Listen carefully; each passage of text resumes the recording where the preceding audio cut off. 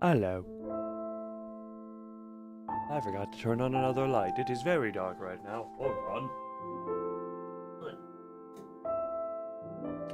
I also realize I am saying it is very dark while getting hit by a very bright screen. You know, I had the realization, what is it with visual novel stuff that I end up waiting for? Hovering around the little over 2-year mark. Because between this and the wait for between Tiny Bunny episodes 4 and 5, there's a tendency of waiting to around about 2 to 2.5 years. Hello, Don. How are you doing? Oh, that did have a good effect as to what I was liking to. Because what, the first time I played the demo for this was February 2024?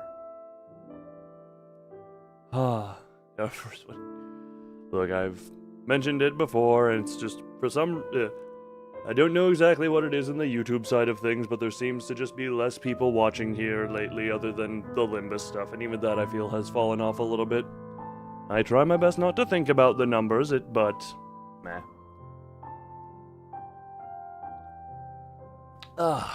Yeah, it happens to be like that, you know? Happens to be like that sometimes. Also, I must say, to end assist the developer of this game, this is my complaint. I'm just gonna put it this way. You had multiple times where you could have released this game in winter to match on theming, and here we are, in the middle of May. It was early May when this released. I was a few days late due to reasons. But I was like, come on, you had a couple of winters to drop this thematically. Obvious joke. Obvious joke. And it is good to see that this is finally a thing that exists proper now. See, good to see it fully existent. At least it's not in development hell anymore. Very true. Ugh. And look, I am the epitome of, if anyone thinks they ever work slow, just remember, I've been using the same asterisk VTuber models since 2022, I think. Or was it 23? No, it was 22. We are approaching the 4-year anniversary of this model, barring a few tweaks over the years. So if you ever think you're slow, or unmotivated, look at me and just know, you are very likely above me in that regard. But yeah, I don't think there's been a single dislike on any of the playing the Endesis visual novel stuff. Ugh. So hopefully the full of this. I mentioned Tiny Bunny earlier, and my god, am I just like, please don't be another disappointment like that one was. They've had their model longer.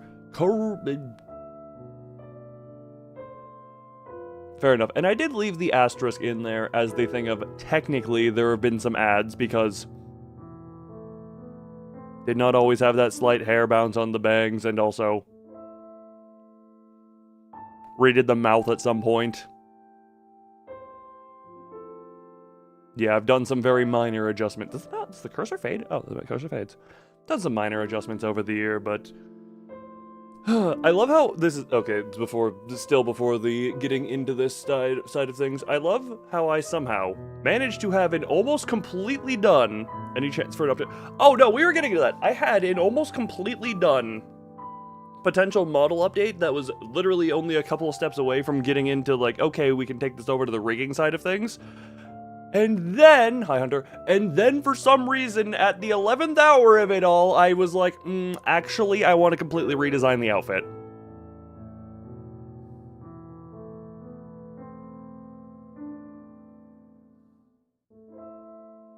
Because, for some reason, that was something I decided.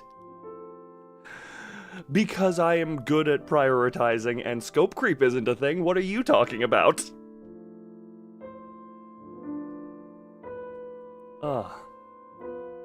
But I will say, like, the progress has been relatively steady. Ignore the fact that during the attempted productivity stream recently, my computer crashed had 3 driver timeouts. Funny enough, on that note, I did have a driver update today, or there was a recent driver update, so hopefully something got sorted out. And it's not hardware related because, God, I don't want to spend several $100s to get a side grade of hardware that I would be getting effectively as a replacement.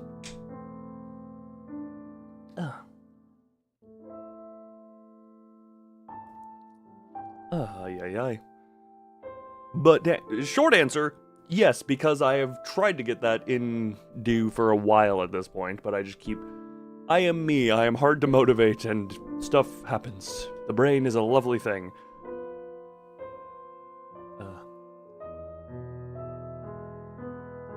But now I think I'm gonna chug some water because hydration is important. And also, even if some of the stuff I do here is gonna be the same as the more recent demo I played, how long ago was that? That was July of last year, so 10 months ago. I am going to, yeah, forgive me if I repeat stuff. I'm going to show it, assuming I don't get, hey, we mentioned development hell. Assuming, I have to, yeah, we shall see. We'll see. God, I hope so. If it somehow gets out into next year and I'm still using this model, dear God, I'm a failure of stuff. How long was the demo? The demo! First demo, everything the first demo had, hold on. The first demo was around about an hour and a half to get everything it had on, then it had redraws and rewrites. And then the second demo was the stream I played the second demo in. I can't just use the whatchamacallit. I need to adjust or look through it differently. It took me about, I think about 2 hours. Yeah, a little over 2 hours, but also I'm me. Yeah, I had to look in there because I also added another game in there that was a prequel to this one. It will happen when it happens. Yeah, I need to motivate myself. I'm gonna try and just... I'm gonna try. That's all I can do.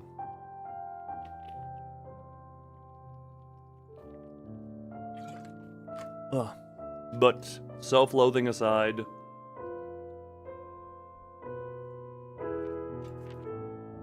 Enter. Lost soul, wandering through the mist and snow.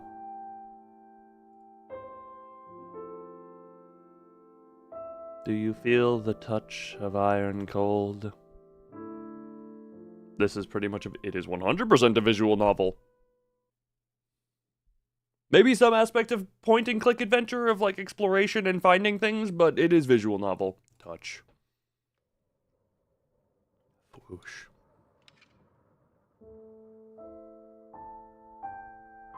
About a haunted suit of armor.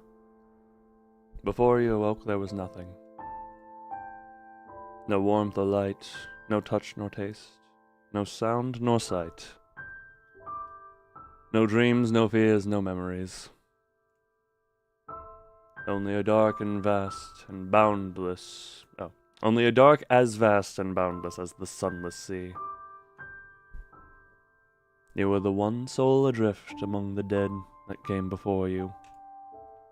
A droplet in an ocean. But now...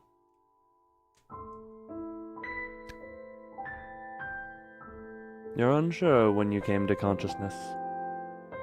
When the pieces of yourself coalesce and form you again. When darkness became dimness. When silence became the barest rustle of sound. Wind. You're here again in the world of the living. I'm here again in this castle in this suit of armor for the third time now. As if you never left. God, I hope I left and came back, because the first time I played this I had COVID, so I really don't want... I hope there was time... I hope it's as if I had left at some point. As if when you closed your eyes for the final time, you were only dreaming. You try to recall what a dream is, what it means to wake from sleep. When you were alive and sleep was a different being altogether from death. Feel. Press button to feel. Where have I seen this before? Moments pass. You remain still for some time, letting the sensations of the world around you flood your consciousness. Also, if it wasn't obvious, I didn't say it anywhere. None of the normal sound effects are going to be on because heavy story focus experience. Grounding yourself in the flow of time itself. Time. You once felt its passage with painful clarity. The world of the living is a finite and fragile one, fleeting as frost beneath the morning sun. But now you have the luxury of waiting.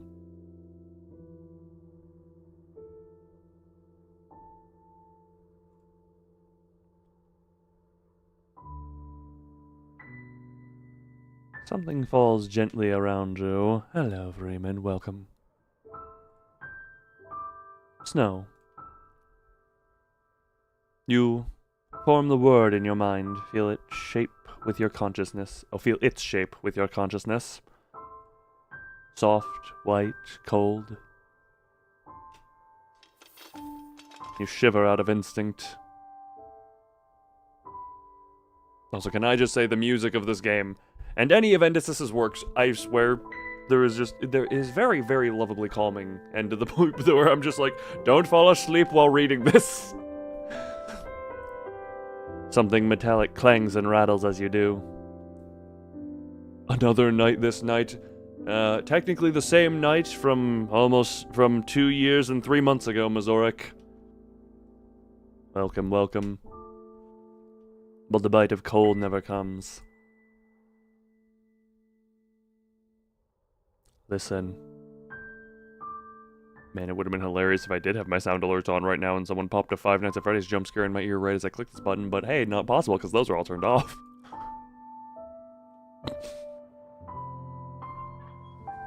The roar of the wind, the creaking of iron, the song of a place abandoned by time. If solitude had a sound, would this be its melody? Oh, that sounds like a lovely night, Mazoric. Oh. Sounds like a lovely night. Ah. Pretty funny, wouldn't it? When I say all noises are turned off, right now I mean all, even Oh Daddy, which normally ends up staying on. Look.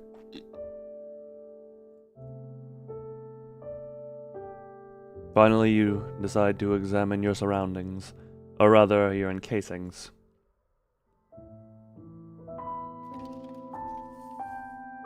Hello, my hand.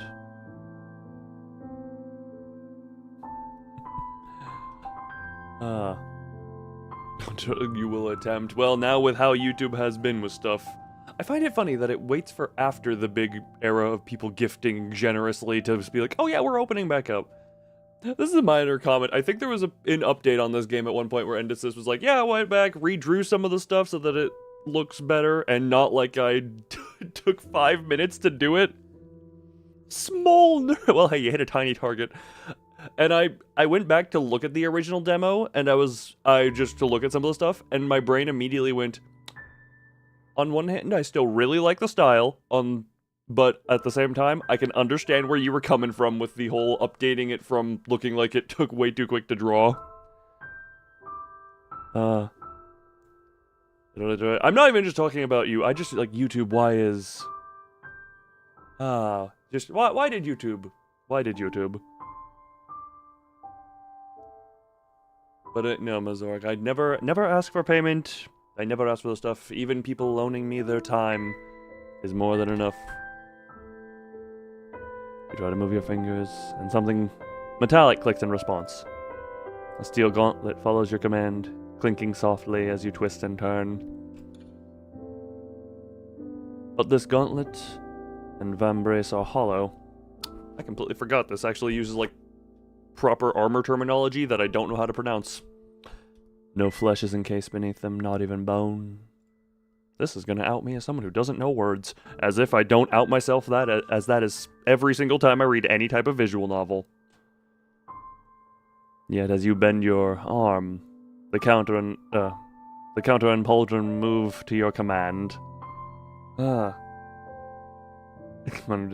it, Brian. You are too kind. You are too kind, Mazoric.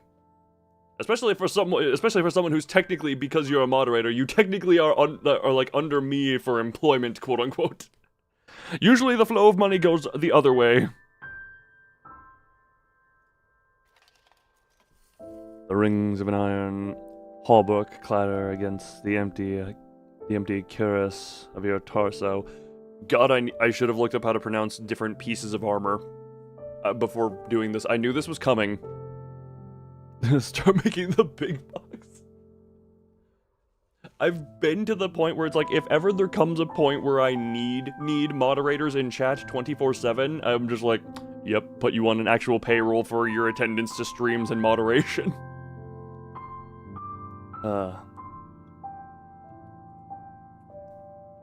Hello, horse. Hello, horse. You know that once, long before the currents of the sunless sea took all your memory from you, you had flesh. Sorry, I'm late. No need for apologies for it. To the point of, to be in Loon March. Look, if ever I get to the point where that is warranted, then yes. The censored isn't that big of a deal. You just be careful around it and don't sacrifice. You lived and breathed. Look. Lived and breathed and fought and killed until you died yourself. See. Do sacrifice. Gingerly, you reach for your visor and crack it open, then closed, until your vision settles into focus. Mirror.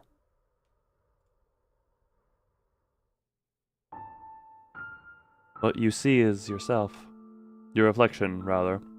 In a broken mirror, on an old stone wall. An empty helm stares back at you. As you shift and turn, your cuirass and pauldrons shift along with you, clanging in the dimness. Oh, dots. This armor belonged to me, wasn't it? Okay, visual novel of choice. Okay, 60 save slots.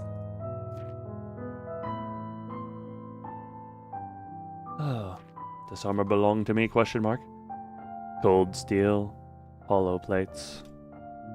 You wouldn't think to call armor comforting, but this is. It's familiar. It's safe and protective, enveloping you like a father's arms, and it responds to you like it's yours. You look down at your gauntlet and imagine gripping the hilt of a sword. Whoa.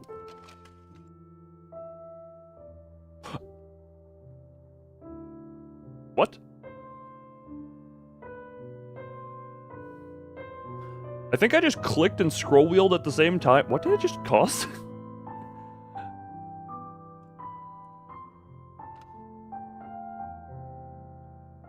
You've worn armor just like this once upon a time. Perhaps this suit was indeed among them. That looks bloody. Or rusty. But beyond these sensations, no memories come to you. Not yet.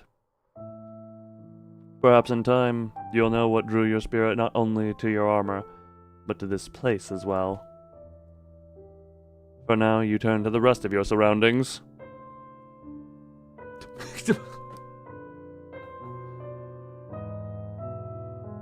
Freeman, how do you have such a successful hit rate on your pun jokes? How do you have a talent for that? You are very good with wordplay. Ah, yes, this room. Objects will not yield all their secrets upon a single look.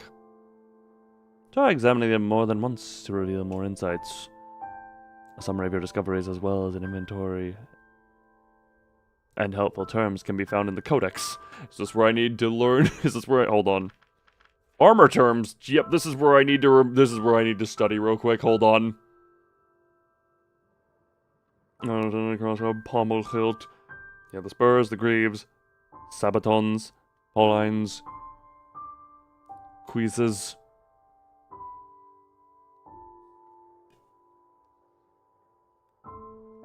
Oh god, I love my lacking knowledge here.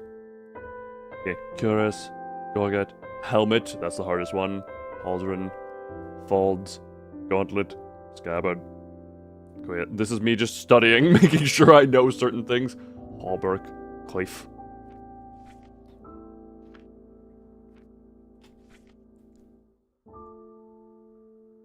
When you have clicked on everything in a room at least once, the frost around the edges of the screen will disappear.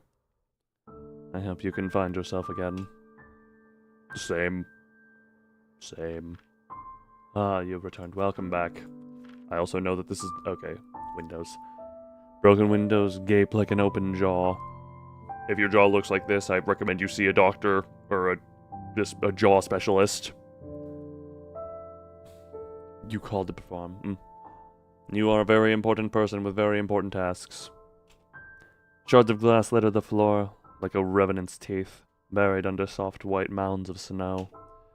A winter storm gathers and grows. You'll have difficulty traversing it should you even find a way outside. I have never gotten outside. I think I think even the original demo, everything ends in a dark tunnel. Well, there's plenty more to explore here yet. For a hamburger, but the website hasn't provided pickles as an option, so you called it to have it added personally. This is... How do you not have pickles as an option? I guess there is an encouragement to not. You step toward the windows and stand for a while at the threshold. The world outside is a blur of white and dark that stretches as far as you can see. A pale moon shines in a pitch-black sky. A lonely thing, further than you could ever hope to reach.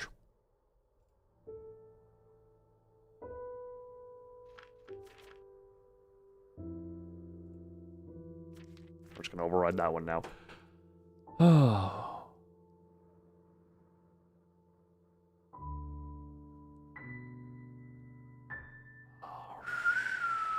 3 times. Will do. Enjoy it as the background noise. World of living is beautiful. Maybe I'm basic in answers, but just, I like world, this is very pretty. The softly glowing moon shines on a world silver white. The night is dark, but nothing like the void from where you came from. In a lightless sea, darkness loses its meaning. Here, in contrast with light, it almost feels alive. Doesn't mean I like the dark, though. I'm glad it's a full moon night.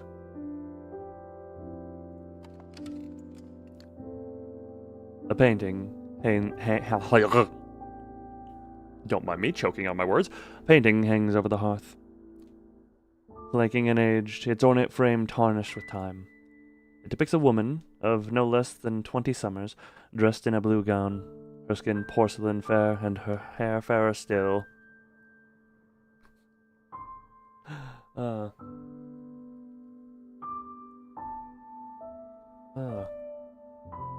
No, the moon is a very pretty thing, Mazoric. Me and the moon get along. A raven, its feathers the same stark hue, perches on her arm. She is beautiful. Not even time can steal this fact from the canvas. And only because she is like me, lifeless and ageless. That's a lovely way of looking at that. You stare at the painted face, trying to recall the person it belonged to.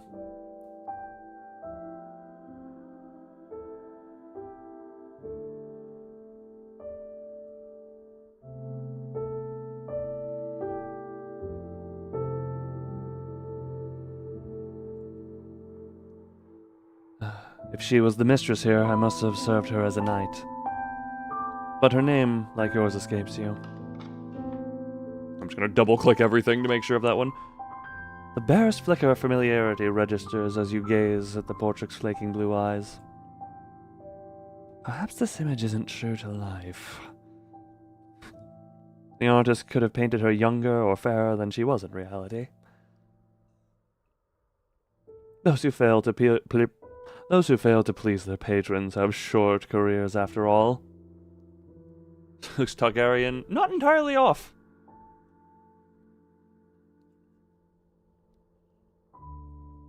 Oh. Perhaps that's why I don't recognize her. Picture of the eagle. You're freaking out looking at the picture of the eagle. You mean... Freeman, you mean the thing that was explicitly called a raven? It's a pale raven, not an eagle. You'd like to imagine you were a loyal knight. I didn't say before. Though I broke the visual novel rule of you need to save before every potential choice. Damn it! Oh. Loyal enough to remember your oath and the person you swore it to. What happened to her? The canvas yields no answers. It only yields paint. What am I looking at?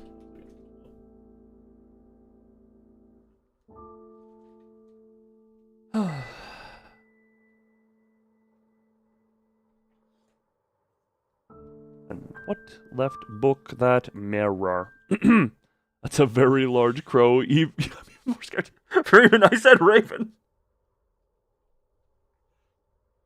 I said raven. You take another look in the mirror, trying to make out more details on your armor. It's a deep black, though the metal's luster has been lost to time. Good luck, Mazorik. Your quest deserves your attention. Go onward.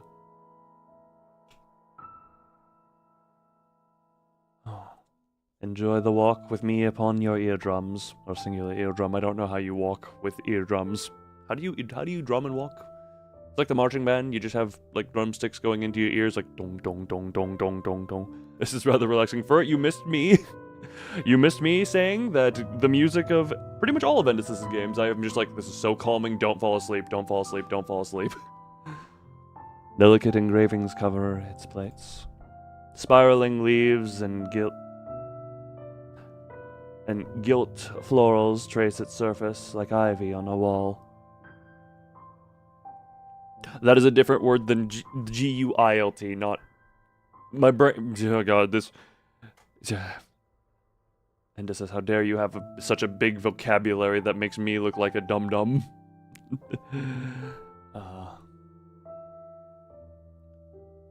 Gilt florals trace its surface like ivy on a wall. The crest carved into the center of the cuirass resembles a bird. A crow or a raven, you think. It's an intricate piece of craftsmanship, beautiful truly. But more importantly, it feels familiar. Interesting. This is an odd little detail. Crow or raven when looking at the armor, but confidently a raven while looking at the picture. Interesting. Comforting. Indeed. Wearing it makes you feel less like a spirit and more like you. Whoever you were. Plate armor is already expensive, hence only knights can afford to wear full suits into battle. Armor that is ornate could excuse me, could only have belonged to someone of great status or renown.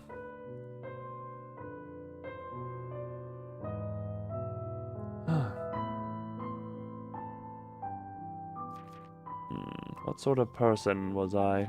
Hold on, resuming the save between every discussion or every decision. What sort of person was I? God, that'd really be me. What sort of person was I? And why wasn't I laid to rest? Interesting, that gave both. Everyone from the loftiest king to the lowliest prisoner must be granted final rights. Whether a grand pyre to burn away mortal regrets, or a single candle crudely carved with a name. A sword and shield. you know, maybe make that a life goal. Just get all the metal, get the forge, get the forge yourself. Have that be a life end goal. I don't think I actually... Hold on.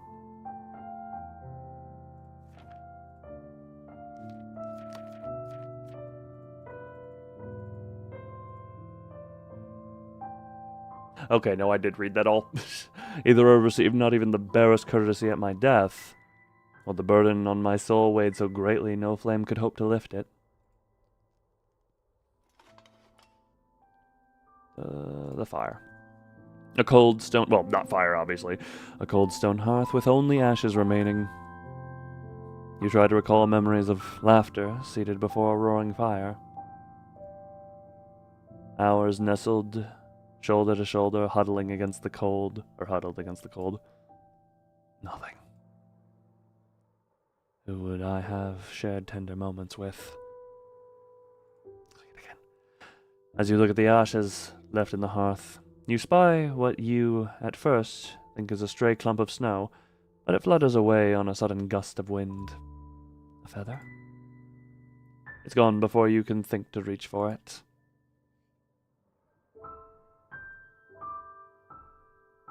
If you could ignore the overturned furniture, broken glass, and fallen chandelier, you think this room would have been a comfortable place.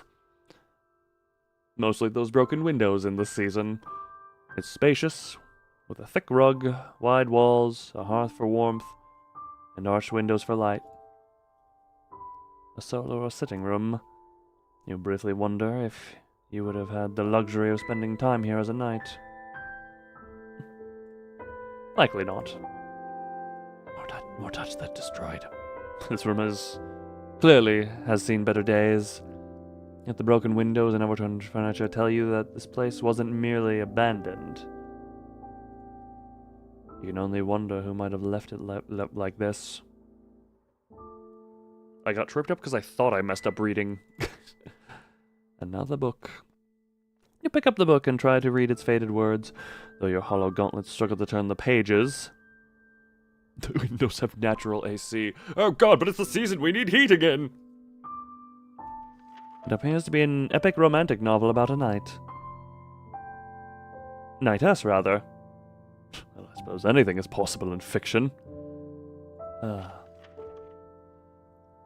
Pages are filled with lengthy paragraphs of purplish prose that spend too long describing the main character's musings, the scenery, and...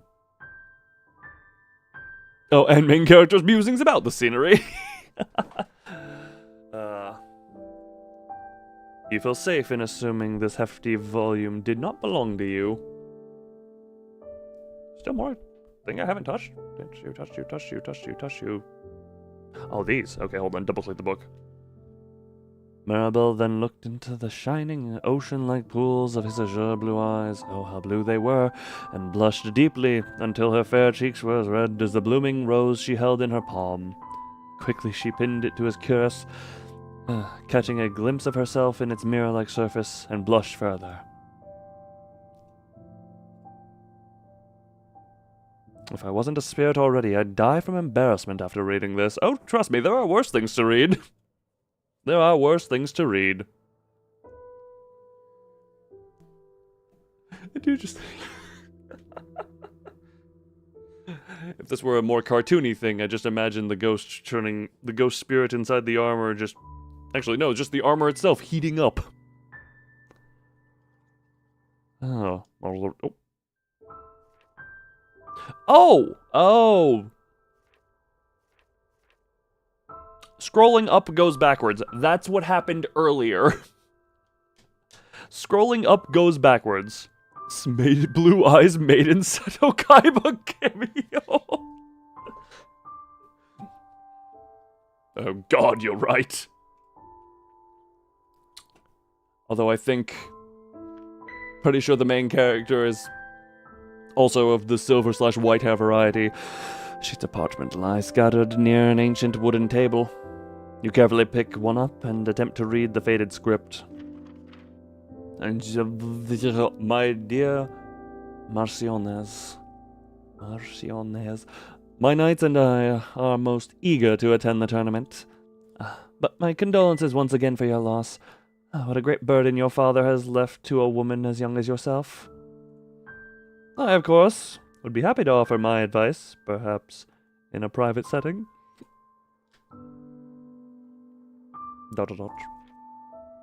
The letters continue in a similar fashion, mentioning a tournament, the death of the recipient's father, and promise of courtship or counsel. The words choke with flattery and veiled condescension. Each one is addressed to a Marchioness. You assume this must be the woman in the portrait. Though her painted face is nothing but serene, you can only imagine her reading them with a sigh of exasperation. Yeah, that sounds about right. You're certainly beginning to feel that way. You set the letters aside without caring where it lands. No, the papers!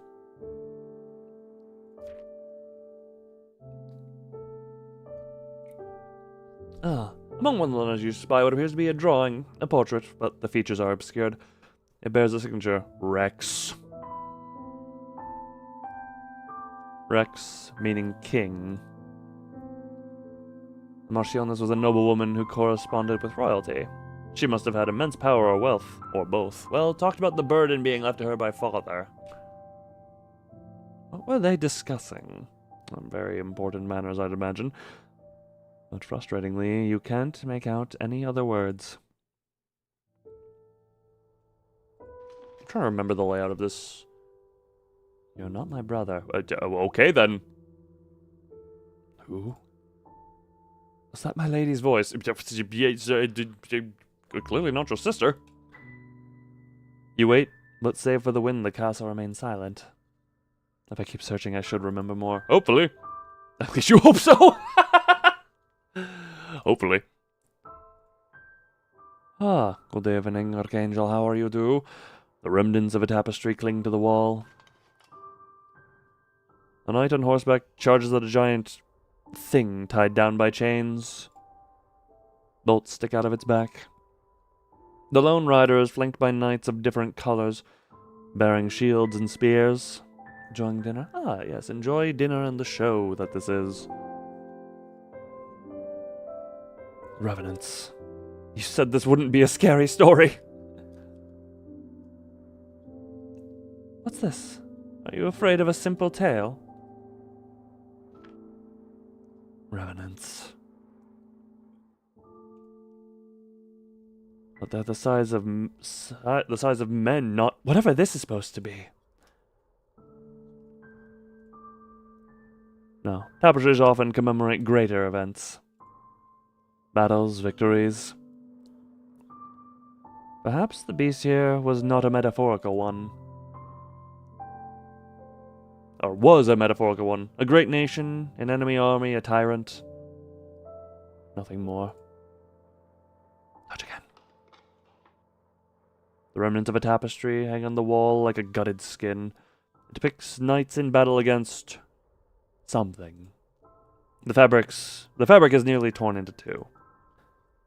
A thief would have taken the entire piece, not slashed to pieces.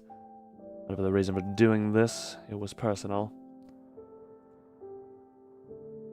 Though a weapon could have damaged it, the jagged marks almost make you imagine claws.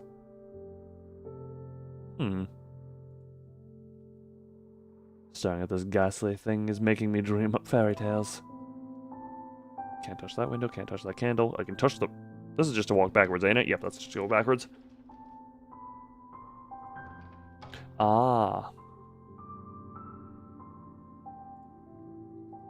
It's a pewter box. Inside you find shards of flint, striking iron, and chalkcloth. Tools for lighting a fire.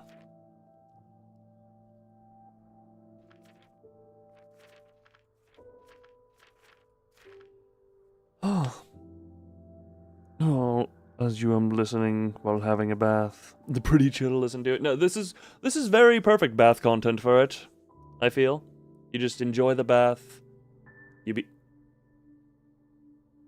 What the hell?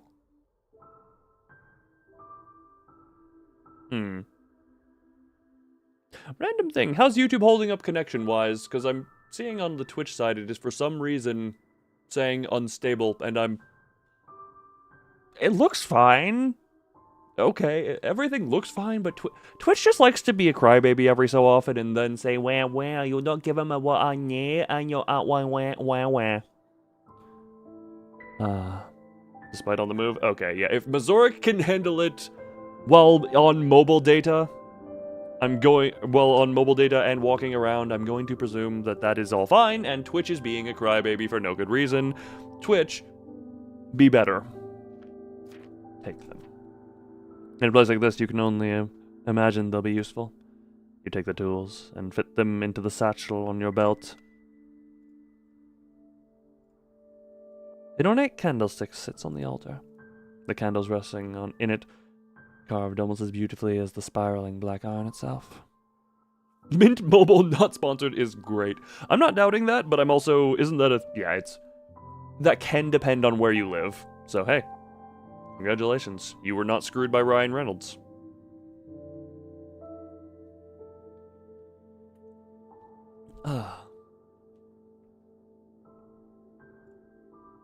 These candles would have been lit as offerings to the spirits, both to guide them to rest and to ask for guidance in return. As a spirit yourself, you feel it's best to respect your fellows. You leave the altar undisturbed for now. Sends you Christmas cards with festive drink recipes. Just the way that's worded is very fun. And now the portrait painted. Wait, can I check this? The pitbox holding sets of flint, iron, and char cloth used for lighting fire. A similar set rests safely in the satchel on your belt. It makes you feel at ease knowing you can light a flame whenever you need to. And from my memory, I'm going to need to at some point. Moonlight filters softly through a stained glass window. You recognize the scene depicted in colored glass. A scene from the Tale of the Mist. It's the hero Tristram, lantern and sword in hand. You know, the fact that I'm terrible with names means I'm not going to remember anyone's name from when I played the demos either. Oh, that's great. I'll remember them once they come up, but I will not remember them until they are explicitly said. Preparing to slay the revenant that terrorizes people. But the story isn't a happy one. It's a tale of sacrifice and folly. Tristram. Why is that name familiar? Why is that name familiar to me as well? It's almost like I've been here before. Well, the tale was a popular one, and the name was common enough when I was alive.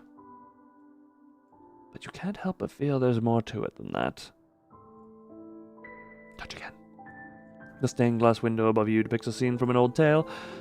The tale of a king who sacrificed everything in atonement for his reckless folly. Tristram. It aptly means sorrow. Bestowed upon newborn boys in the hopes they'll lead humble lives.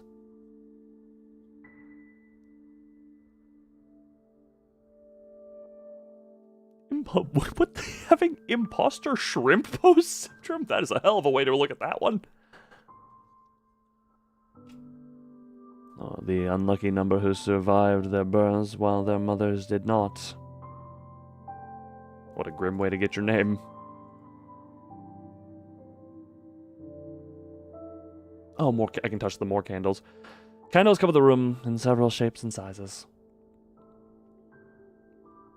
Some are plain, half-melted stubs clinging stubbornly to their prickets, while others are tall and carefully carved with ornaments and flowers. Almost all are engraved with a name. It's a chapel, a place where rites were given and prayers whispered, where all facets of life were celebrated. Posture check. I am attempting to sit very erect to not upset my spine. Although, hold on. Spine crack moment. Oh, actually, not that bad. Oh, one sec. Several rendings. Tristram was a common name. Mama dead. Many. Also, hello, Doggenslagen, how are you? Births, funerals, weddings. I know this place. I've carved names here.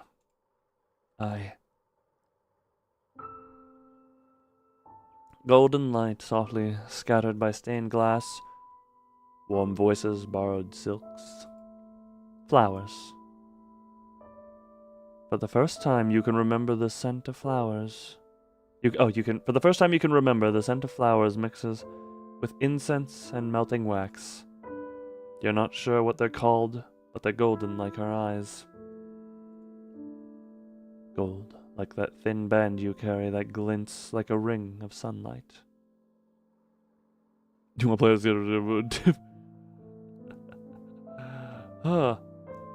And the tip for dying. Well, thank you. Look, I've been looking forward to this game for over 2 years at this point to fully release. So you know what? I'm glad I can encourage people to enjoy stuff on their own. Ugh. We can do live chat. Well, that's a lovely way of doing that. It slips over her finger as easily as a promise whispered. Oh. It weighs like an oath kept.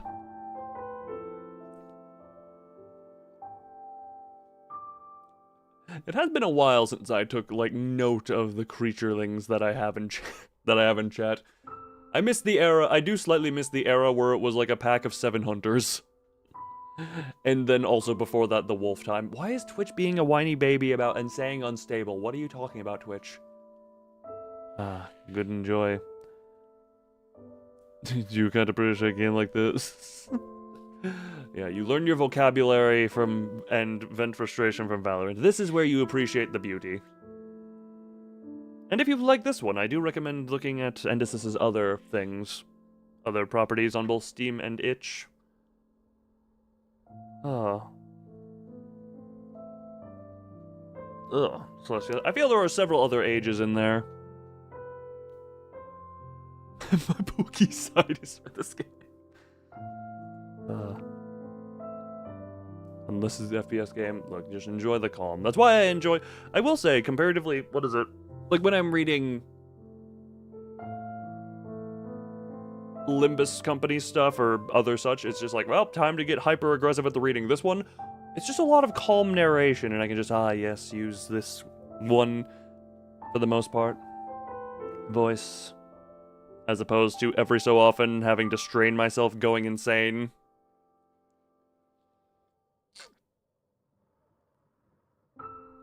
The Forgotten Era. Well, it's not really forgotten because so few were around to remember it. Pretty sure Freeman was. Flyball Ninja, I know, was.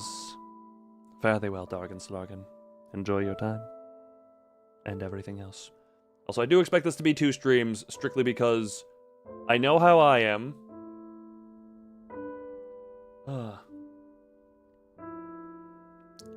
Whatchamacallit? I know how I am. And how the time I take. And also how distracted I get, if wasn't obvious by right now. And the reviews are saying 7 hours? Or that we're getting to the true ending, we're 7 hours. So it'll probably be 2 5-hour streams if I had to hazard a guess. Your family gains another member today, but not all are present to witness it. Your father is not here to see this joy. That bastard! Your heart is so light you almost don't notice it. The warmth is gone, leaving your hollow plates colder than before. As the tender memory ebbs away, a trace of bitterness takes its place. Ah, woman in a veil. My bride-to-be. That vision. You try to remember warmth. You try to conjure the smell of incense and the glow of flickering candles again.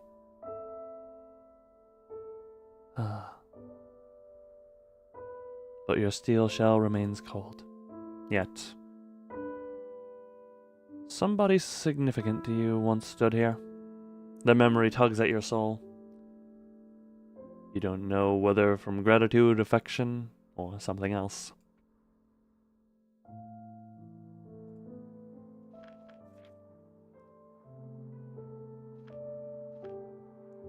You were somebody, served a woman known as Marchionnaise, had a partner, why don't you remember her? inventory. Flint, iron, and charcloth. Doing this one. Ah. Hello, Roland, and then happy birthday to the Roland as well, depending on what time zone. What's the other these are sometimes see silver lining of situation. Oh right, yeah, because you can based on the choices, you also get to be little bits of seeing this. Take caution, can. Though you need not fear death. You have a heart buried somewhere beneath that steel. Well, figuratively speaking. Her. She was somebody close to you, at least for a time. And when you serve, they don't remember. Blah, blah. Lore. The place where all souls go. The place you came from. The living light. Candles to guide departed spirits, but those who were wicked or burdened in life will never hope to cross its shores. Spirits, ghost souls, the departed most find their way to the sunless sea, but some go astray and wander the world of the living. Tales have been told about them for as long as time itself. In your time, they were known as the Tales of the Mist. Revenants, you know what they are. Stray spirits, possessing iron flesh. That sounds horrifying. Fairy tales told to frighten children and grown men. That did it. Well, you know, given my reaction, I think it did its job. Like all spirits, they're drawn to iron, but they hunger for it. Interesting.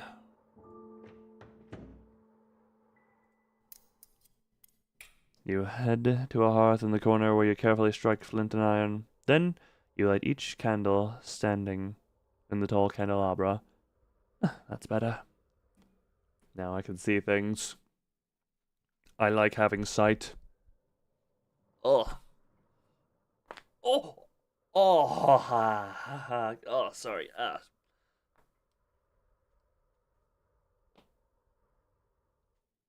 It is way too quiet in this room. We've had the calming piano for so long. The fact that it is now silent is unsettling.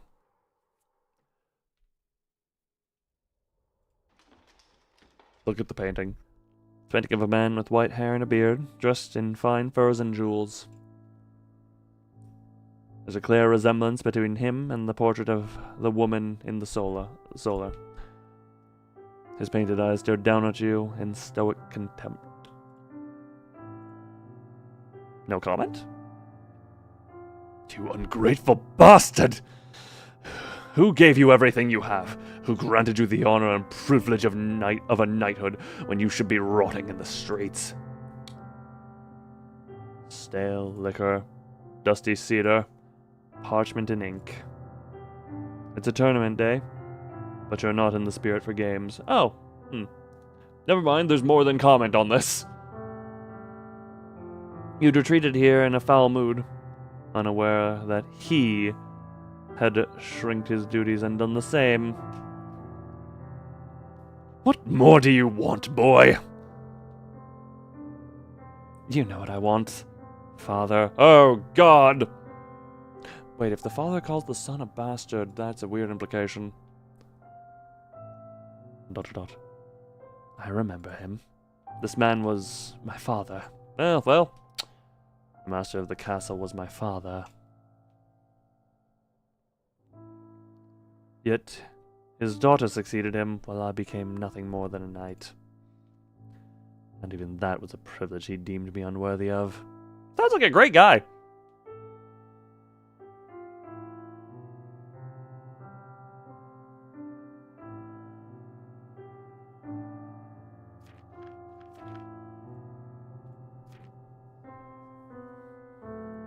What did I want? What did he refuse to give? There's a lot of answers that one could be. What did I want? That's a little more specific.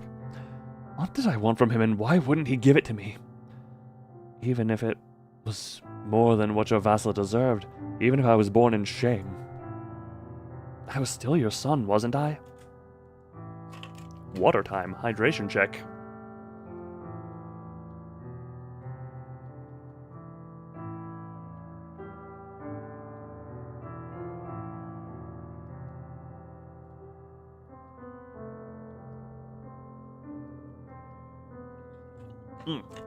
Actually, on that note, I'm gonna be right back real quick.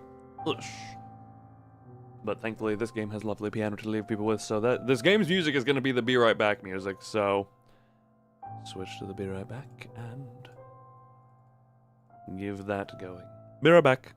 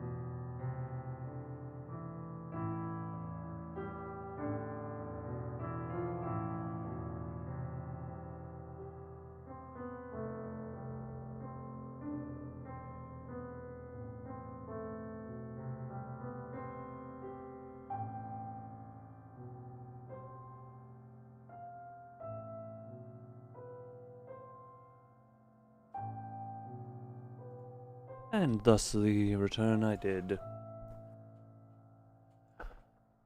It is now time to continue.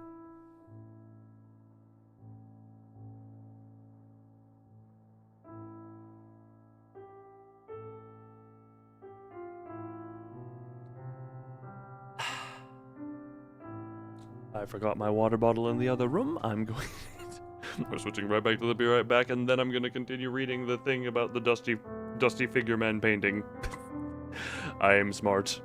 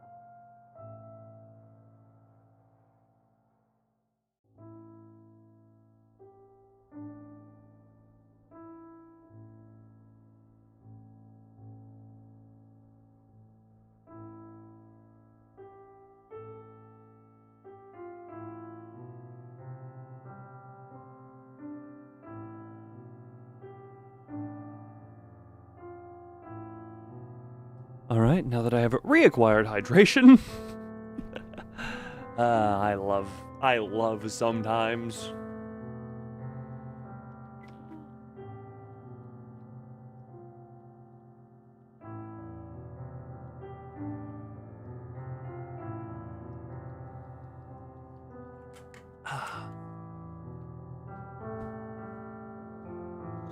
Now then, the painted figure of a man stares out from a dusty frame. The previous marquise and master of the castle. Your father. That makes the Marchionnes your sister, and you, bastard son, kept to serve the family, never to take its lofty name.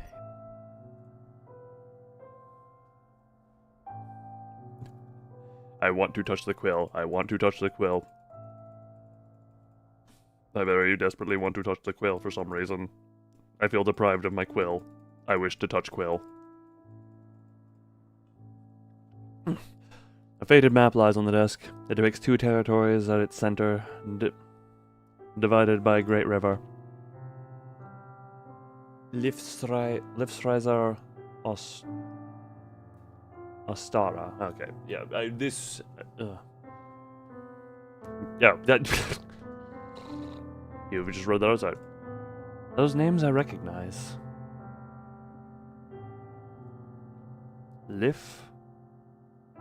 Thraser. The Kingdom of Silver North and Golden South. Sunset over endless fields. Birch forests turning pale gold with autumn's chill. The white river, Asker, gleaming with ice. Pale crests of waves breaking onto the boreal sea. Sky Ridge Peak scraping a frost-blue horizon. A place I defended with my life. Ostara. The kingdom across the river. Vengeance. That's a hell of a name for a place. Snow, blood, smoke, screams. Beyond that, I don't remember. Ostara... Did we vanquish them, or did they vanquish us?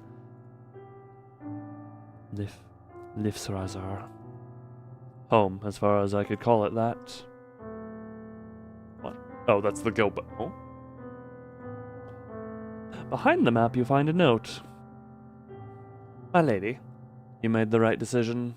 The lion's den is too dangerous for a young girl like you. You can rely on me to handle the peace talks. I'm glad you understand why Sir Tristan would be imprudent. A bastard has no place rubbing shoulders with the lords, no matter how decorated. Ah. I'm sure I need not remind you what they call him. The Prince Slayer's presence could only give the wrong impression at a peace summit. Nor do the blood-hungry hounds who side with Heimdall need further encouragement. Please don't worry yourself. Ever your loyal commander, Sir D.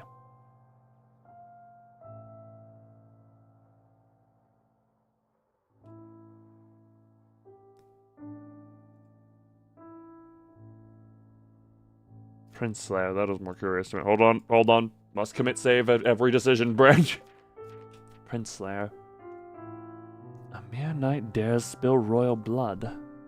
Small wonder this Sir Tristan would be shunned even for a veteran. It seems he was no champion of peace, but he had some reason for bloodying his hands. Oh, but had he some reason for bloodying his hands? Tristan. You turn the name over in your mind, repeating its rhythm. Tristan.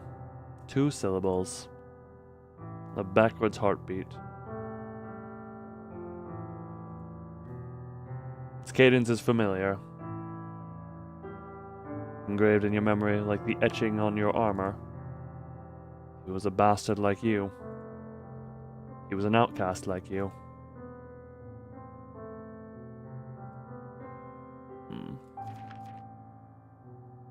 Read the note again. I'm aware of what it says. I don't recall anything about the Commander D who wrote this. Heimdall, on the other hand. Your fear gauntlets clench in tension.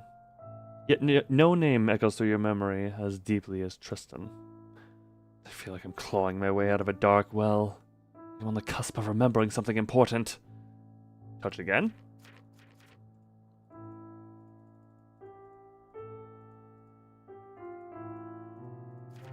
Read it again, see about that. Our Lady, Decision, Lion's Den, Sir Tristan, blah blah blah. They call him Prince Lair, do not blah blah, please don't worry yourself, ever Lord Commander Sir D. Don't recall anything about Commander D about this one. Yeah, okay, it's the same. Tis the same.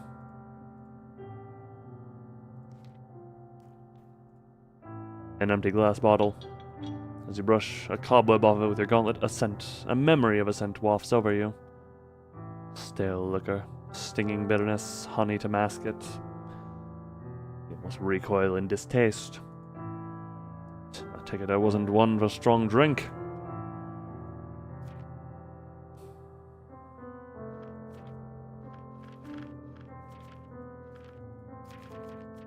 It seems good to have, you know? Rather over-prepared than under-prepared, and, you know.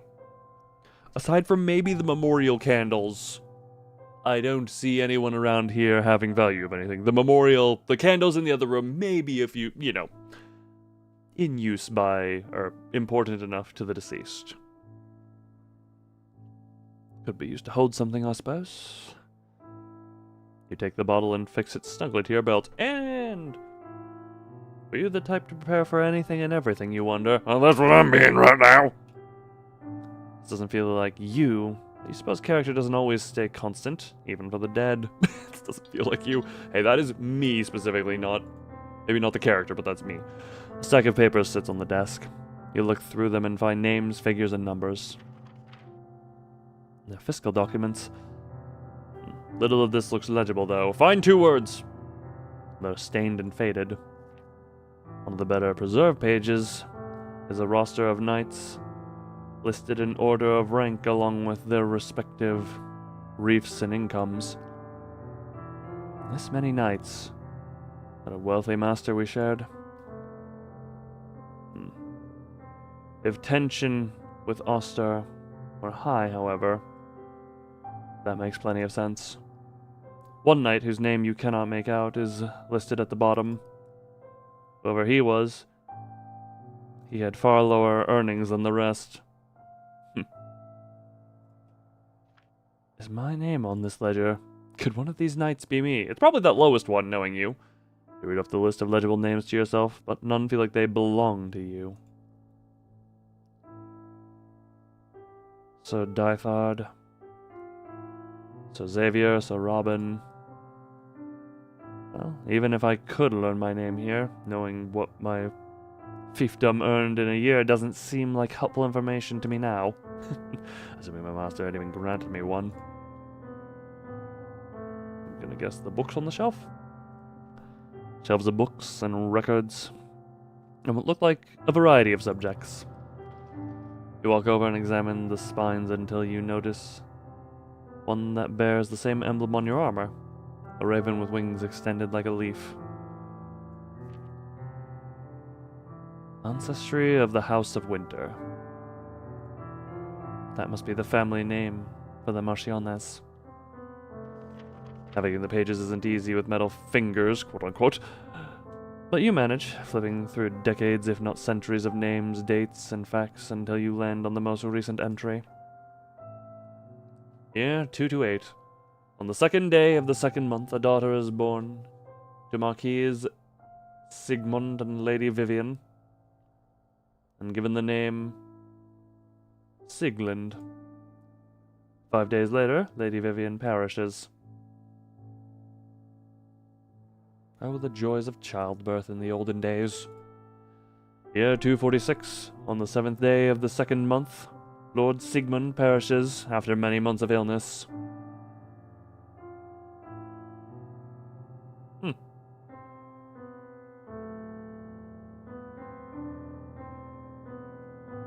Well then, Lady Sigmund is named his successor and bestowed the title of Marchionnes at very young 18, that seems. Siglind. Siglind von Winter. My sister. So you were 18 years old when our father crossed the sunless sea. Barely. 18 in a week. Or 18 in 5. 18 in a week. Hey.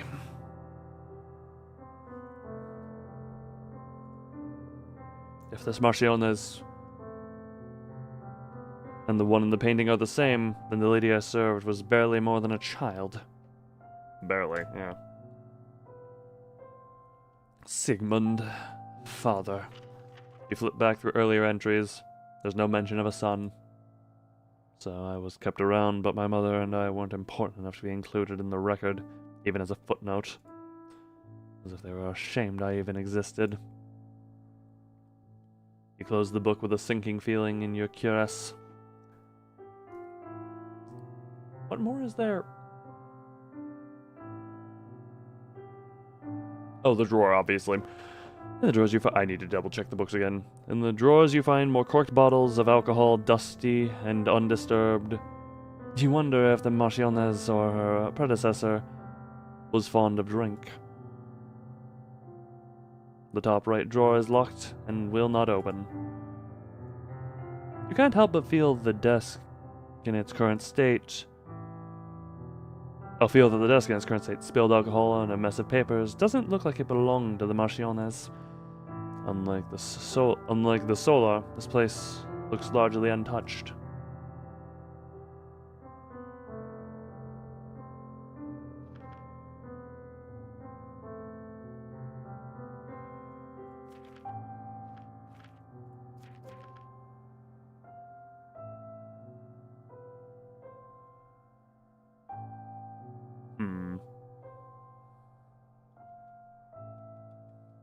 I feel like the young woman wanted to remember her father fits into the character I'm building for this night.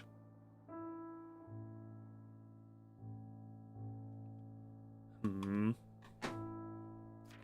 fuck.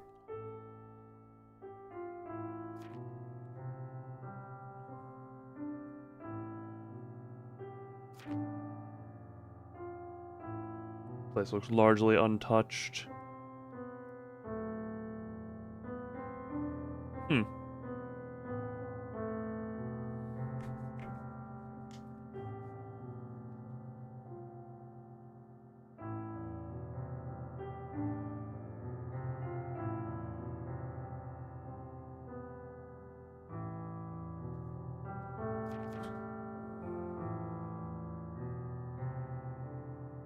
I feel like this is gonna get more insight out of it.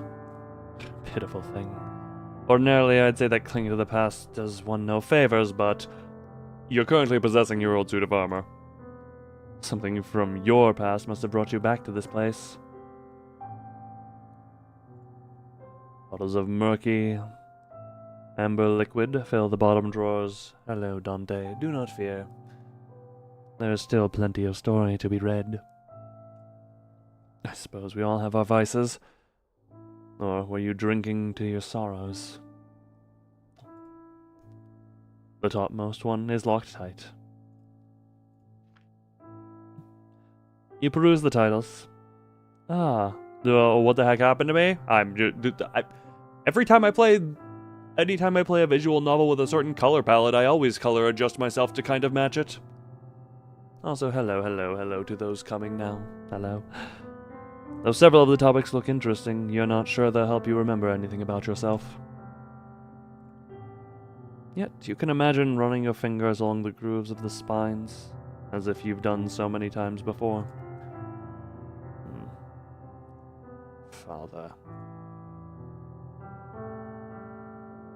You have not spent years protecting the commoners from Ostarian invaders. To them, you're a princess locked in a white tower. I'm well aware of my shortcomings. The only reason you stand are yours because Sir Tristan is loyal to you, but... What is this game about? Haunted suit of armor roaming the long-abandoned castle. Attempting to rediscover his past. I have played this on demos of this on 2 previous occasions, back in 2024 and almost a year ago now. But now the full version is here. Loyalties can change. That was the father room, that's the candle room. Oh, book room, candle room. Don't know why I find that mildly amusing. In here, any new insights to be gained from you? A painting of a lady who could only be the Marchioness. Your sister. As the only true-born child, everything that was your father's would have passed down to her. No matter how you felt about it. You examine your reflection again, trying to remember your features. Your armor stands at an impressive height. I keep fat fingering over the scroll wheel, which goes backwards. You were tall then. You must have been physically fit to don it. Armor is heavy. What did I look like? Was I rough and imposing, dignified and princely? Decision.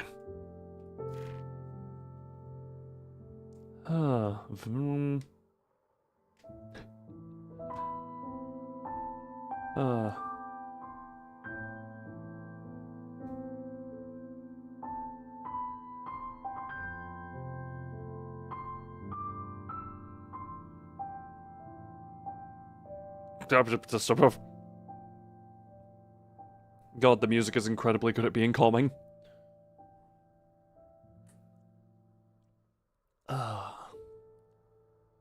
Intimidating, friendly, handsome.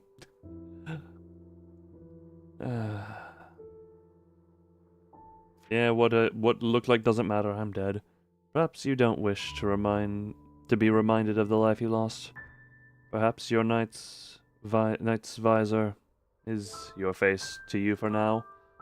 Whatever the case, you don't linger on your reflection for long.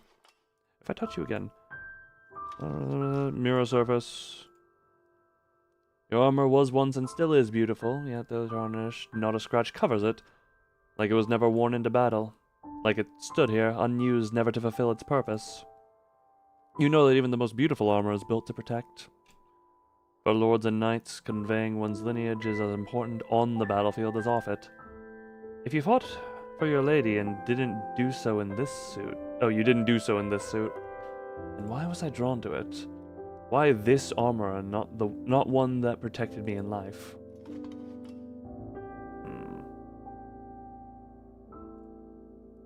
That is addressed to a Marchioness, filled with flattery and condescension are both. It is a great tournament she hopes to host. Hundreds of noble knights would have gathered here for it. Something must have happened during the chaos. Broken, jagged windows gape, their shards littering the floor. Whatever broke them came from outside these walls. That is incredible. I'm presuming we're high up. I'm a friggin' hoarder. We're taking... I didn't even save before that choice. I just take the glass. Take a large piece of glass and tuck it to the pouch on your belt. Seems too sad to make jokes. Look, sometimes there are moments where you just enjoy the story and the art in front of you. You're not sure how, but perhaps it'll be useful.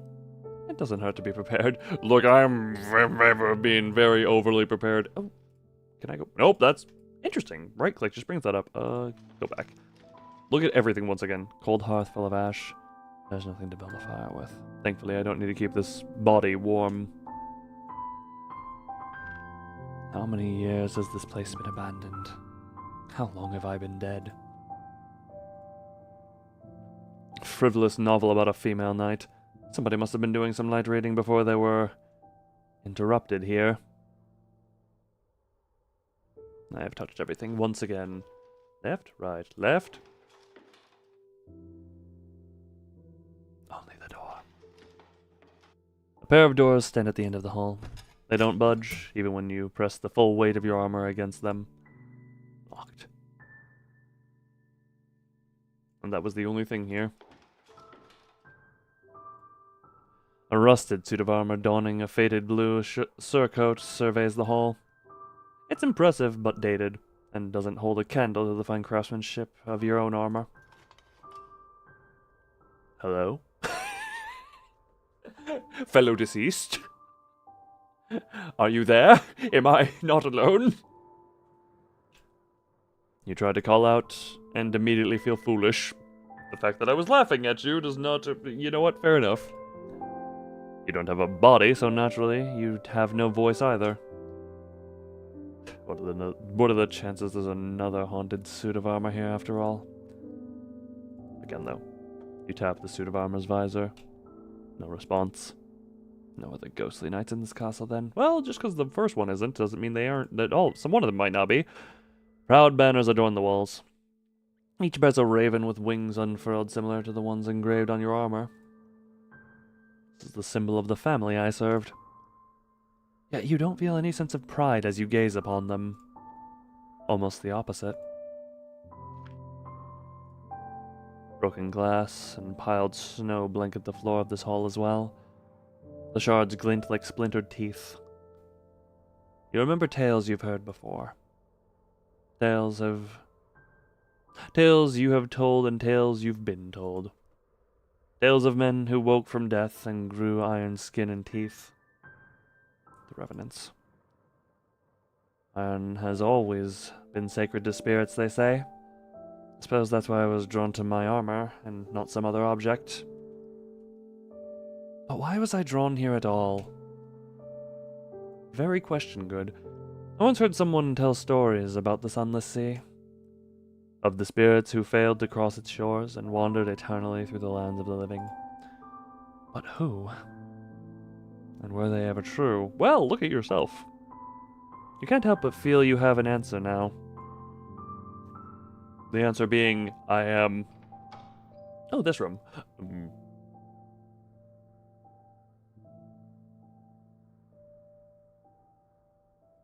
Sorry, had a memory of what this is. Shelf and this. It's a wooden rack for holding weapons. A pair of training staves lean against it forlornly.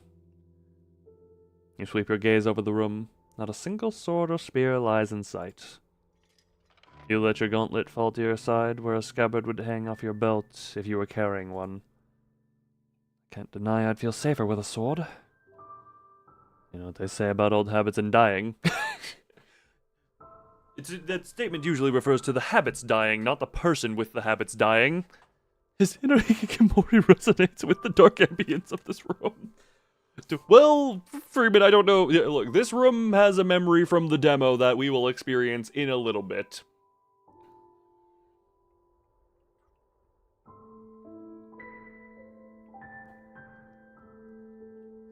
Also, the word hikikomori was mentioned. I'm half surprised for it didn't activate like a sleeper agent right now to be like, Argh!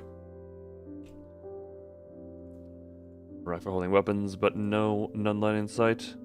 It's strange that I haven't come across a single sword, spear, or axe yet. Hikikomori mentioned I have been called! I knew it. Not even a decorative one. Taken by thieves, most likely. It's a storage room filled with a few empty crates and shelves. Dust coats the surface of old wood and moth-eaten fabric. Thick as frost untouched by the sun. Be sure to clean your hands. Good! Clean furfur. Thin, moon-white cobwebs fill every corner and crevice. Against the far wall, you see a rickety shelf, laden with blankets, horseshoes, and other riding equipment. You even spy what looks like a tournament barding, bearing a unicorn-shaped crest. Likely the personal symbol of whatever knight this loyal steed once carried. You've seen this crest before. Emblazoned on a blue standard, fluttering in the field. The knight in the library wore it. You wore it. A satchel with the same crest sits on the top shelf. I do know.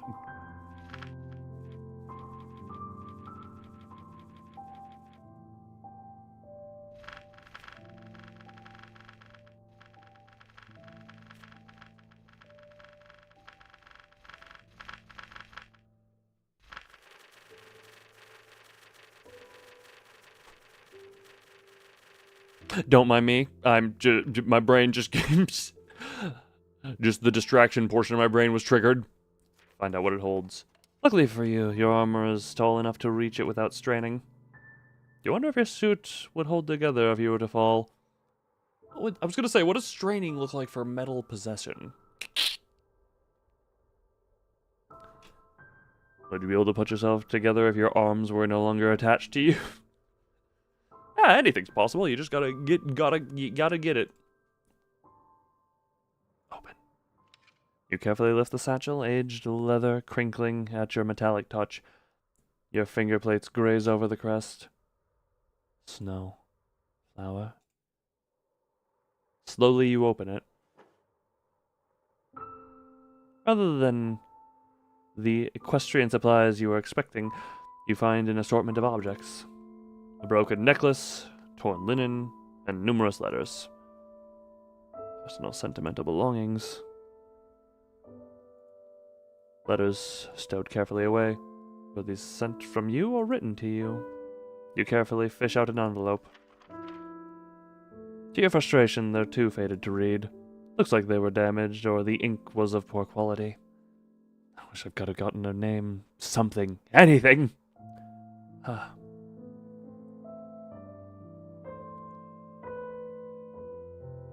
Metal fatigue.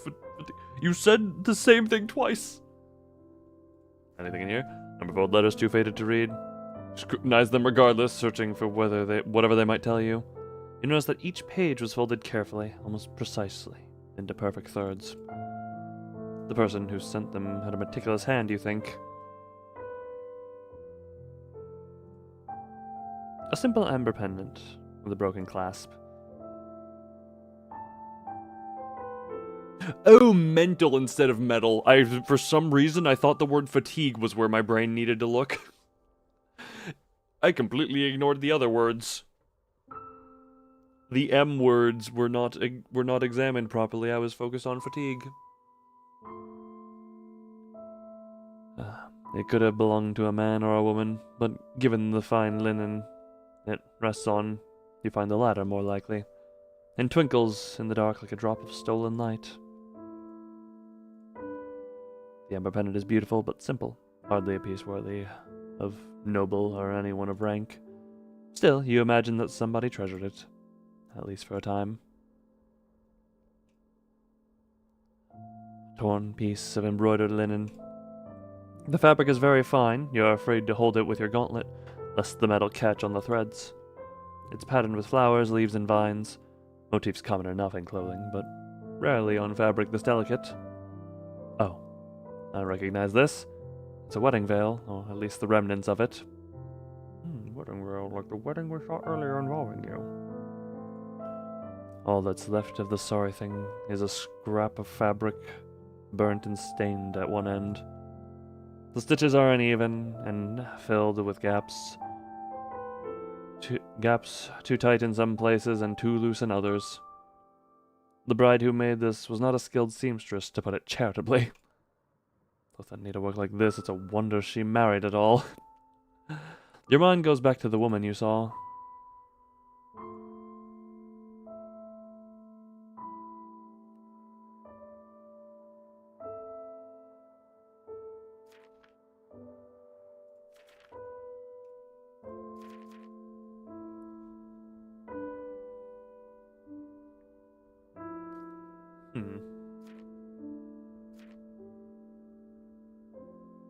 Was I in love with my wife, or did this belong to... Was I in love?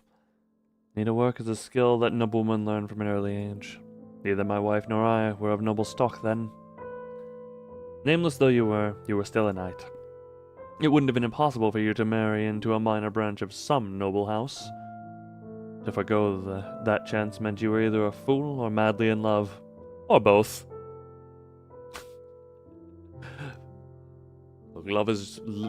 Love can lead to many a foolish thing, yes. But if I loved her, why would her dowry, or lack thereof, matter?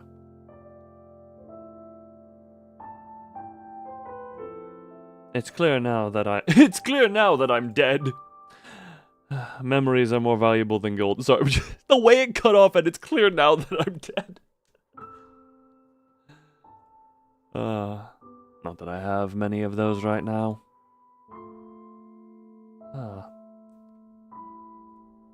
A torn veil, stained and burned. Also, Freeman, yes, personality in modern time I view as the most important thing. But remember, this is especially old time where status is far and away incredibly important. Oh.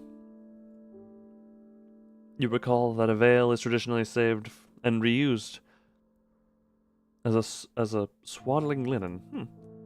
From its current state, you imagine this one was certainly used for something. Well, it was burned. Either it was burned by accident and rescued. Or it was ruined on purpose.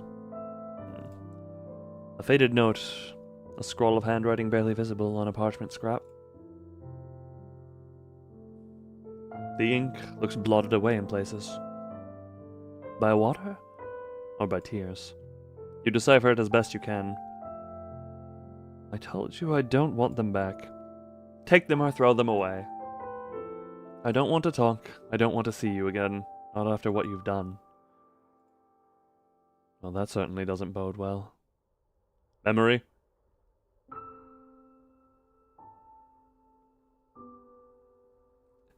You shouldn't have. Think of it as an early wedding gift. Come on, try it on. I'm a lousy partner if I can't spoil you from time to time, aren't I? That's not true. You're all I could ask for. You deserve it. You deserve so much. Spring. Bright sunlight spills over a bustling town square. The market blooms with colors. Pennants fluttering in the air like butterflies. Stalls strung with dried flowers. People filling the streets. Tunics and skirts of woad and weld blossoming among the cobblestone.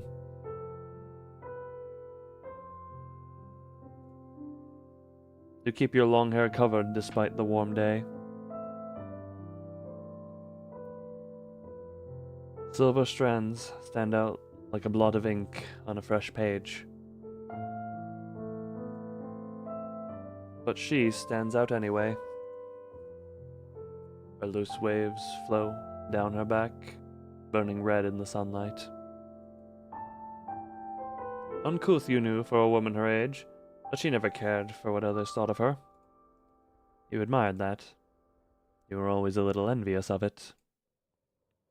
Gingerly, she touches the drop of gold around her neck, as if it were the most precious thing in the world. But she stares upward, as if the real treasure is held in her eyes.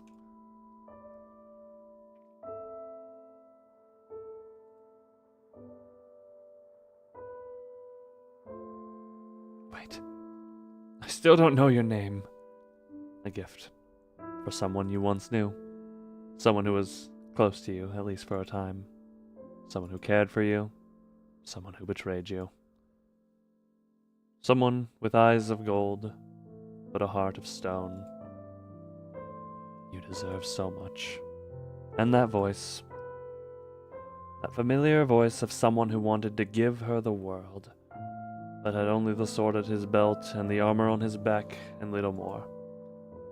A nameless knight like you. What did I do? Old letters fade with time. No use in lamenting what they might have held. Ordinary messages, words of love that transcended time, and the lifespan of the relationship itself. Try as you might, you can't imagine yourself penning a love letter. Simple pendant like it belonged to whoever owned the rest of these things. The clasp is broken, but the stone still twinkles almost like an eye. Scrap of linden from what was once a wedding veil. Stitches tell a story, but the story eludes you. A note placed alongside objects that must have held deep, painful memories, carefully tucked away. That means...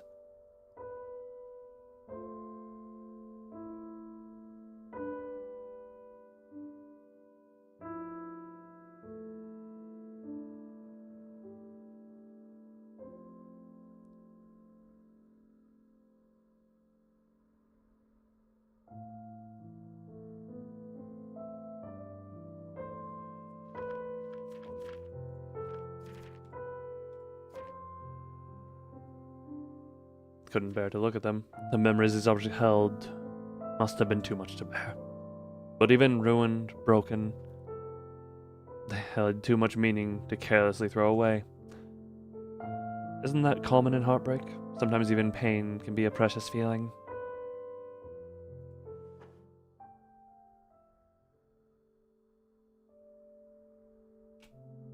Well, it looks like a hatch lies on the side of the room. You try to lift it up and meet resistance. Your hollow arms clang in unison with the metallic screeching of the hinges as you strain to open it. It swings open to reveal pitch blackness. I shouldn't have expected anything else, should I have? Yet something in the dark pulls at your memory. Twisting corridors, tunnels, melting one into the next. A pursuit. Hunters cornering prey. But was I the one chasing or being pursued? All you know is that some piece to the answers you seek lies down here. Curiosity swallows sense as you descend into the darkness.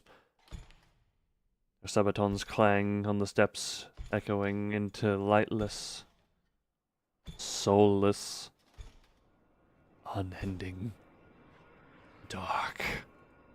Dark, dark, dark. Wait. Blacker than the sunless sea. Blacker than the place where you were nothing. You come out of the dark and nearly tremble onto the dusty floor. I can't go further without light. I can't. This is 1,000 times worse than the fear I held when I was still alive. The sun would always rise again no matter how many nights I could not sleep. But there is no sunrise on the sunless sea. That is very implied by its name, yes. You give the hatch door a push? You give the hatch door a push, letting it fall closed, and shakily step away. Your answers will have to wait. Until I have a light and a way to leave a trail. If the tunnels are as twisting as I remember, I don't fancy becoming lost down there either.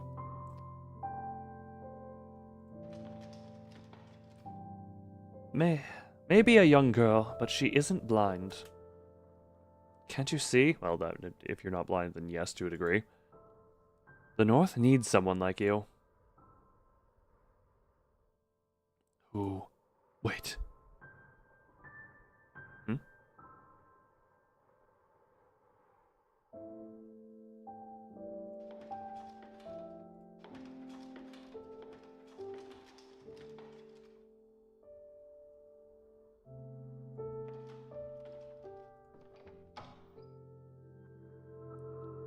I think part of that... Oops, wrong button. I think part of that... I keep right-clicking in an attempt to back out, so...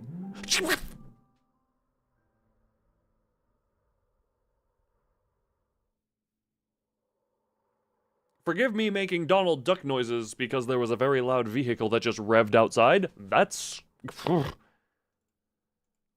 Master kept the key to this drawer, but I don't know where I would look for it. Trying to think. I'm trying to remember. I think the obvious answer is I take... Hold on, what do I have on me at the moment? Inventory. Finally made for 294 ordinary night. Empty glass liquor bottle, flint iron char cloth, large piece of broken glass. Why in the world did you think this would be useful? You never know, okay?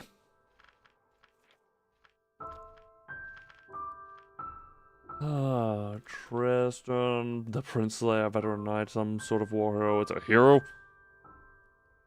So the Marchionnes was a bastard. Name is excruciatingly familiar. Love the word excruciating. Marchionnes, the Marquise, her.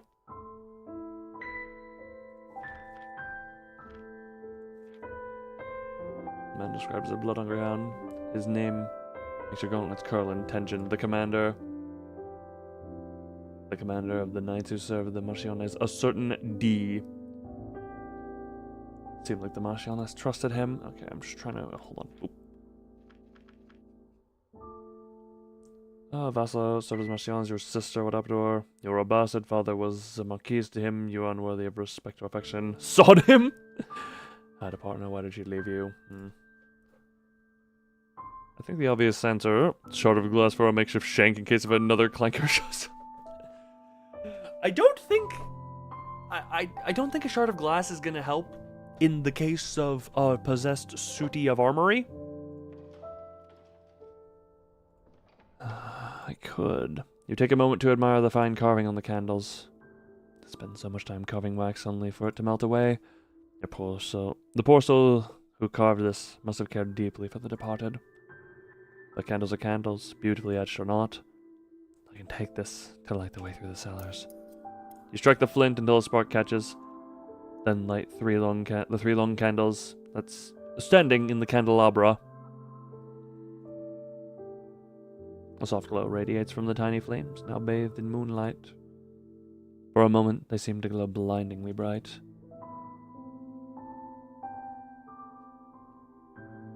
Promise me you'll take care of your sister. Promise me you'll never fight, and you'll love each other. Spare our daughter, please. I beg of you, she's done nothing wrong. Well, that's, I can only imagine that went well. Those voices. I don't recognize them. That must have been the past. But why did that feel less like a memory and more like a dream? You toss your helmet and gorget as if you were shaking your head, then take the candlestick. You can sort out riddles later. Countless candles fill the chamber, save for the cobwebs and dust that coat the room like winter frost. You note this place looks untouched by time. Whatever happened, whoever cursed this place to be abandoned, at least they had some respect for the spirits. You consider that you don't know how long you'll need to spend in the cellars. Will I have enough light?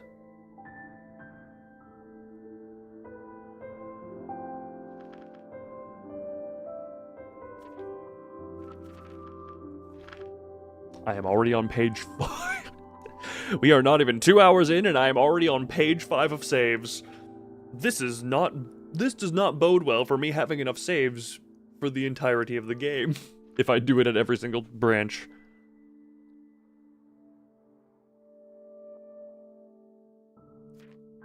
Take a few. It's only prudent. You select a few candles, reaching only for the nameless uncarved ones. You're not sure if it could draw your fellow spirit's ire, but decided not to take any chances.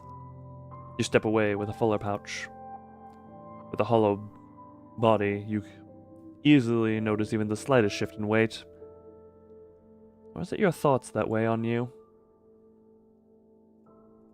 Pitbox owns flint, iron, chalkcloth. Iron is known to be sacred to spirits, but the reasons for it are not. Perhaps its use in lighting fire is one of them.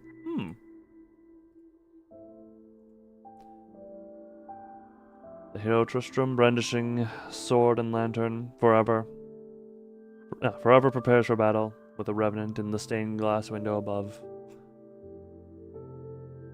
I remember stories about wandering spirits and revenants, but I've heard no such tales of things like me. I almost wonder which I'm more like.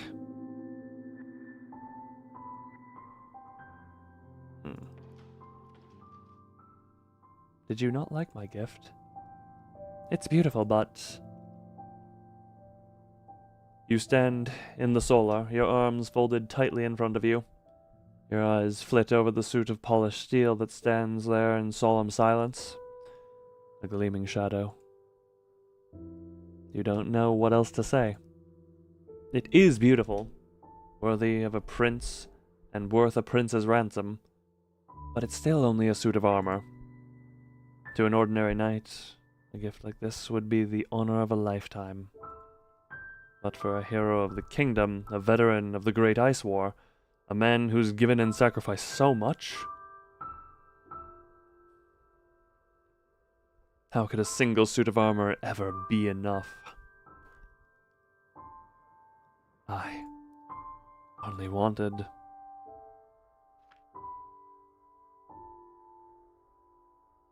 I only wanted.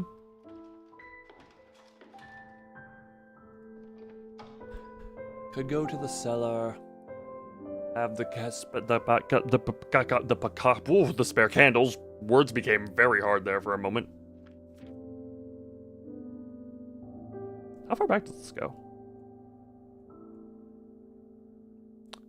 Not the farthest back, but that's reasonable. Oh! I love stretching out my arms and being met with cracks. Oh. I still need a way to... What the... I still need a way to leave a trail to follow back. I suppose powder could work. Powder. I keep right-clicking to go backwards. Powder. Snow, broken glass, white as the river. Right as white as the river Oscar. Sharp as the revenant's teeth. You step through the broken glass pieces without caring if her sabatons graze them. You've no need to act as if you still have flesh and bone.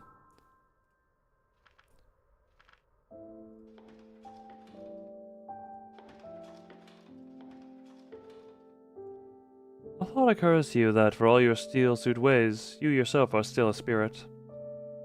In the tales you've heard of restless souls, some spirits walk through the world like mist. Why then should a closed door stop me?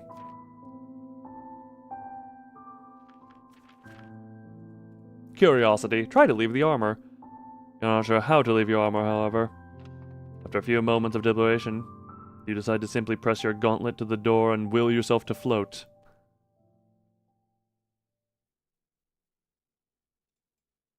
Before you awoke, there was nothing.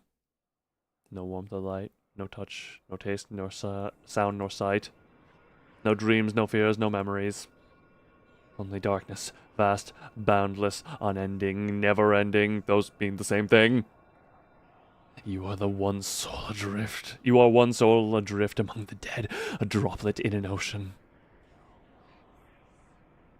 You are nothing.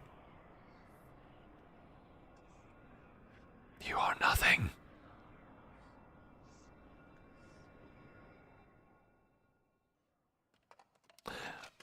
You find yourself lurching over the door and wanting to never try that again. Helm bent, gauntlets gouging into the wood like claws as you settle back into a cold, familiar steel. I'm never doing that again. I can't leave my armor, my tether. I can't go back to the sea. I can't become mist again. If I want to go any further, I'll have to find that blasted key. Where would a key be?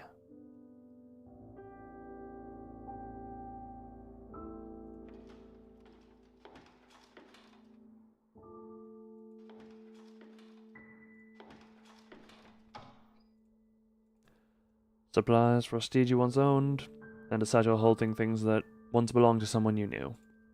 My wife's things.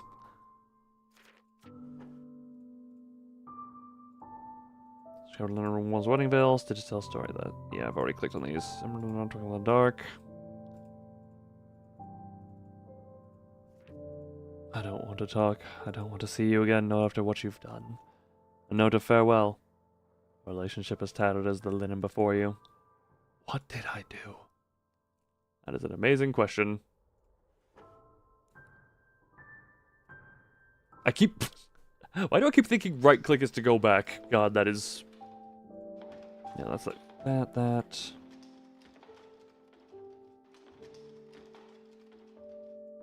Powder.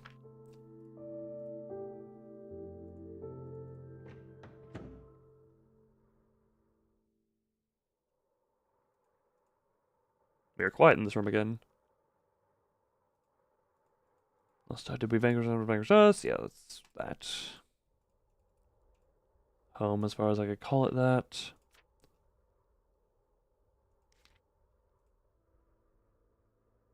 Your father's words echo, "You ungrateful bastard. What more do you want?" You didn't have much affection for me, did you? Did I resent you for it? Did I try to be useful, or... I have absolutely no desire to dig through tax documents right now. You know what? That is a very sane thing to say. Okay, the family record. Is this going to be the same? Yeah, this is the same. Interestingly, both wife and husband died on the same day, years apart. I wonder if the lady of the house was anything like the master. But the words on the page offer no insight on your relationship with the people they describe.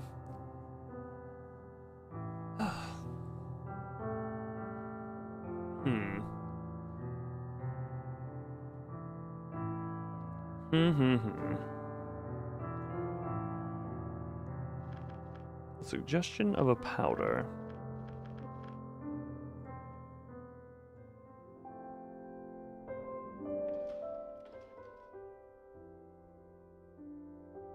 Of a powder, a cold hearth full of ash. Ash. Not the ideal trail marker, but I have no better options. You do your best to scoop up the ash from the hearth into the glass bottle. It slips through the cracks in your gauntlets and settles into the fine etchings on the limbs, turning beautiful black-gray, steel-gray. But you have other things to concern yourself with than being tidy. Finally, once the bottle is filled, you return it to its place on your belt. I hope this works. Not an ideal trail maker, but it will have to do. A shame no one left a pile of pebbles lying around. Broken glass shards?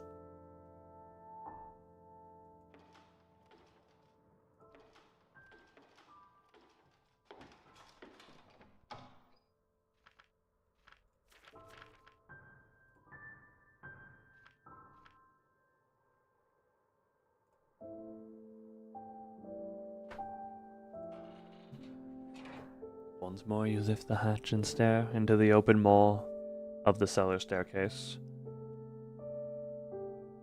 The light from the candles faintly flickering outside. Right, the candles have been lit this whole time! Man, that has been a waste of burn time. Outline staggering steps swallowed by the darkness below.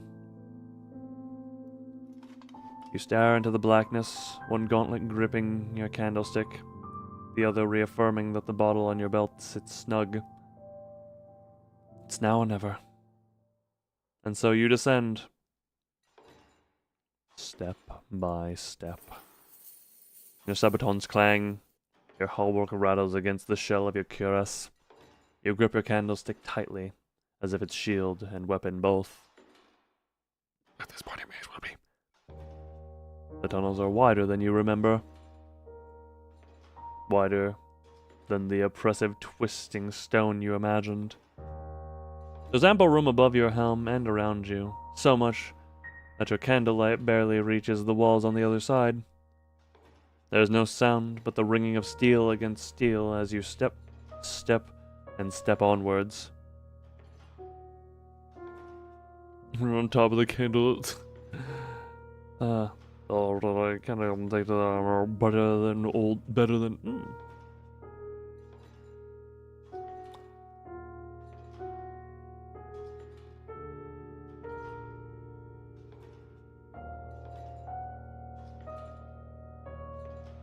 I think the point is not wanting stuff to stick to the armor. Step by step onwards. The shaking of your hauberk clank within your hollow cuirass echoes like a heartbeat. Finally up ahead, you come across a fork in the path.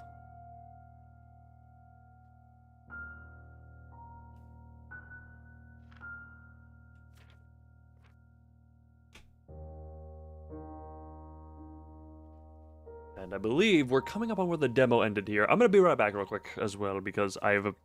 Oh, apparently I've been drinking a lot throughout this. Not surprising, but...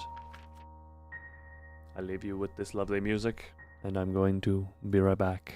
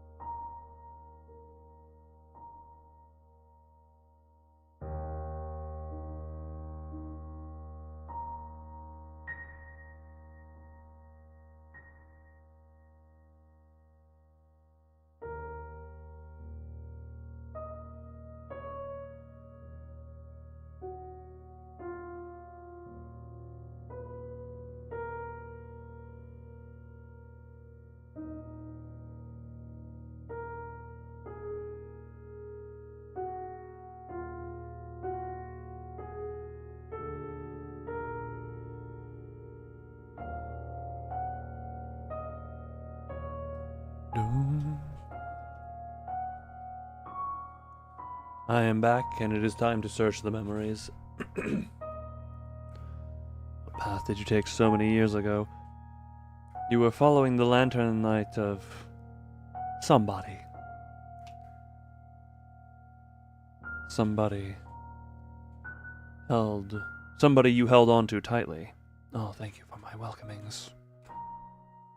Or were they holding on to you? Right. Right. You leave a small pile of ash to mark the turn, then continue into the dark.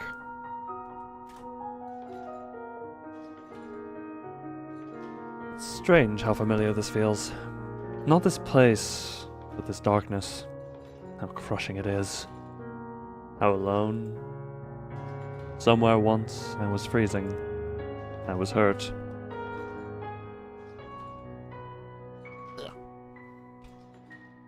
I was trying to build a fire, but my fingers were numb.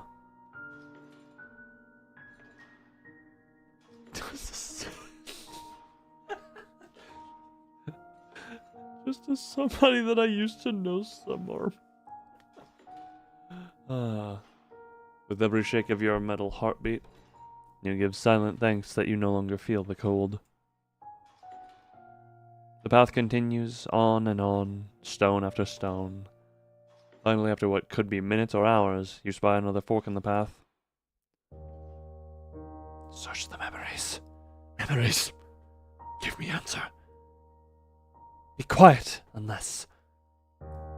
I hate you. I wish I didn't have to be here with you. Oh, great, they didn't like each other down here. Just shut up and follow me. A young girl cries, a murky swirl of voices, one of them yours. Left.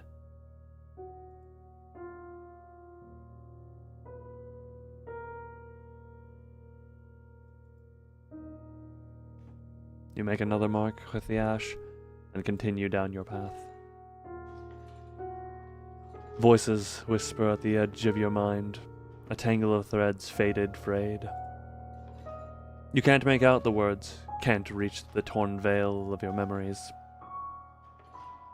Half of you wants to scream with the lungs you don't have. The other half wants to turn back and run. Steady. If being down here makes me feel this way, I must be getting closer. Depends on if this tunnel ends the same way it did in the demo. You can do nothing but continue, so continue you do. As you walk, the candles you carry seem to flicker, then burn brighter than before. You grip the candlestick tightly and continue at a cautious pace. Step after step. Finally, up ahead, another turn comes into view, another fork. Search my memories. This time there's nothing at all. No, wait. You're not my brother. Oh.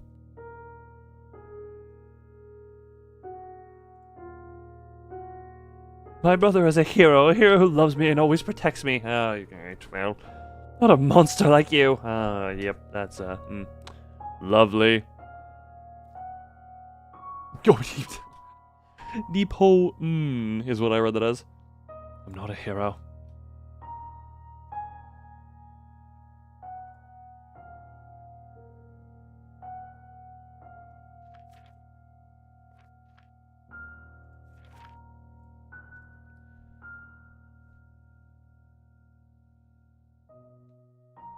Left. You leave more ash. Words became hard there. You leave more ash to mark your trail, then continue through the tunnels, hoping you picked correctly. You walk for what feels like hours. Your every hollow, clanging step reminds you that you are alone. You are alone. Whispers wrap around you like silk, tapping you with their threads. You are alone. You are not alone. Voices linger, memory coalesces. There's yours. They flicker and burn. They wither and choke. Ash gives way to cold and dark.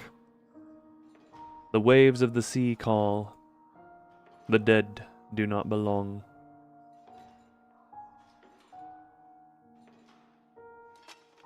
You jerk violently as hot wax drips onto your gauntlet, making you flinch as if your skin were flesh and not steel. Oh, I keep accidentally brushing scroll wheel. Hold on, is there a...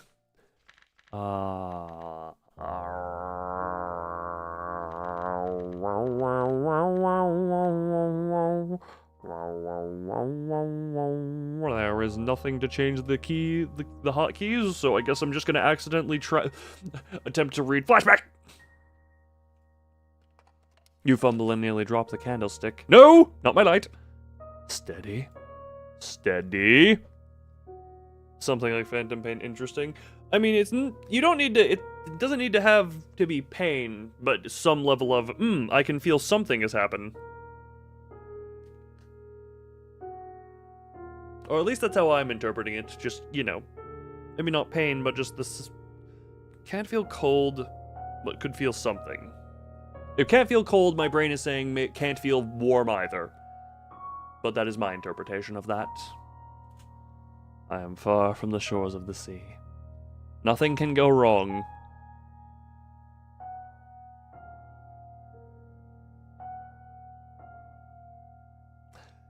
And cue a cave-in in which you are pinned under rocks, stuck to be here forever because you are incapable of dying again, and you're stuck there forever. Nothing worse than being dead already. I just need to get through this. You continue on more briskly than before as if to make up lost time. Finally up ahead you see something on the ground, a glint in the dark. You doubt your own sense at first. No, something really is there. Is this? Carefully you approach. Is this? Candlelight falls on metal caked in dust and decay. The curve of a cuirass. The threads of a molding surcoat. The white of bone. A corpse lies before you. Spirits. A medallion in the shape of a raven hangs around the knight's gorget. You note how similar it looks to the one worn by the Marchionnes and the Marquise in their portraits. The mark of a high ranking... No, the highest rank given to a knight. Don't know if I kick him in his... Will he experience pain too? Look, Endesis, I know you've seen at least a few of my previous times that I've looked at your works. Can we get a canonical answer to the very important question posed? If kick a suit of armor in the groin, does pain transfer? Very important question posed by good old Cheddar Freeman over there. So janky. Oh, that's a weird thing. I think I at one point tried like VR 3D painting, but I could not. It was fun for the little bit of trying out it was, but could not get it to be more than that. To be fair though, my skill is very lacking in a lot of ways, so that could just be a me thing. Commander.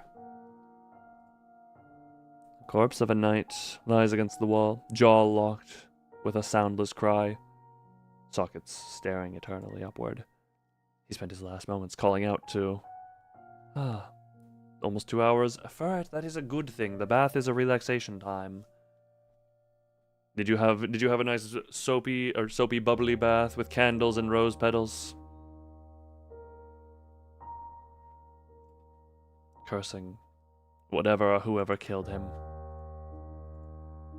Why would a knight be down here? Why were you left here? Is there anything besides the keys?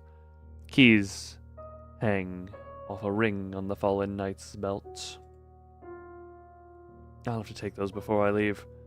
I'm sorry, but I need them.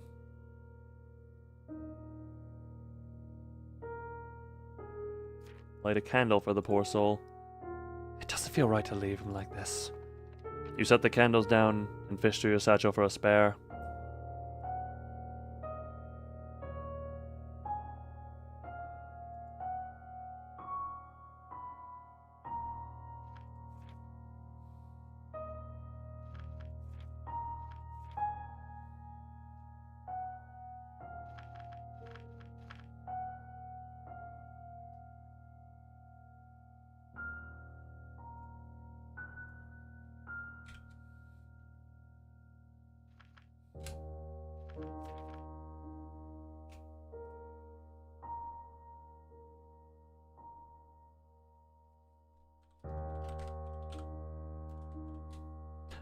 Oh, come on, that... Whoop!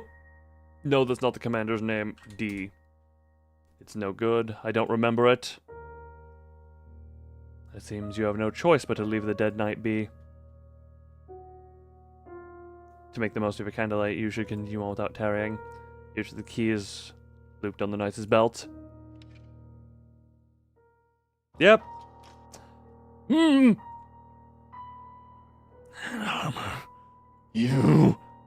You dare show yourself again, traitor! Hello, Hey! You stumble back as the knight lunges at you. Well! Steel knuckles ram into your visor and tear at your gold. Oh, lovely. Your vision flickers wildly with each hit. Please stop, please stop. Instinctively you swing your candlestick with all the force you can. Metal screams against bone, sending your tremors through your vambrace as it continues with the knight's exposed skull, as it connects with the knight's exposed skull. Candlelight sputters, gasps, bone crunches, splinters. The knight flinches. He, like you, remembers a body that once knew pain. The single second gives you a chance to break free, and... I need the key. I need the key. I need the key. I have spare candles. Stay and fight. I need the key. Fight? How do you think you're going to fight a dead man? I'm a dead man! How do the dead fight the dead? This would go on forever. I just need to get the key. I don't have the key. I need the key. Have you lost your senses? Quite literally, yes! Fine. Fine. You lunge at the... Wait, what's that? Was that the narrator effectively saying, what is wrong with you? I don't need to win, I just need to get the key and run. You lunge the knight before he can get his bearings, switching the candlestick to your right, gauntlet to your weapon hand. You strike his exposed jaw, shattering tooth from skull, but the blow barely slows him down. He crashes into you, pulling you into a grapple. You try to break free, twisting and striking with the candlestick, but he refuses to yield. Bone and steel scream and groan as you both lock into a stalemate, each trying to gain the upper hand. Above the din, a voice cuts through your mind, jagged as a blade. Tristan Greywall! You spat on your father's memory. Well, he did call me a bastard, so, I mean, turnabout's fair play. You betrayed us all! What the I don't... Not even in death will I let you defile this place with your filthy presence! You struggle free and manage to knock him to the floor, but he takes hold of your vambrace at the last moment, dragging you both into a crashing heap of steel onto the stone below. The two of you tangle again in a twisting mass of metallic limbs. You abandon the candlestick, reaching both your gauntlets to his hollow skull. Angry Batman noises. Also, I wouldn't say Google Slides would be the best visual novel thing, potentially, but I also don't know Google Slides nor making visual novels, so you know what? I won't discourage it. I can just wrench this from his bloody spine. Not gonna lie, I intended to just get the key and leave. I was not you know what? Screw it. But you don't have the strength. Where is the Mashiona? Well, we're all probably very dead. Did you let the Ostarians take her? I honestly have no idea. Did you slaughter her after you murdered me? Murdered me? Shut up, damn it! His fist strikes your visor before you finish your thought, turning your visor askew. You instinctively reach for your helm, allowing him precious seconds to break free from your grip. Oh, damn it! The two of you stagger, circling each other. It's useless. Neither of us can win. Are you satisfied now? I can't be locked in this undead duel forever. Damn it, I need to escape and form a plan. He doesn't let you do that either. As if sensing you attentively, he lunges at you. You step to the side, dodging the tackle, but not quickly enough to avoid his grasp on your cape and pauldron. Let me go! The beautiful fabric tears from his hand, but the knight holds fast to your armor. You strain with all your might in vain. His grip is like death. Each finger shackles you with icy malice, steeped in years of rage and resentment. When your father told me to punish you all those years ago, well, I shouldn't have stopped at that little scar. Okay then. I should have split your head open and spared us all from what you brought upon this house. Oh, okay. Well, good to see you too again, Sir Mr. Commander D. Where is that harlot you call a wife now? Well, she kind of left me. When I'm through with you, Your pauldron groans as you struggle with all your might. Answer me! I don't have answers to you. And hear a sickening pop as the pin and spring holding your shoulder in place gives way. You don't stop to retrieve it. You run. You don't look back. You move blindly. You're hollow, but that makes you lighter, faster, frailer, fragile, broken. Without light, you narrowly avoid crashing into the walls around you. You graze them as you run, armor screeching when steel scrapes stone. The gaping hole in your cuirass where your arm was moments ago wails as stale air bleeds through it. Sound is your only guide now. It's not a very good one. You don't care. You run. Eventually, when you no longer hear the other knight behind you, you stop. You don't know where you are. You're alone. You don't have anything to fear from a fight. You're dead. But from the dark, I am in a castle in the living world. The castle I was born in. The castle I grew up in. I should know this place. I can find my way back. I can find my way out. I'm here. I'm adrift in the sea. I'm a droplet in the ocean. I am nothing. Your sabatons continue to pace, but you don't feel their movement. They walk without your input. You're moving nowhere. You're drifting away from your shell. You're losing hold of your tether, of you. I am nothing. I am... Your next footfall hits not stone, but a soft pillow of ash. A brief touch jolts you back to the world around you. The cellar dark and empty, the hall long and silent. By some miracle you wandered back to the path you came from. I need to get out now. You run, hoping the direction you're facing is the correct one. We could relight one of the spare candles we got, I'm just saying that out loud. By a second miracle, it is. And soon you see the faint moonlight flittering down from the square of the hatch above. You sprint towards it until you clamber up the narrow staircase, scraping your greaves along the steps, then burst into the dim light of the abandoned storage room. You slam the hatch door shut with a violent thud, then push every chest and crate lying in the room on top of it. Finally, you slump onto your polience with a creaking sigh of steel as the tension leaves your cuirass. The relief doesn't last for long. Well, what now? I'm trapped here in this empty suit of armor, in an empty castle with an angry skeletal knight that wants to dismantle me. I haven't any hope of getting that blasted key from him. I can't escape. I still don't know why I'm here. I'm stuck here forever, damn it! Only one thing seems clear now. I was Tristan, and I betrayed my family, my fellow knights, and my house. What did I do? Who gives a bloody damn? Finding out what or why I did what I did doesn't change the fact that it happened. Nor the fact that it's damn me to this eternity as either this broken suit of armor or a drop in the sunless sea. You slam your gauntlet on the shelf in front of you in frustration, causing the rickety wood to teeter. The satchel on the top shelf tumbles and lands beside you with a thud, spilling its contents onto the floor. You curse, about to bunch up the worthless pages, and pause. The ink is not faded on one of the letters.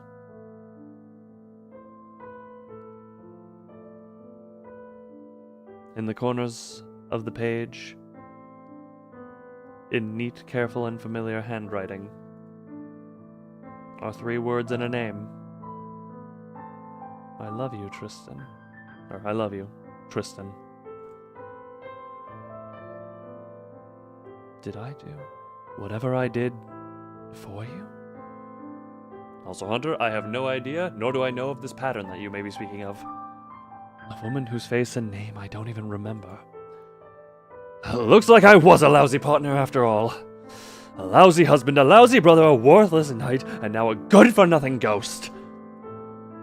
And yet, you clutch the letter so tightly in your gauntlet. You clutch the letter so tightly in your gauntlet leaves creases in the page.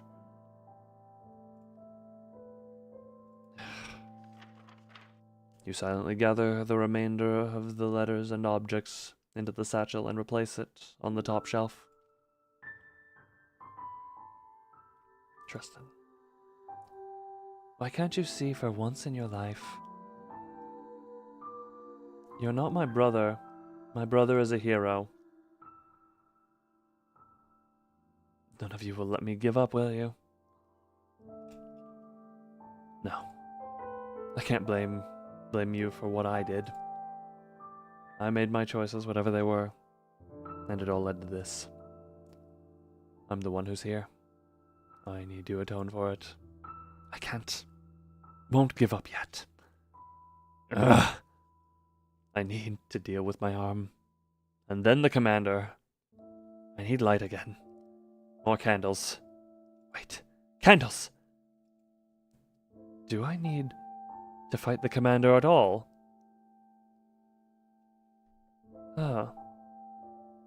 They kind of crumpled. They did crease, but also they were in the satchel, so not the most. They had some level of protection. Not much, but some. If his spirit was trapped here like mine, could there be a way to release him?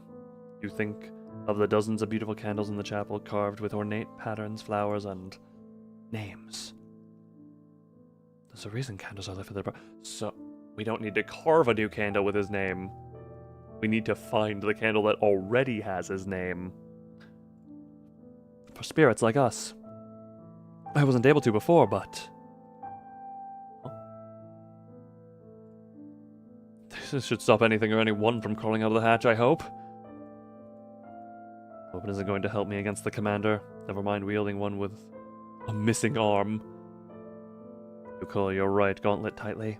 I suppose I should be glad he didn't take my weapon hand. Thank the spirits for small blessings.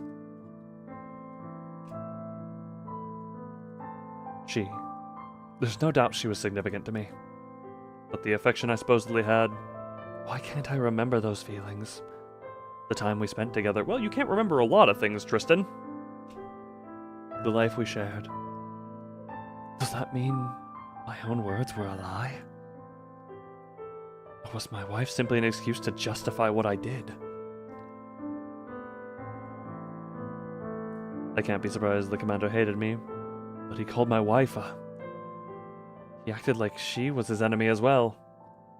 Despite the note she sent, despite what I did she stay by my side after all?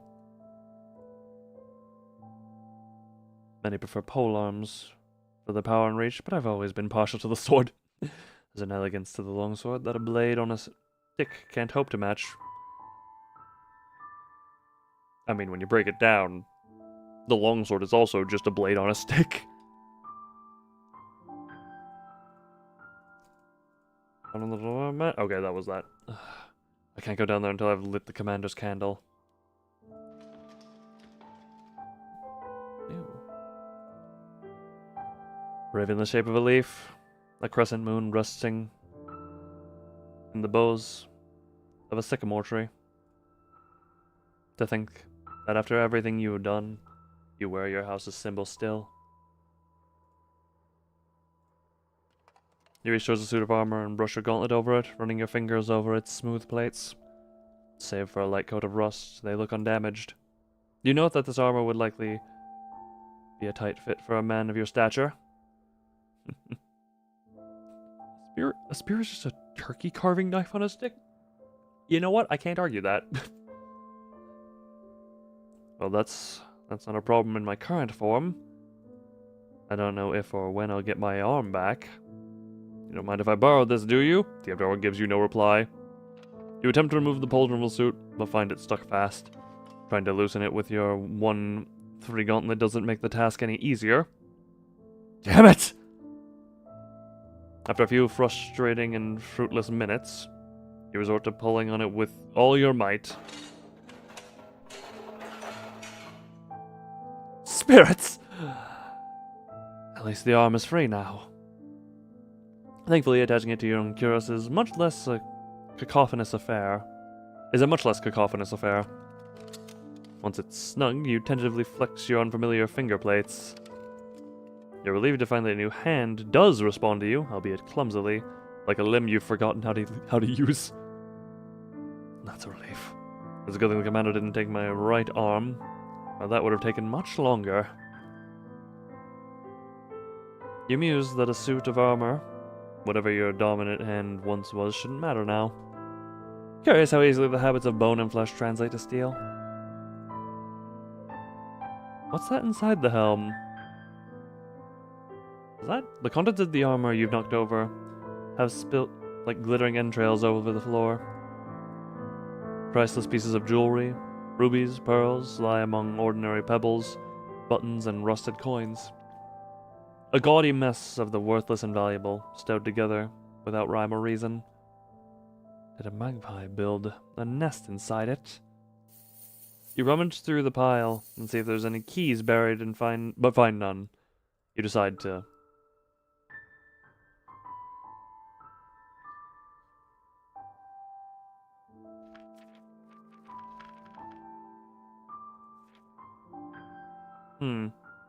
Memory Pebble is special.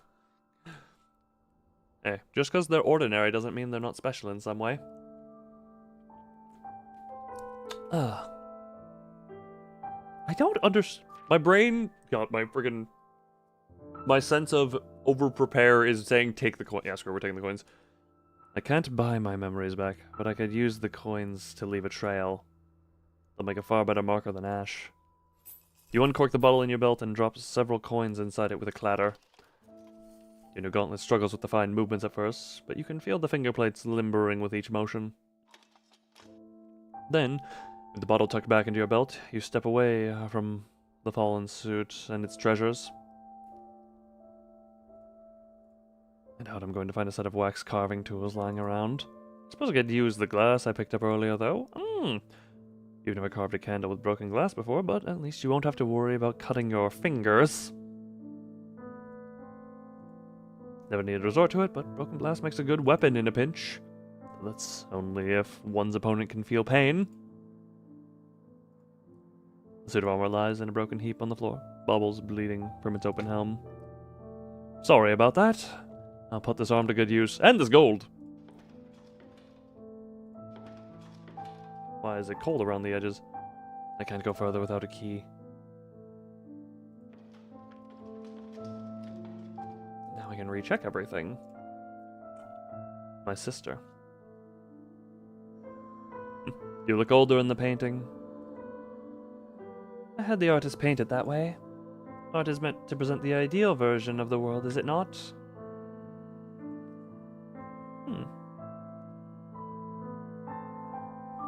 I remember a girl dressed in her finest for a great tournament. Ah. Do you want to do that?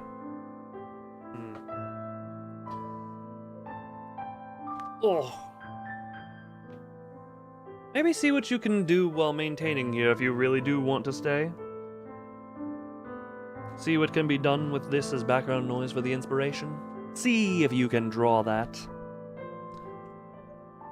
The tournament. I was nervous that day. I'd been planning something for a long time. Oh.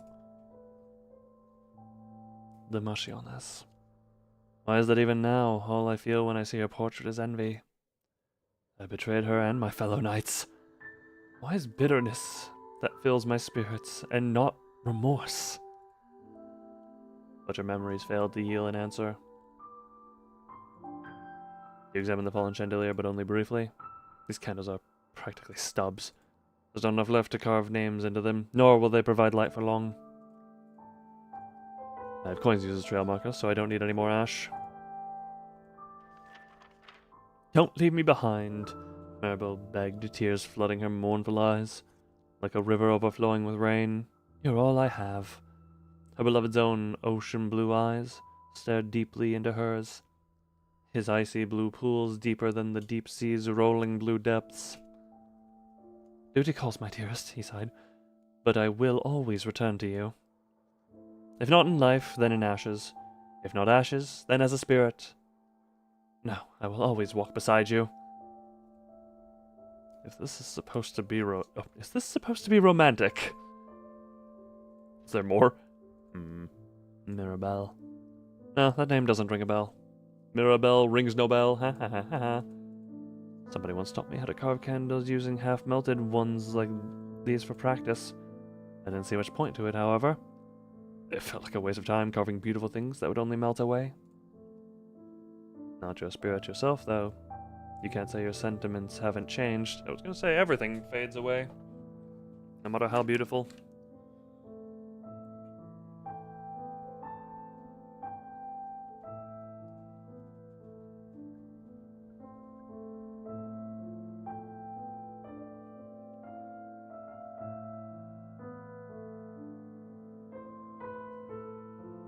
Hydration time, everyone. Hydration time. Remember to consume your fluids.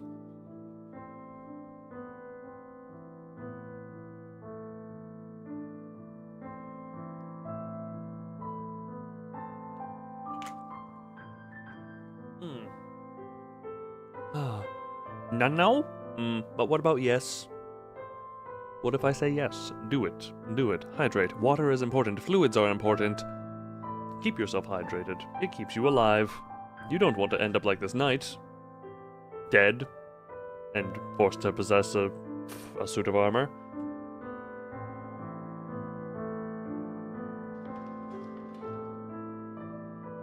Silver hair, pale as death. A scar over your eye, the ghost of a wound that would always haunt you. The rest of your features, whatever they look like, are still a blur to you. The only face that looks back at you now is a hollow helm. Fine, good job. This armor was a gift, in the same way a collar is to a hound. Good to know I'm not the only one sporadically crackling. It's made me a symbol, the ideal image of a knight, a hero. But it wasn't what I wanted. It wasn't who I was. But now here you are, forced to wear it after all. You carefully step through the room and peer through the broken glass windows again. The wind still roars beyond the castle walls. Snowflakes swirl within the moonlight. The storm rages yet. I see winters here are as cruel as ever. Winter. A fitting name for the house I was made to serve.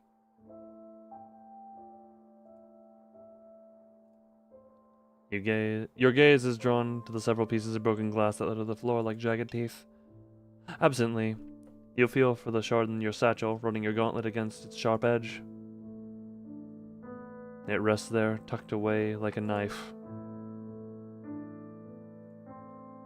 All these men wanted to seize my sister's title or use her like a puppet. Was I any different from them, though? With our father dead, my sister would have no one to lean on. And as she was unmarried, without any heirs, the opportunity to change one's fortunes. Nay, his entire life. You'd like to believe that you're above such temptations. But the past does not care for what you'd like to be true. If I had been born to become the Marquise, I wouldn't have blinked at a suit of armor this fine. I would have given my wife gold and silks, not a simple stone necklace. I would have carried myself with a pride I never knew before. Ah.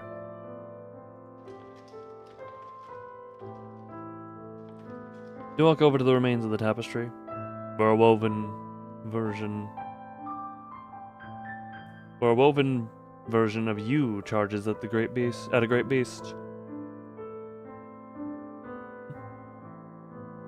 Revenants? You said this wouldn't be a scary story. What's this? Are you afraid of this simple tale? Sweetheart, please. The story is supposed to help her sleep, not give her nightmares. We'll finish it another time then. Oh, I want to keep reading. One more page, please, brother.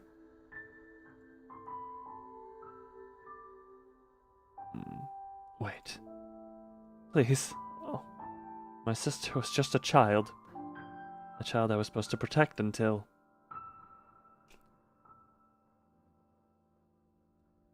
Is it wrong of me to feel what I do even now? This envy for that child who knew no suffering. Who had everything.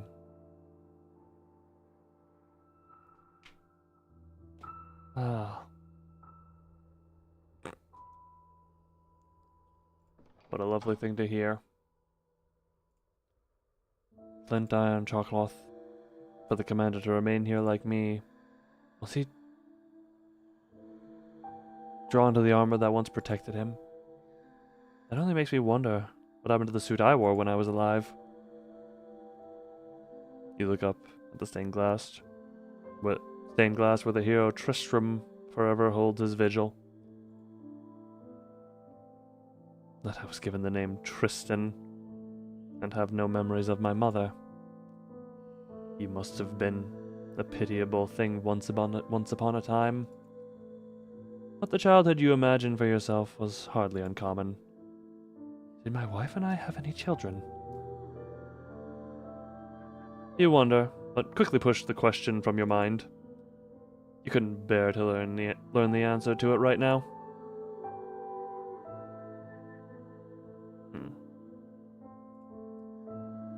Spend a moment looking up at the stained glass figure again. What do you feel? Sharing a name with a legendary hero? You stop and pick out another dusty candlestick. Hopefully you won't need to use this one as a weapon. Then you reach for a plain candle sitting in a lonely pricket. To send the commander off, I'll need his name.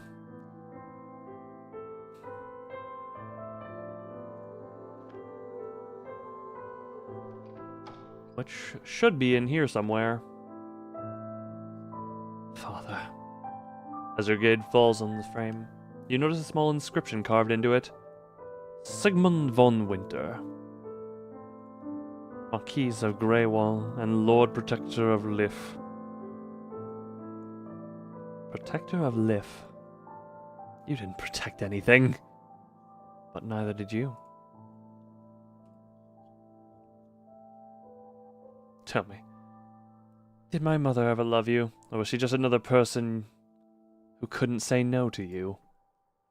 You heartless child! As the ghost of a memory fades, you find your gauntlet curled tight, shaking. It takes you a moment to realize that the feeling that lingers is not anger, but fear. What? Why fear in that?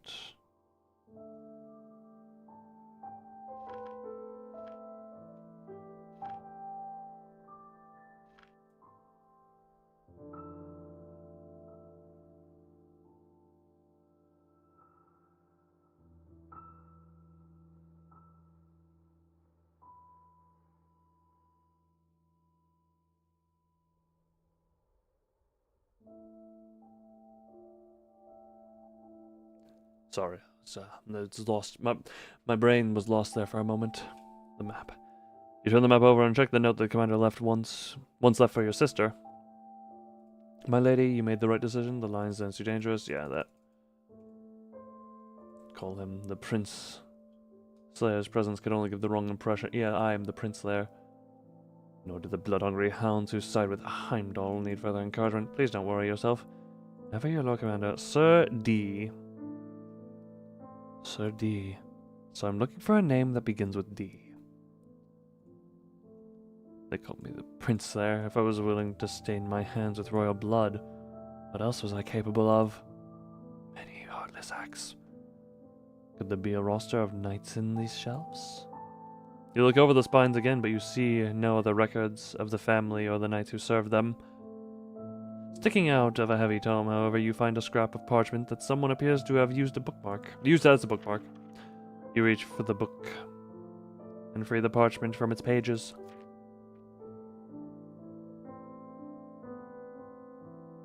Snowflower and brother. Aw.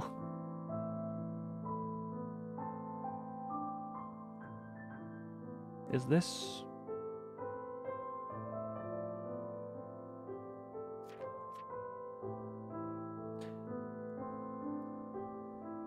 Probably should have saved there just so I could come back here and make a different decision, but just instinctively. Oh. For whatever reason, you decide to take the drawing with you. You gently tuck the page in your satchel, taking care not to crease it. As you replace the book on the shelf, you catch a glimpse of the page the reader left off on. Livsasir, A History of Law. Chapter 11, on Succession and Inheritance. Shelves of books on a variety of subjects, mainly history, and I misread that as StarCraft for a second. That would have been very out of place in this timeline, or in this timepiece. Of statecraft. Though, you spy...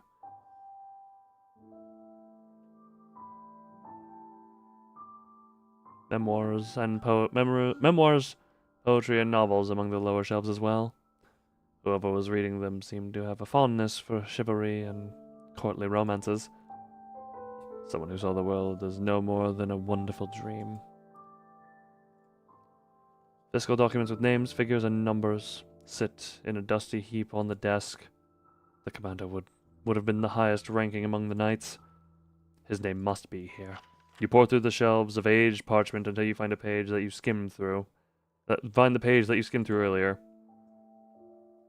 A ledger with a list of fiefs and the knights who manage them. Many of the names are too faded to read, but one stands out at the top of the page. Sir Dithard Dressler, Commander of the Winter Knights. Dithard. Sir Dithard. I do remember that name. I knew him as a child. He gave you your scar. No memories of your senior knight. You truly didn't care for authority, did you? Eh, well, maybe the authority should be more respectable. Is my name on this document? You comb through the ledger again for any mention of yourself. Though you don't find one, you spy at the bottom of the page 3 faded letters that look like T-A-N. You read the numbers again in disbelief. This was practically robbery. It says that I owed my father far more than I earned. Oh, great! Only. Oh, already you're back? What do you mean already? As if you had a time frame on you. Welcome back to the tale of the night. What debts could I possibly have owed my own father? I could listen through. I don't have the key, and I have more to worry about right now than the contents of a dusty old drawer.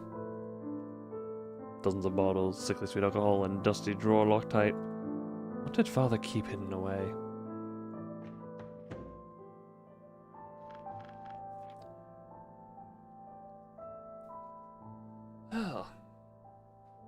Let us read some of the updated things I have here, and apparently I am deciding to hold like this right now.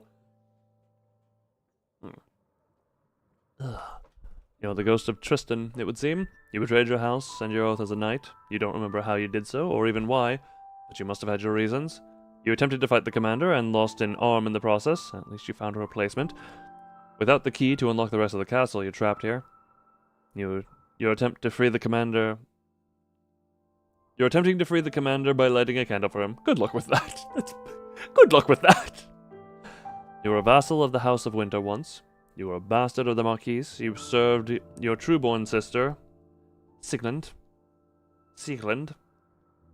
What did you do to her? You were in love with a woman you don't remember. You knew the commander. You must have served under him until you clashed swords and left his body in the cellars.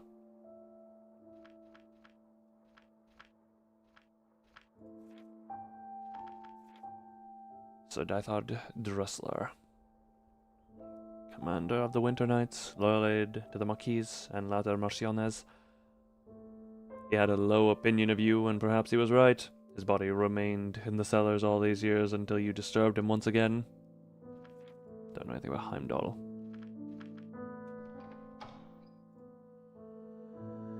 It's time to let the commander rest. You carved the name. Friggin' Dythard. Sir Dythard.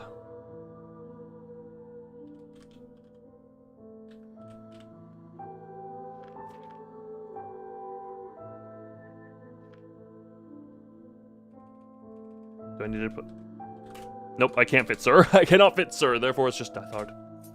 You take the piece of glass, you gather it and carve the letters into the wax with its sharp edge.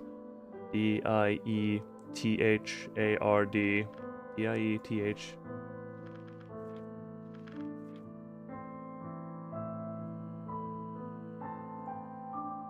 As soon as you bring the flame of your burning candlestick to the unlit wick, a familiar bright light nearly blinds you.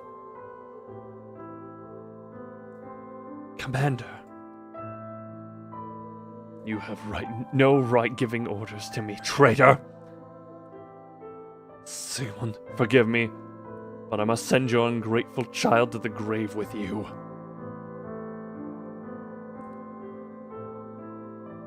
If you think I'm the same boy whose face you once carved open, you're mistaken. Okay, well,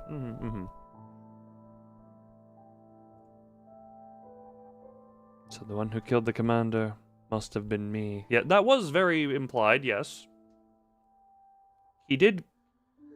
Didn't he explicitly state that down in the cellar? My tongue apparently wanted to not talk there for a goodie. Ugh. Little wonder he called me a traitor. I don't know if a candle carved by your killer will bring you any peace, but... May you find your way across the sunless sea, Sir Dythard. You don't have to protect this place any longer. Why did my father keep me here if I was nothing but a burden to him?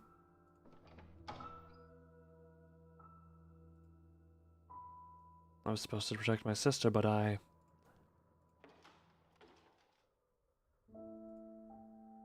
You turn away when you catch yourself looking at the painted face in the frame again. Whether from resentment or shame, not even you can say. Sorry about that. Put this to good use, indeed. It's time to return to the cellars. Let's hope Sir Dythard will be more agreeable this time. You set down your candlestick and push the pile of crates off the hatch one by one, until the entrance is free once more.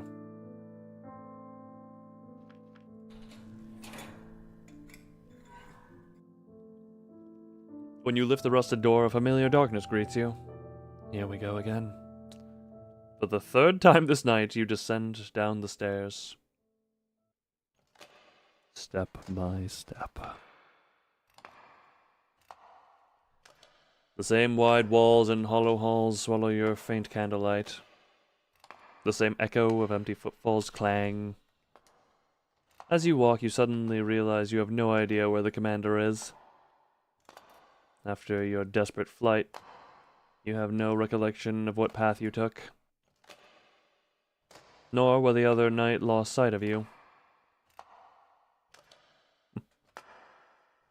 Could end up looking through this entire labyrinth just to find him. And what happens if I do? What if he still wants to rip me apart? Well, then that's a... Turns out you don't have to look for long. As you round a bend, you see a familiar shape slumped on the floor several paces ahead of you. Your candles outline a flicker of steel, a shimmering of melee. Melee? The first word I'm hard just not pronouncing proper. A pale shape with black empty sockets, staring out at you. You approach very, very slowly. 10 paces away and there's no movement from the figure. 5 paces. 4. Still it does not stir. 3 paces. 2, 1. What in the world? Half of the figure slumped before you was the commander. His tattered surcoat and once burnished armor engulfing bone. The other half from his cuirass down is gone. What happened to him after I left? Oh yeah, where is? His remains so decayed they fell apart during the chase? Well, hey, maybe count that as a blessing, considering it's probably the main reason you got away.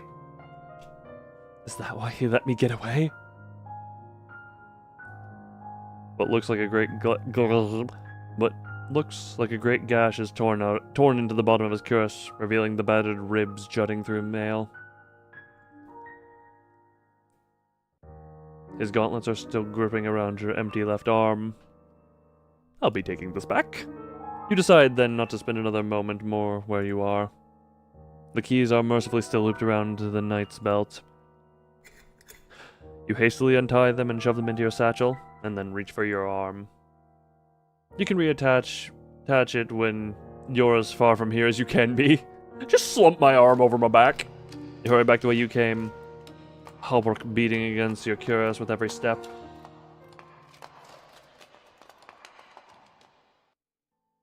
The first thing you do upon returning above ground is to remove your borrowed pauldron, which is easier said than done.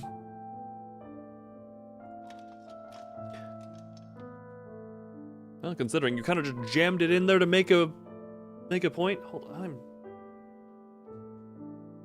sorry. We're taking this as a brief moment of me just simply reflecting on the story I am consuming.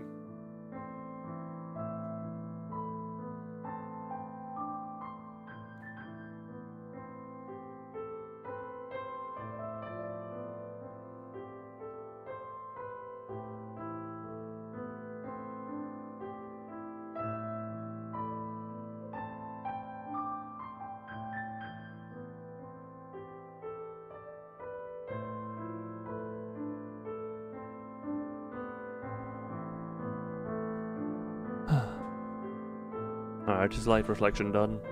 It takes minutes of fiddling at an awkward angle before you manage to loosen it from the pin and spring attaching it to your gorget. I said someone help me remove my armor, so this was never a problem when I was alive. Who would have guessed I'd still need a squire as a ghost? You set the rusted metal inside one of the... Well, you set the rusted metal inside one of the crates. Then work on fitting your own pauldron in place. There's a series of wicked scratches along the metal now. Your armor, after standing for so many years unworn, finally has its first scar. Once your arm is reattached, you tentatively flex your counter, vambrace, and gauntlet. They move in one clean motion, as if you were stretching a real limb. As good as new. Mostly. Then finally, you look towards the hatch door.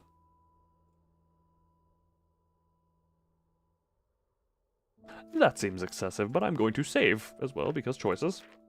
That seems excessive. The commander is gone. I can't keep fretting over nothing. You quell whatever images you still have and leave the hatch door alone. Now, to find what's further inside the castle.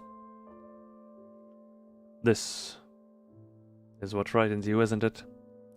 Not the lost souls swimming in the dark. Not the remnants of men with regrets too deep to fathom. No. The key sits heavy in your satchel. The weight of truth hangs above you like Damocles.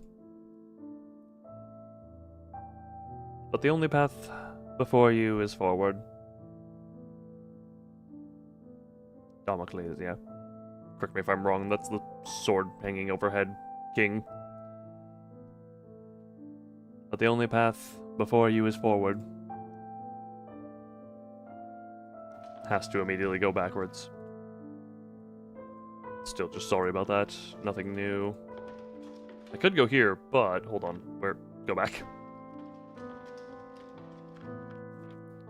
Cold decks. Inventory.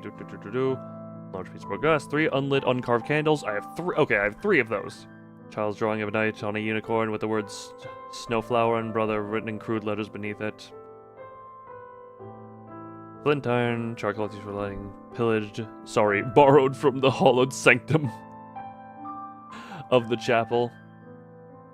Several old corns, iron key, ornate key. Iron candelabra, bearing 3 lit candles. Do be more careful with this one! One suit of blackened steel, once meant to fit a hero, but never worn by one.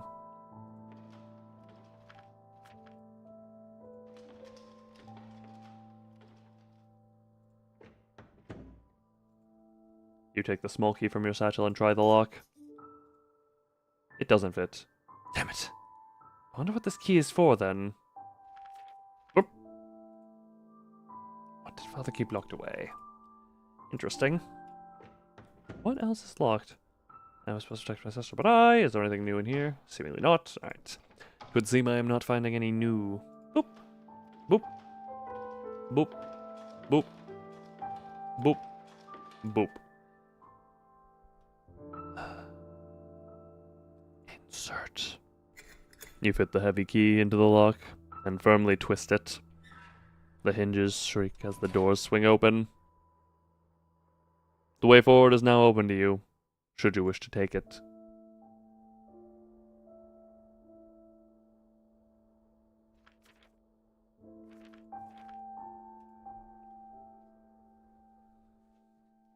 I will take it in a moment, as I must, once again, be right back real quick. Be right back.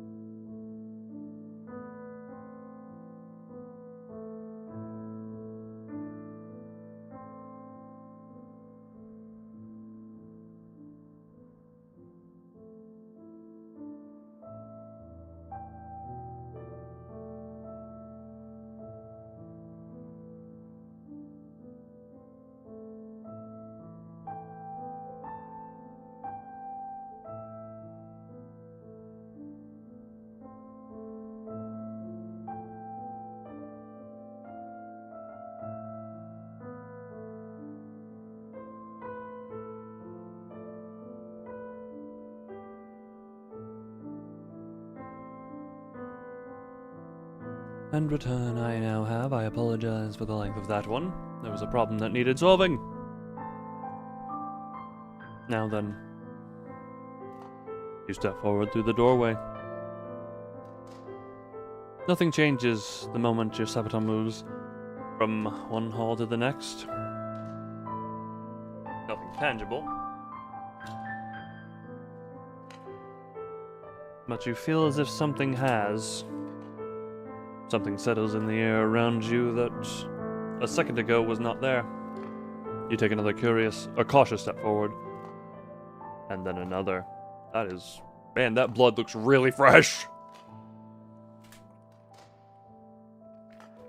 Until you see... blood across the floor and walls. Oh, thank you, Freeman, for the welcoming of baggage.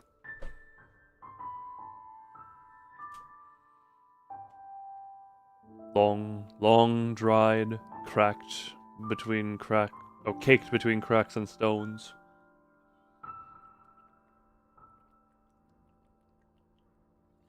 Okay, never mind. Maybe not super fresh. It just looks very vibrant for blood that is supposed to have been aged.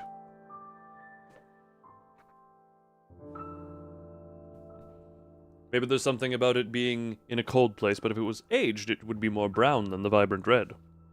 To my knowledge. Again, maybe certain things about the conditions it's in would cause slight differences, but as far as I have known and experienced, aged blood turned brown.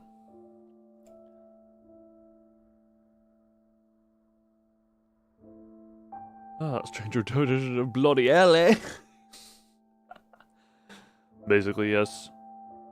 Ah, you just got a cemetery ad? Why is it giving ads unless you refreshed the tab?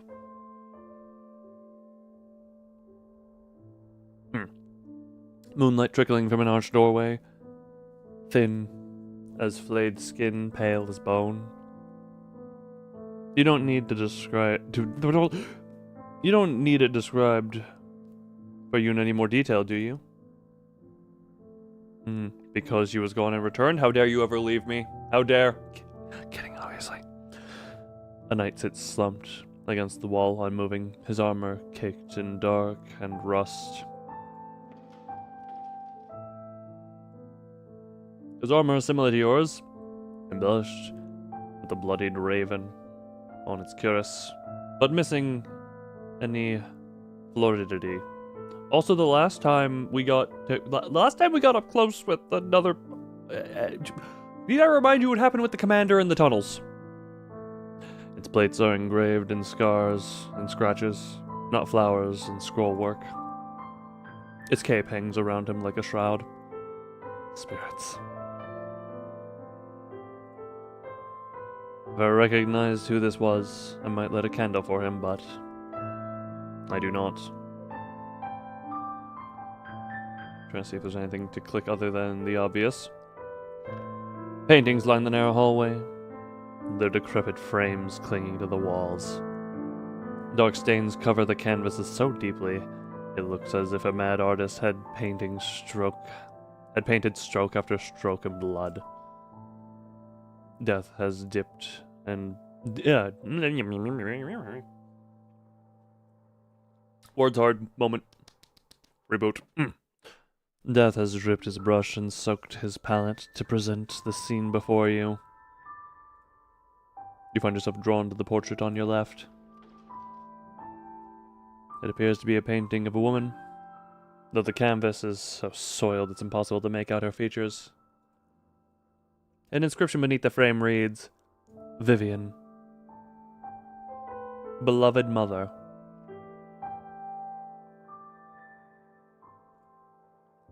May your love and mirth grace the shores beyond the lightless sea. The painter head stroke. No, that's what I did when my tongue faded there. Also, how do pain med equal run? So Vivian was the mother of the sister, not... Likely not Tristan's mother.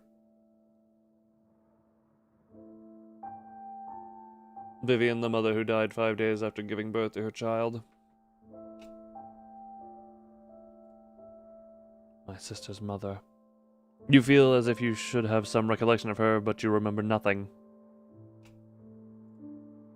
You hesitate to examine the knight more closely, but even from a distance, there's no mistaking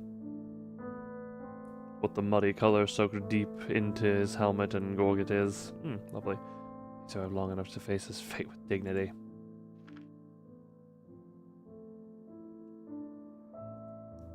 The room beyond the bloodied hall beckons. I had the thought here, this is kind of like the preamble to a Dark Souls boss where we got the wall of fog we need to traverse.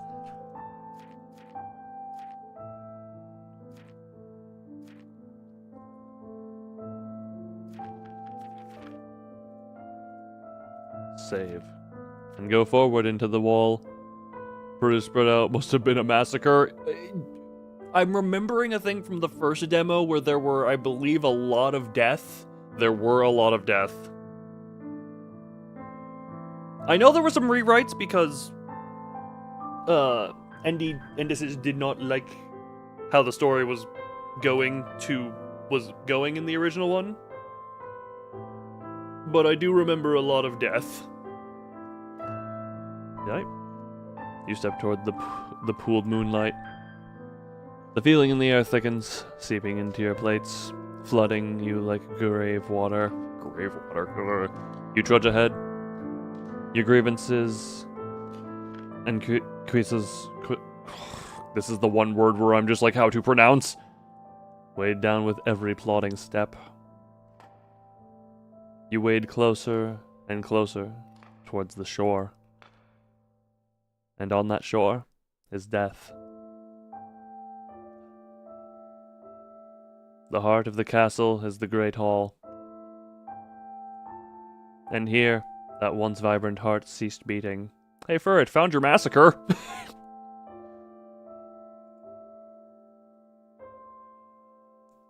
Revelers at the remnants of a feast.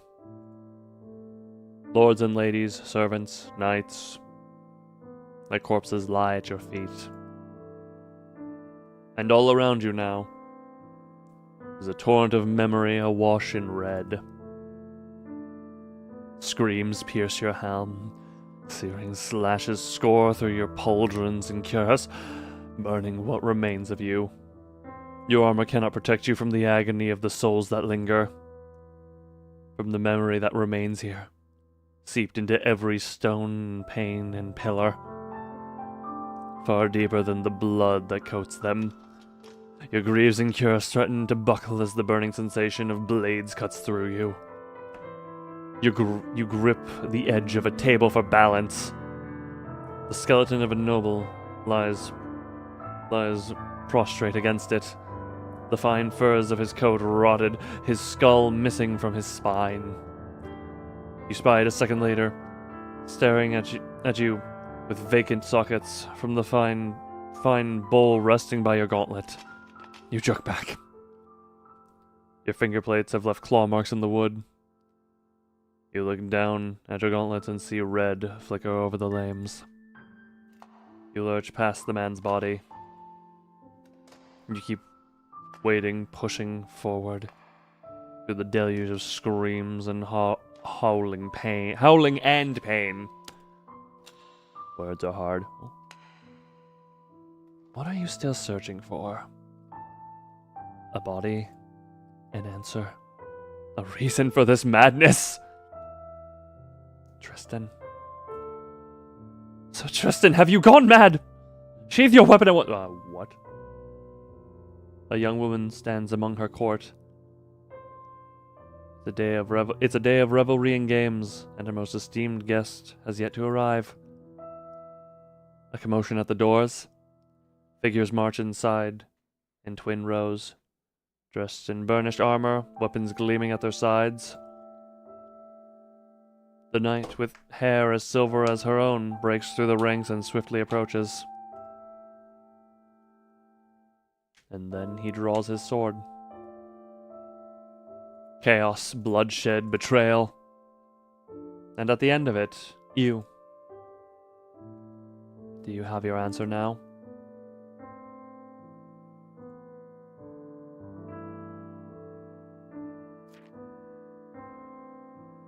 Well, I don't think this is actually a choice, considering this is grayed out.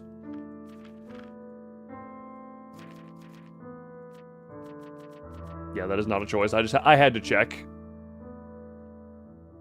If only Joy were to help this old... You have no idea, Freeman, how in the back of my mind hearing Tristan's voice from the Abridged series has like leaked into my brain as I'm trying to also stay in the mood for the moment. I did this.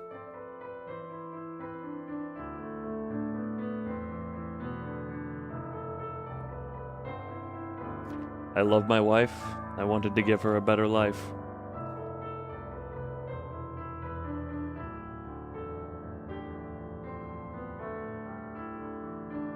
The commander was right. I was a traitor. I was Sir Tristan. The only one thinking of it too. Tristan when he walks into the massacre hallroom. But why? Oh, sorry. God damn it, I didn't get the incarnate. But why? Ah, that's a better one, but not as good. Gotta have it. I was Sir Tristan. I was a nameless knight, a bastard with no birthright. But though I don't remember her name, I know I love my wife.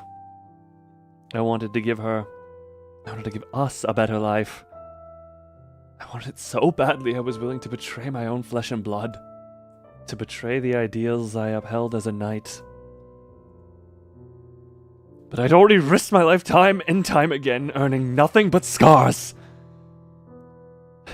What was more bloodshed when I'd already stained my hands with orders of men with more power than me? Or on the orders of men with more power than me. Men who played with the lives of other knights like they were nothing but pawns on a board. I wouldn't let myself or her be treated like that again. But I didn't want this. How did my betrayal lead to this?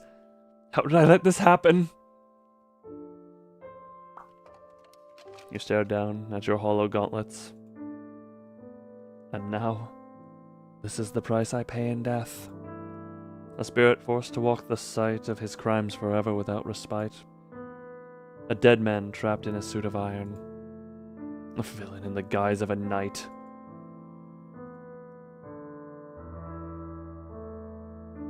And so, this is where your story ends.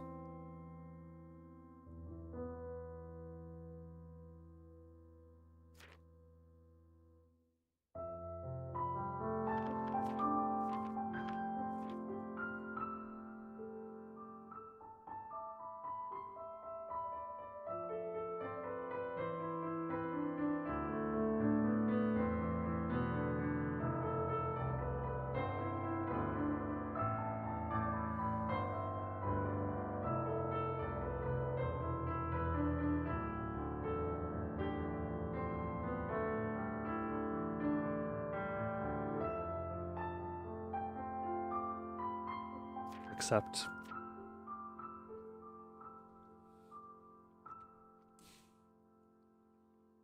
if this is my fate, then so be it. Nothing I do now will erase my crimes. All I can try is to atone. But the dark night we can appreciate. A sudden flash of pain sears through your cuirass, courses through the links of your hauberk, tearing at the weave of your soul. Being trapped on this earth may be my punishment, but it doesn't mean I have to spend spend eternity in this room. You barrel towards the imposing pair of doors at the end of the banquet hall, slamming into them with your pauldrons.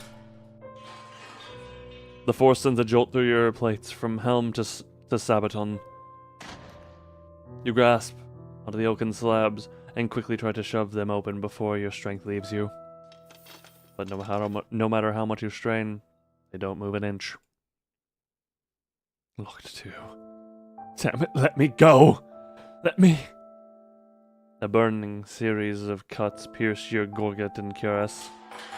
Your hauberk rattles violently as your plates groan and clang in a metallic scream. You stagger and fall onto your greaves with a violent hollow clatter. I know I deserve this. I know that. But I can't spend eternity like this. I can't even last another... Another stab pierces your helmet, shaking your visor and making your vision dance behind its slits. You grip the top of your helmet and bury your head in your gauntlets, quivering. I can't bear this. You curl onto the side of your cuirass on the cold, blood-stained floor. You try to ignore your surroundings, the stone below you, the moonlight that touches every ruined, filthy, forgotten surface. The soundless screams that burn and cut into you like blades of flame. You search inside yourself for a memory deeper and older than anything you were ever conscious of. Not when you were alive, not when you were breathed, not when you breathed, not when you were birthed. Not when you were. Well, I guess that technically still works. Before that, and after. When you were nothing at all. Let's see. Take me back, please. Feel. Only option. You sink deep into your armor, searching through chain and rivet and plate for the threads that remain of you. The sensations that washed over you when you first found it remain. Cold steel, hollow plates. Your armor, brief as you inhabited it, has held you, welcomed you, like a piece of yourself. But now it binds you. So slowly you unravel yourself. You let threads fray. You let memories drift. You let your tether go. See?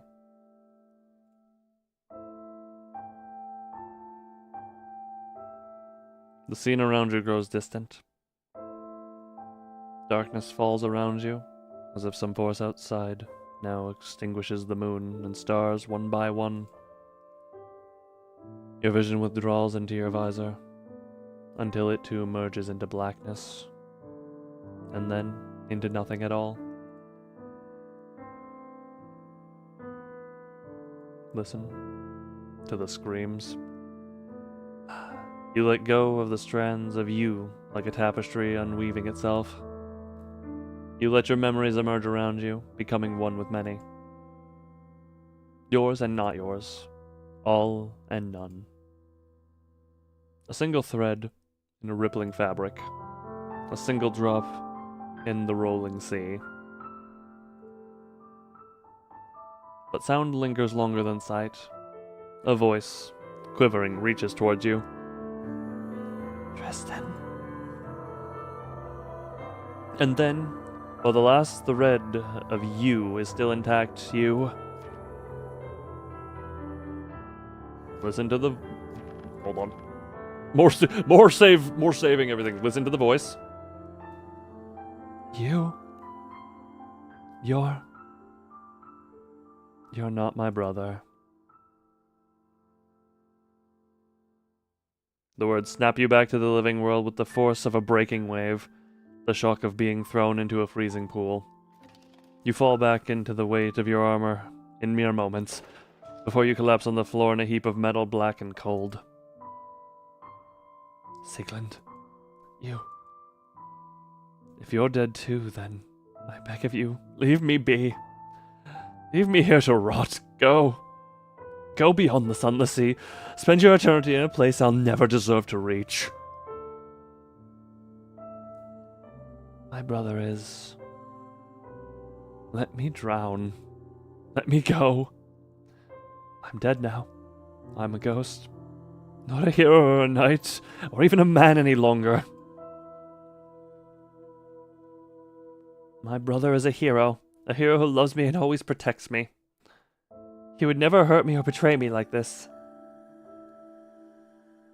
I'm not a hero, Lynn. But I swear, as long as I'm alive, I will protect you.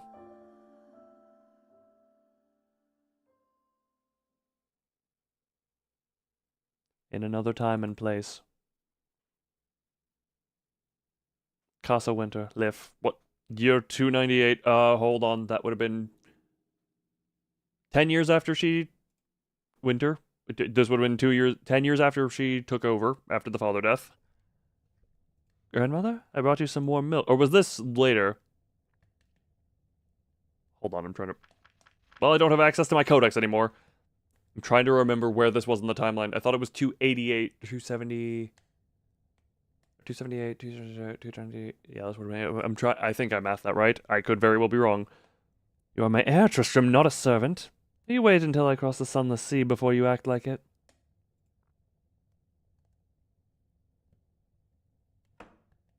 The young man wordlessly sets the steaming cup down and retreats from the room. You almost feel a pang of remorse as you hear the door close behind him with a quiet thud. Old age is making you sentimental. The regrets you thought you tossed aside weigh like piled stones. The boy is almost 30, and on the surface, an ideal successor.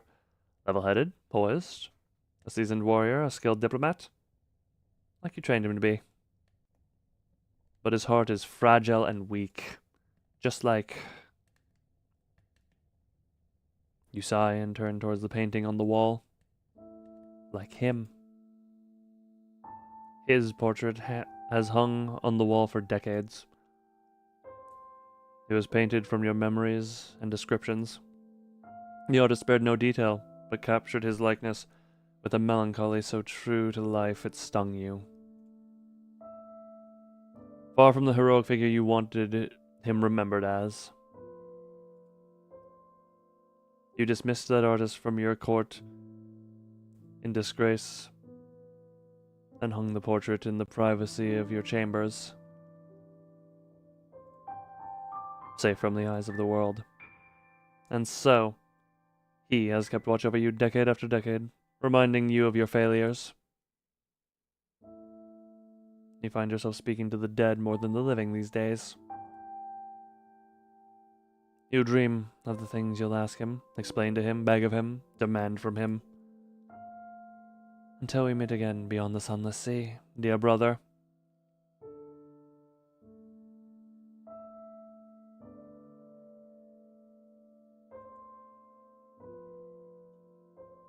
You turn away from the painting to stare at the snow that drifts outside your window.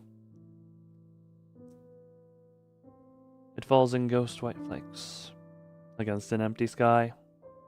A half-devoured moon lingers in the gloom. You sit there, watching that world of light and dark for a long while, until you drift into the void of your dreams.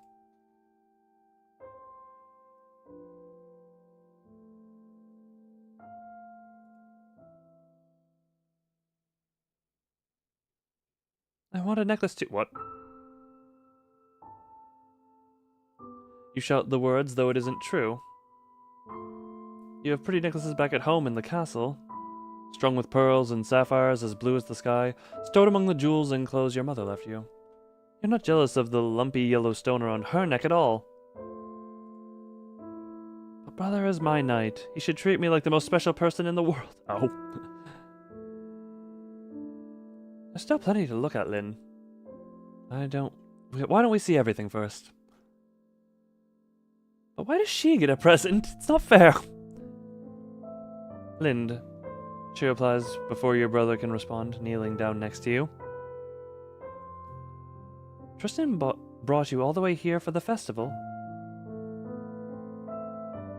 Isn't there something you should say to him instead of demanding gifts?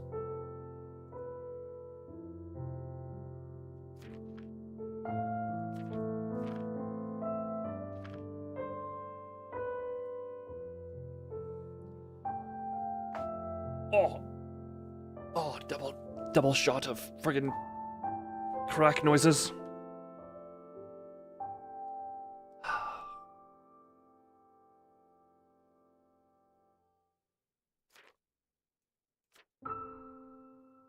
Thank you, brother.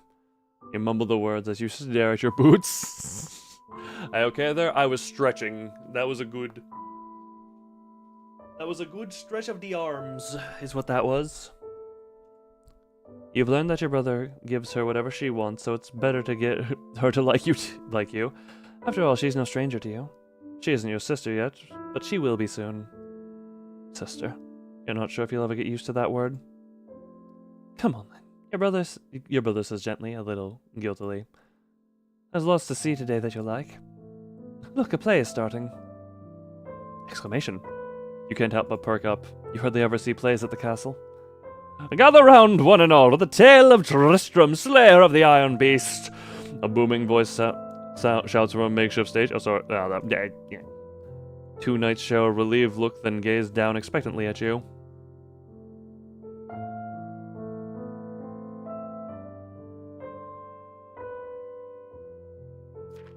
Every single slot is going to be saved. I'm almost halfway done with these.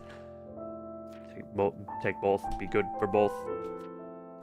Your brother takes your right hand while she takes your left. You hold on to them both tightly as you walk towards the stage. Something cold lands on your eyelid.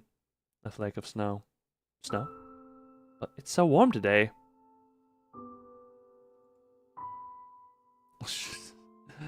A shock of cold shoots up your hand, as if you've put on a glove of ice. You yelp and jerk away, but your brother's gauntlet grips you like a manacle. You look up at his helmet, as blood oozes from his visors in thick black rivulets. Joke? Hey then, hello there. Hello there, leaky helmet. You might want to get that patched. The drops burn when they land on your face. Oh, great. Lynn, it's time to wake up. What, wake up? Faint sunlight falls on your cheek as you shake off the remnants of a half-forgotten dream. You breathe in deep, regretting it immediately as you take in the overwhelming scent of flowers, and slowly sit up. I must have dozed off. Spirits, what are you doing? What are you doing, Lind? You can't laze about today. You look down at the open journal in front of you, slightly creased from where your head rested against the page. Thankfully you didn't spill any ink. Ruining my dress today would be a disaster I could never live down. Hastily you pick up your quill and resume penning your passage. It's all the preparations I've had to do. I've never been so busy in my life. I can only pray the tournament goes well. Oh, we're back on the tournament. Please watch over Tristan. It would be so wonderful if he wins. Oh, his new armor is so beautiful. I just know he'll look so dashing. I wish you were here to see it too, Papa. I hope we both make you proud. Love, Lind. You gave the ink a few moments to dry, then carefully tucked the journal away with a sigh. I should make my way to the Great Hall soon, but I don't want to. I can't remember the last time I had a moment to myself. You stretch out indulgently before you reluctantly rise from the cushioned chair in the solar. Surely I could afford a few more minutes. Your codex will continually update as you play as Lind. Try consulting it for more insight into characters, places, or your relationships. Or don't, you're the one in command after all!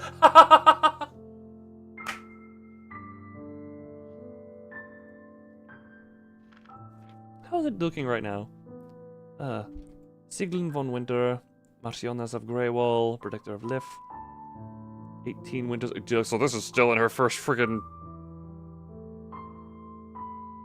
This is still within her first friggin' year. Stale Oreos, Oreo, inventory. An ornate dagger with a hilt carved with a raven and sycamore leaves. It sits heavily in your pocket. A silver ring. Such a tsundere. Such a tsundere, devs. Hey, dude, this is the same dev who has emailed me once when the demo of this game got updated, so... I think... No, one of the very few developers of a game I've played who has actually gotten in touch with me afterwards.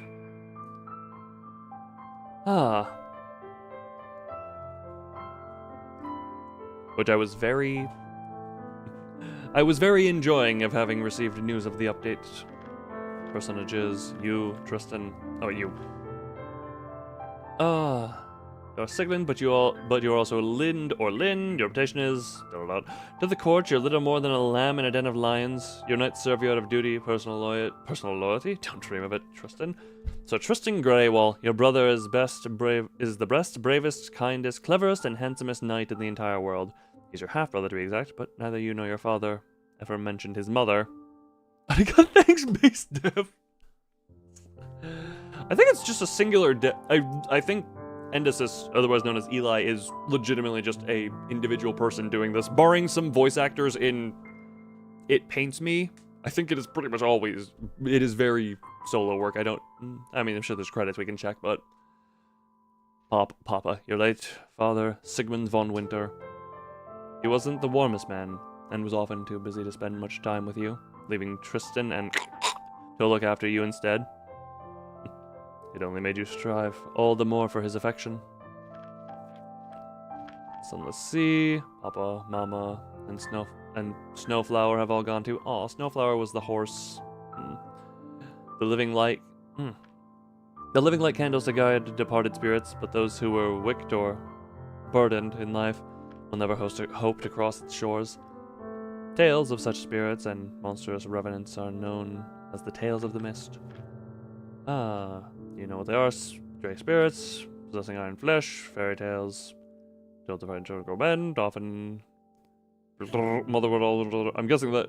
Yeah, I'm gonna guess that's mother would often tell you tales about them, but you didn't think they were true. Not until the war, when your brother fought and slew one himself.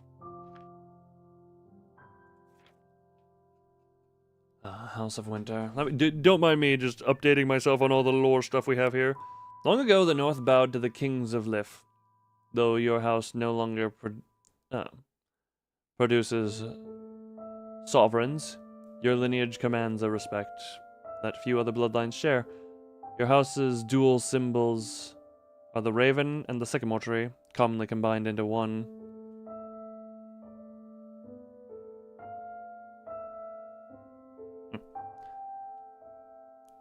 With the bird in the shape of the leaf.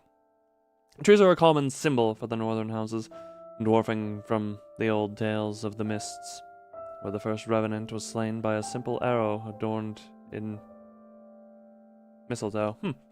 There are debates to this day about the kind of wood that made up said arrow.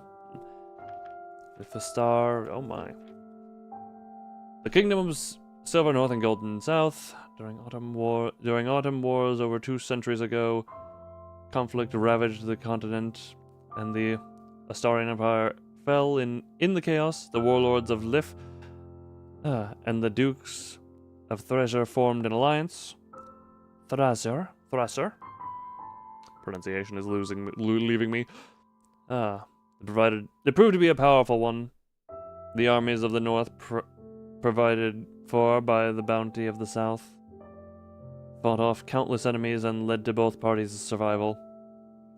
The bond between the two hasn't always been unshakable, but nowadays, to think of Lif without Thraser would be to imagine an egg without a yolk. And Ostara, the kingdom beyond the river Askar, and Lefsara's most enduring rival.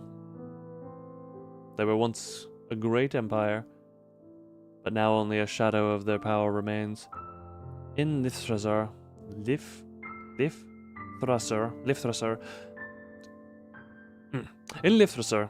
no more than 1 in 10 knights might be called dame. You've heard in Ostara, however, female knights are far more common, entitled Sir, just like the men. You're baffled at how a kingdom that fills its armies with women can even function. Depends on the woman. The room before you is spotless, save for the pile of correspondence heaped on the table that you can't help but skim through once more. That is addressed to you. Offer condolences and lavish praise.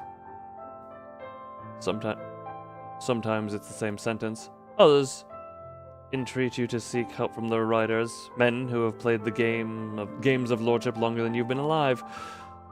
You stifle a sigh. You can imagine the the sneers punctuating each word. Between concealed remarks about your inexperience or ineptitude, or both, are offers of introduction to noble sons. You ignore most of them. You, of course, outrank most of them. Instead, you reach for the letter marked with a singular seal in crimson wax. The Sword and Stag of Thraser. You unfold the parchment and lay it flat. You've mentioned the words at this point, but nonetheless look over it once more. My dear girl, I have enclosed what you requested along with the armor. Do let me know what Sir Tristan thinks of it, as I doubt he'd express it to me himself. As for Raymond, well, he's been enamored with your portrait since laying eyes on it. You may have heard of my son's abundant love for theatrics. It is my hope you won't mind indulging in his games on your day of games. Sincerely, Reginald Rex. Along with His Majesty's letter is a portrait of a young man with untamed hair and beard that remind you of a lion's mane. Raymond. Every lady in the realm knows that the prince has begun searching for a new bride. Every lady, including you.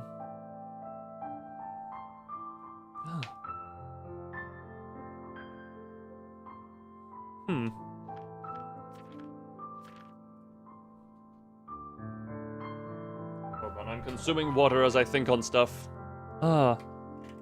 Wrong birthday. That is just not the time. We are in the night, not that.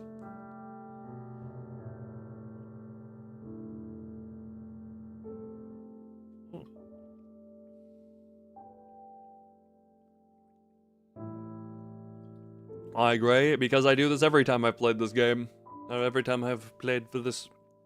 to match the color palette.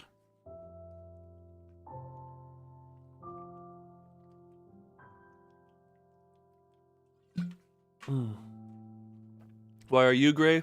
Because I gave you the same treatment. Did I save?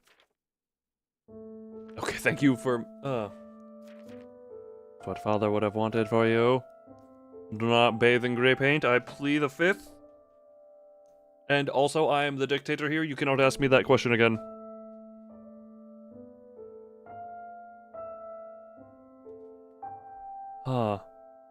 You have been shot by motivation, congratulations. Now embrace it.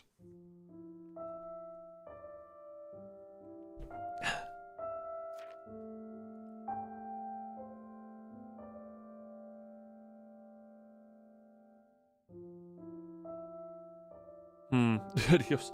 Enjoy your productivity and motivation. Posture check for the...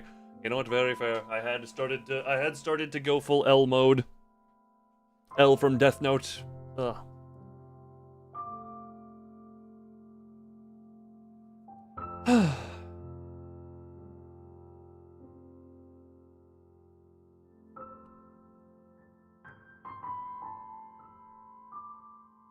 So, No, this is a slightly blued gray filter. For this game specifically. Why is this a choice of all of them that I'm having trouble putting stuff to?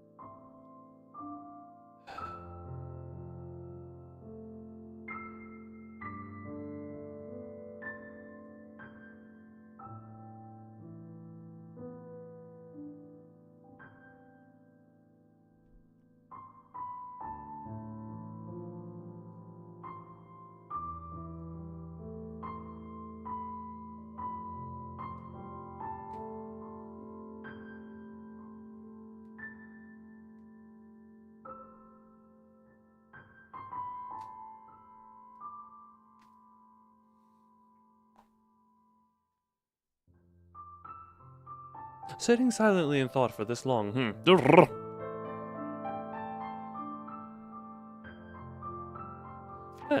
Let's go top one. I was just thinking for so long, and I'm just like, the father, my brain is tainted by the interactions that were had with Tristan, so. I set up for Marciones when you could be a princess. Of course, that all depends on whether you, a so-called uncultured northern girl, can impress a famously prodigal prince. Your stomach twists in knots. Perhaps you should have studied singing and lute playing, as is the fashion in the South, rather than the swordplay lessons you begged your brother to teach you. But he couldn't say no to me. I want to be just like him, and how could he refuse? A large vase of the lilies rests on the table, filling the room with a cloying scent that clings to your throat. You have read that flowers, lilies, roses, are gifts that one should present to the object of his affections. These, however, came from no suitor. They were a decoration suggested by one of your stewards that you are already beginning to regret. The great house of Lif and Thracer claim ancestry from warrior and kings. The crests draw upon the trees that tower proudly over the land as symbols of strength and wisdom, not fragile and ephemeral flowers. Will everyone think me frivolous? But today is a day of celebration, and sometimes festivities require frivolities. After all, tree branches are hardly festive. Spirits, I shouldn't fret over decorations, but today you meet a number of people powerful and influential, who will judge you and seek your favor in equal measure. Every detail matters. You skim through the letters as if you're studying for an examination by one of your tutors. In your mind, you comb over names, titles, and family trees. Most of the pages are florid and run on at length. Only one can be called brief. We will ensure the North stands firm, as we did through Sigmund's reign and long before. My sincere sympathy for your loss once more. Spirits guide his soul. My hearth is always open to you, and Sir Tristan, your friend, Amos von Heimdall. Ernest! I was gonna say... Oh, the RN blends together into an M. I was wondering, like, they are just touching. Ernest von Heimdall, a Marquis General, and most recently, hero of the Great Ice War. You met him once when you were a girl, at a banquet held by your father. Tall, dressed from head to toe in plain black, you thought he looked like an elongated shadow. You froze under his gaze and were only rescued when your brother intervened to ask about the broader skirmishes at the time. You puzzled over the handwriting. The letter is friendlier than you expected from a man you barely know.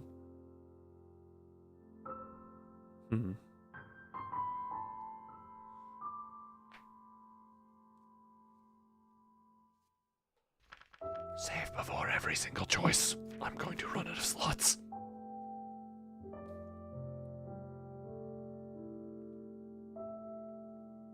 It does feel like it is almost addressed to someone else.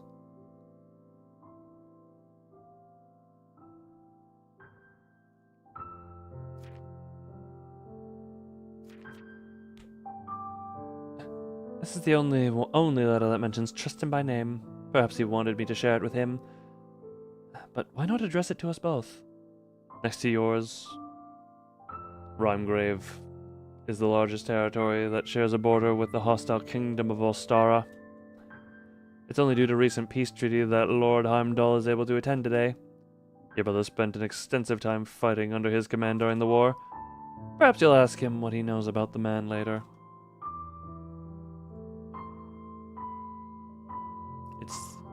It's a thumbed-through copy of Knightess of the Rose, an epic novel about a female knight who goes on a dangerous quest to rescue her lover.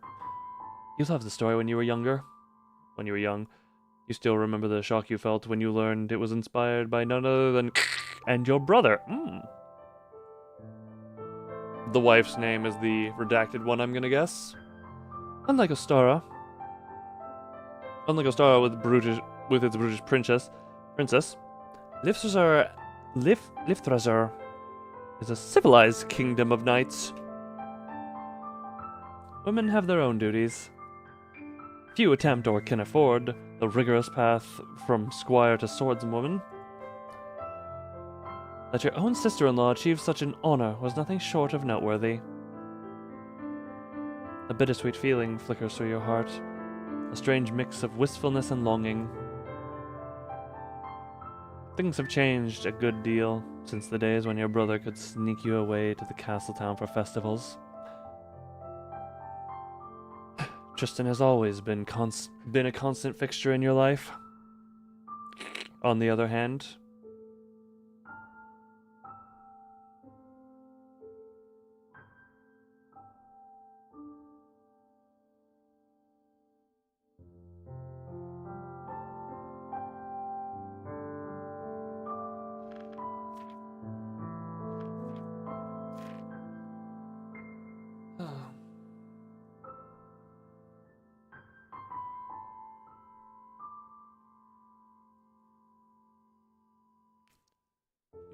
based on the earlier memory, they didn't seem to be on the best of terms at all times, but so, envied as much as admired. Whenever your brother took care of you, she was there as well. You liked her enough, but you didn't like sharing your ever-harried older brother with anybody else. On the surface, she was the closest thing you had to a mother, but in truth, she was neither mature enough nor nurturing enough to resemble one to you. You can recall the many times she'd lose her patience and snap at you, though you can admit your own behavior was less than ladylike back then. Those days, you'd often pretend you were a knight as well. You dreamt of becoming a lady even more beautiful, brave, and refined than the Rose of Greywall ever was.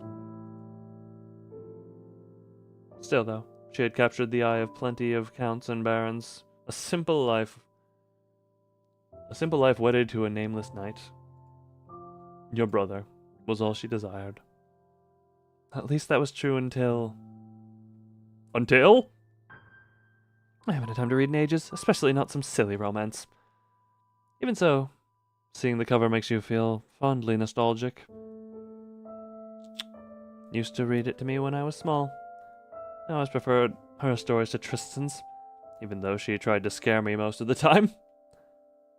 He just wasn't good at doing the voices. Still, it was always your brother who carried you to bed and left a candle lit for you when some frightful tale left you trembling in the dark. He's always been there for me. Sunlight shines upon the room, leaving diamond-shaped shadows against the freshly laundered rug. You gaze outward at a blue sky streaked with thin white clouds. Thank the spirits, the weather's remained fair. I should die of embarrassment if it rained over the tournament. I'm also noticing... Yeah, we're just gonna... It seems colorful enough right now. We can all regain color for a bit. As you gaze out idly, your mind begins to wander. Endless sky, endless possibility. When you were young, you dreamt of growing up and leaving the castle to see the world beyond. Seems the day has come sooner than you thought. Be brave, Lynn. You're the heart of the house now. You can do this.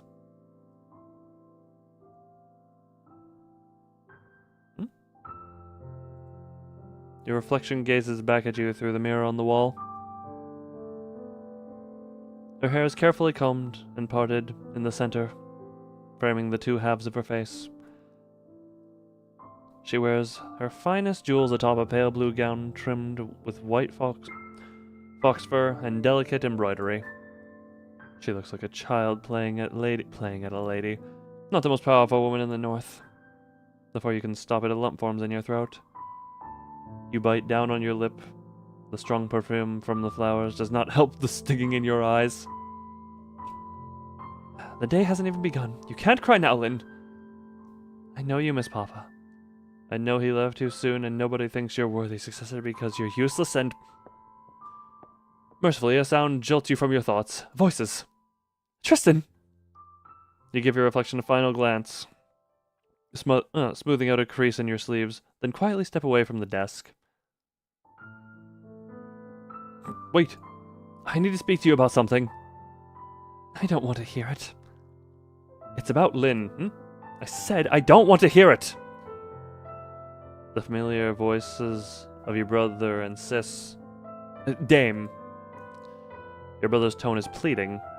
Hers is reticent. You almost imagine the words being forced through gritted teeth. I hope they're not fighting again. Not because of me. Not today of all days. You hesitate.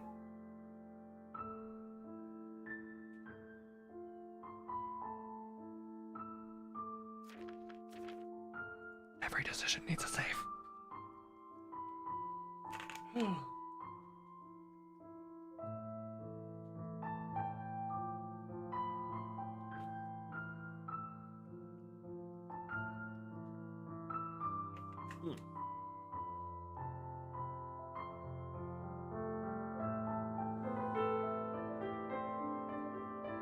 Interrupt or listen in, interrupt or listen in, interrupt or listen in. Listen. You pretend to busy yourself with the letters on the table as you strain to hear the nights. Nothing you say can make me... Don't try and make me feel sorry for her. What? It's not my fault your sister isn't fit to rule. That's not what I wanted to ask. Why can't you see for once in your life? The North needs someone like you, Tristan. Oh, great. Watch your words. Lynn may be a young girl, but she isn't blind. You shuffle the papers loudly as the pair enters the room. Oh, hello, brother. Blank. My lady. Lynn. What were you talking about? Just reminiscing. Yes, just reminiscing. Tournaments always bring back memories. You look stunning today, Lynn. Her heart is blind. And he is half blind.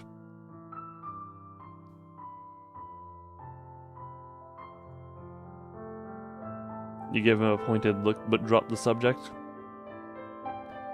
It stings to hear sentiments that mirror your own spoken aloud, especially by those who should show nothing but the strictest loyalty to you.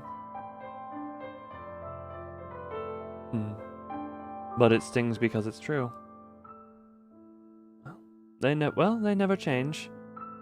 Doesn't care what others think of her, and Tristan is always playing peacekeeper on her behalf. Then she'll get angry at him for intervening, and they'll fight again, if they speak to each other at all.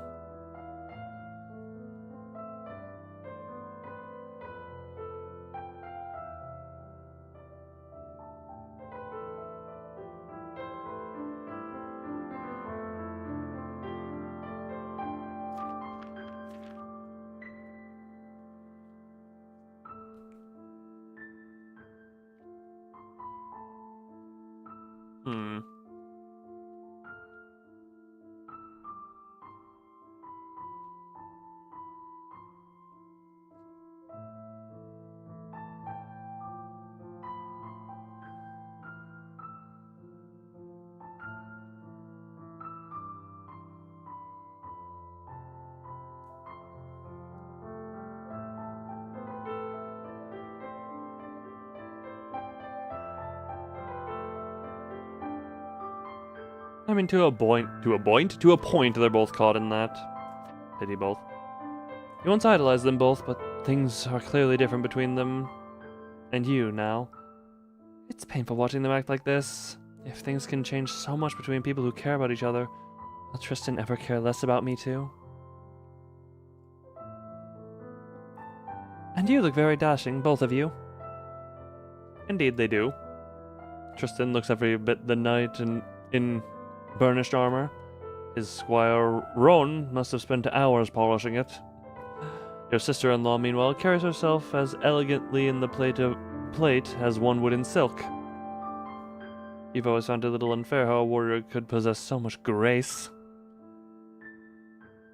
Or should a courier and not a knight, she'd be the envy of ladies half her age.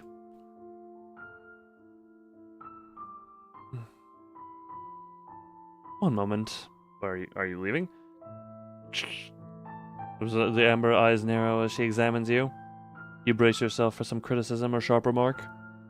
But she simply reaches out and gently straightens your brooch for you. Then she gives a small nod of approval. You look away guiltily. Could I have a word alone with my brother? The knightess looks almost surprised. You phrased it as a request and not an order. Of course. She gives you a polite bow, then walks away. The raven on the back of her cape trailing behind her on tattered wings. I did notice it looked a bit torn. Despite the comments you overheard, you cannot help but feel a flutter of concern and wonder if something is weighing on her mind. You half-heartedly consider calling out after her, but find you cannot form the words. If she'll barely speak to Tristan, she'll have even less to say to me. What can I do for you, Lynn? Your brother's voice is gentle, a tone he only uses when the two of you are alone. Whoever said that looks can be deceiving might indeed have been speaking of Sir Tristan Greywall. Unlike you, he has your father's stature and easily towers above you. His face is marred by a long, jagged line over his right eye. When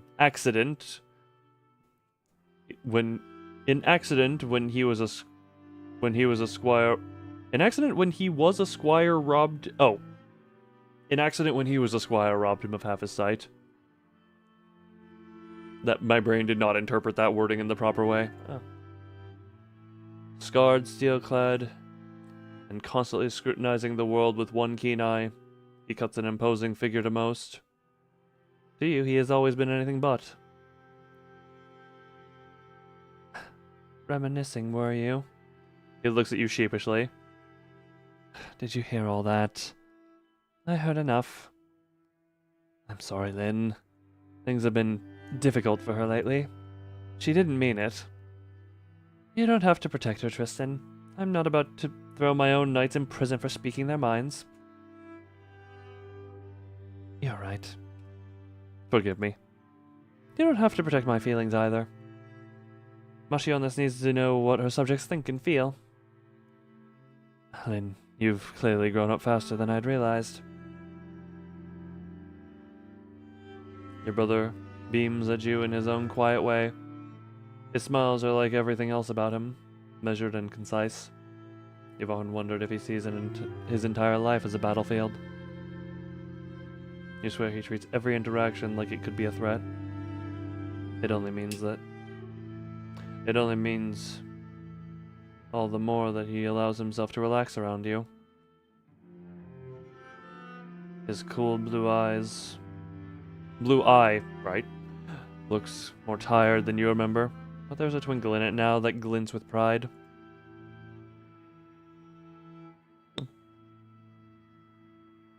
You can't help but grin back. Was there something you needed? He asks. No, it's nothing really. I was just hoping to see you before the tournament. We've both been so busy. Father certainly hasn't left it easy for either of us. I'm glad I haven't had to worry about further disputes with Astara, but there were still so many things I wasn't prepared to take over. I wish you were still here, Papa. I see. You've certainly worked hard these last few weeks, Lynn. How have you been? I'm fine, you wanted to say, but you can't. Not with the way your brother speaks. Not with his steady voice and stoic gaze, just as your father's that stop the words in your throat and make the heaviness in your heart weigh even more. Why don't you tell me about it as we walk? He says gently. Yes, but first... Your eyes flicker over your brother's armor. Though well maintained, it clearly shows its use. It's scarred just like its wearer. It's not the suit you expected to see him don today. Did you not like my gift? You motioned to the empty suit of armor on display in the solar. This suit is a deep black, embossed with intricate patterns over every inch of steel. Ravens, leaves, flowers, and flourishes gleam like moonlight on a dark pond. Even the hauberk is woven from black steel rings glittering as sunlight catches on the links. Its sash and trimmings are cut from deep blue velvet.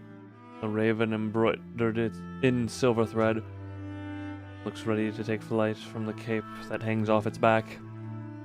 Lynn, I love it. It's beautiful, but it's too much.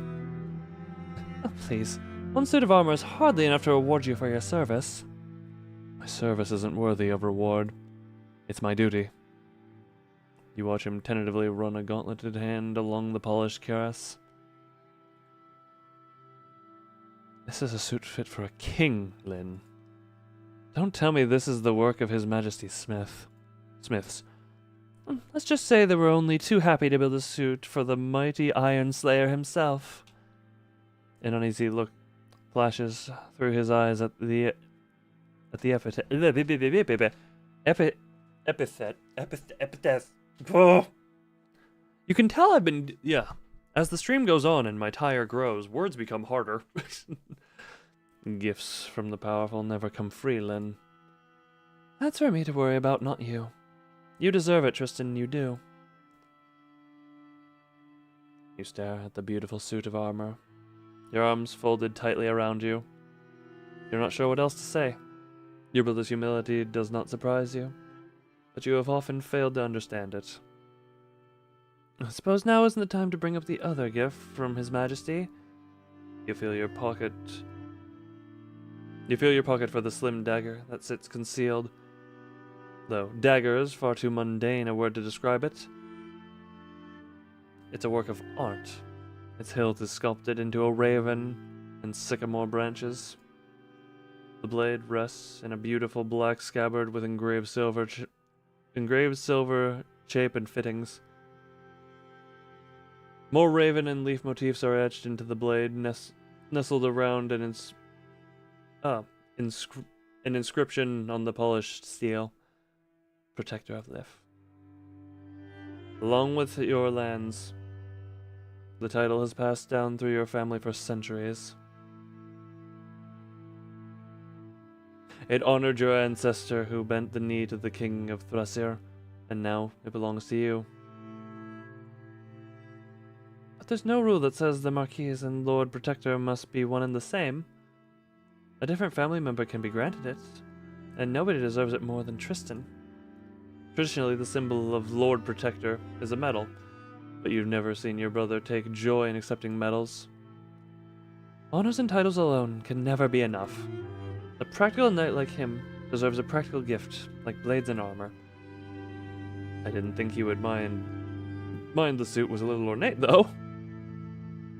How about this? I'll wear it if I make it to the final day of the joust. And it's a promise, all.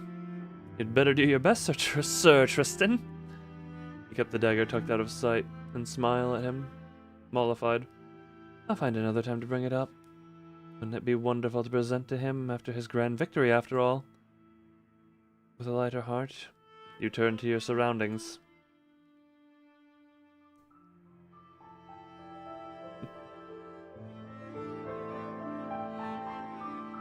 Before everything went to ruin.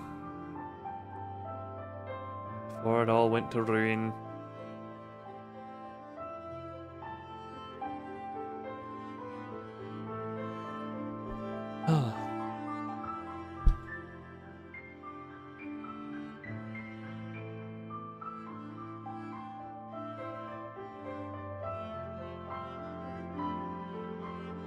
It's weird seeing this room vibrantly now for the first time.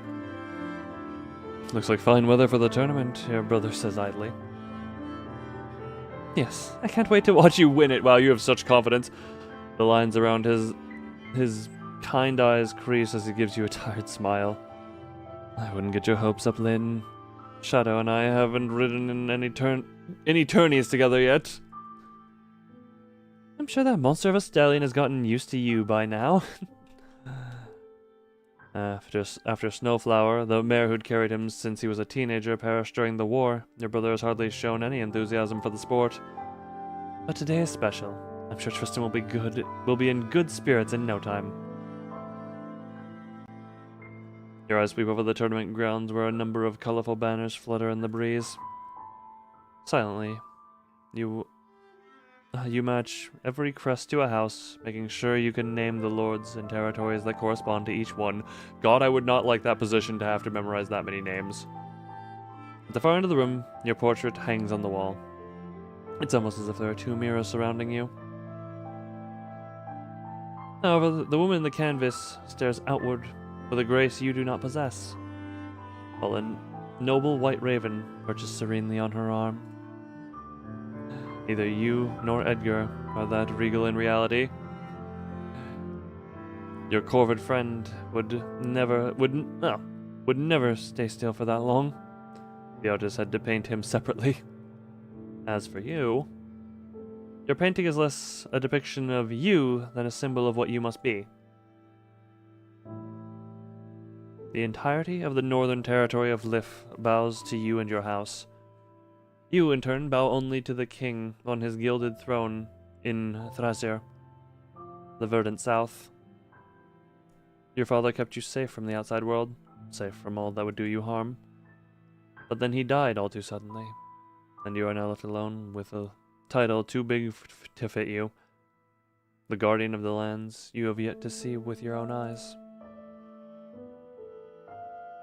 Your brother catches you staring intently at your portrait. You look older in the painting, he muses. Oh, I had the artist paint it that way. Art is meant to present the ideal version of the world, is it not? Like the image of the perfect ruler, whether or not she exists. I thought art was supposed to capture the beauty in the world, your brother says, eyeing you gently. Its imperfections included. You laugh. You're very poetic for a warrior. Say, why wouldn't you sit with me for a painting? Your family too. I'm your vassal, Lynn. It's not proper for a knight's portrait to hang beside his master's. That may be true, but you'll always be my brother first. I'll never order you to do anything you don't want to. I believe you. Touch again. You stare again at the space where the painting hangs, but you don't look at your image. You think instead of the other painted face that used to hang there. To tell the truth, I didn't want a portrait done so soon. It just feels so final. That now I have to accept that Papa isn't here anymore. How can I take his place? You'll become a far better leader than Father ever was, your brother states calmly. Oh, you and Papa didn't get along very well. You knew his words were meant to reassure you, but there's an edge to them that cuts too deeply to comfort. I suppose I'm glad he has faith in me. The fire actually burns this time. The hearth is cool and full of ash. You sigh and hug your long cape-like sleeves tighter around you. None but the summer months are free from sudden winds of the boreal sea. But thanks to the habits of your mischievous avian friend, you've told the servants strictly not to light a fire here unless he's in sight. I do hope Edgar stays out of trouble today. As if on cue, the sound of squawking and rustling wings immediately echo from within the chimney. Within moments, a flash of pale feathers lands in a heap on the piled ash, letting a small cloud of dust form and settle around the corvid that stares at you with beady blue eyes. A playful caw emerges from his beak. Edgar, where have you been? You say. Look at you, you're all sooty. What's that in his talons? Your brother asks. Is there anything in the talons in this image? You notice a glint in the pile of soot. The raven's talon is curled around something small and metallic. Edgar cries protectively as you move closer to inspect it. It looks like a ring. Edgar, where did you find this, you ask? It doesn't look like one of yours. Though dirty, you can still tell it's a small, slim band of gold Far plainer than the jewelry your mother and father left you.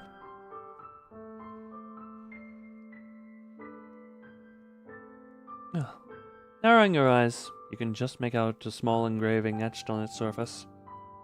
That's... Your brother's face lights up in alarm. Edgar, give me that! He commands the raven, who promptly ignores him. Never, it's mine! Never, it's mine now! Your brother lunges for him just as the raven takes off from its hearth, getting soot all over the carpet as it lands with a flop atop the empty suit of armor. Tristan, don't hurt, no, don't hurt him. Edgar, get down from there or you'll get Tristan's suit all dirty. Gaga! This is why Master never liked you, tall silver man. Your brother sighs and turns to you. Why do we have crow translation? That's fun, but... you know what? I say why, but also I like it. And I don't know how your bird found that ring, but I need it back. Why would you want that old thing? I could buy you a dozen new ones. Please.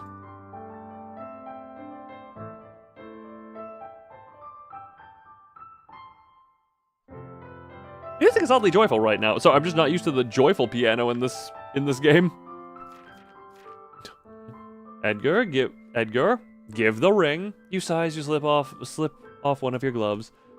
Yeah, you owe me one, brother. Carefully, you remove an intricate band set with tiny sapphires and hold it up to the sooty raven.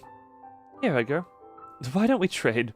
The raven bobs his head to get a closer view, his eyes twinkling just like the stones set into the silver.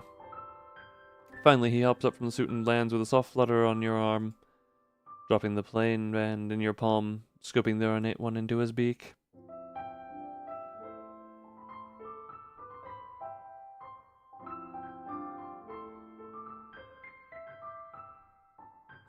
Oh, Edgar, you've gotten my sleeve all sooty, you sigh, handing the gold band to your brother. The raven, happy with his new treasure, flits back to his perch atop the armor's pauldron.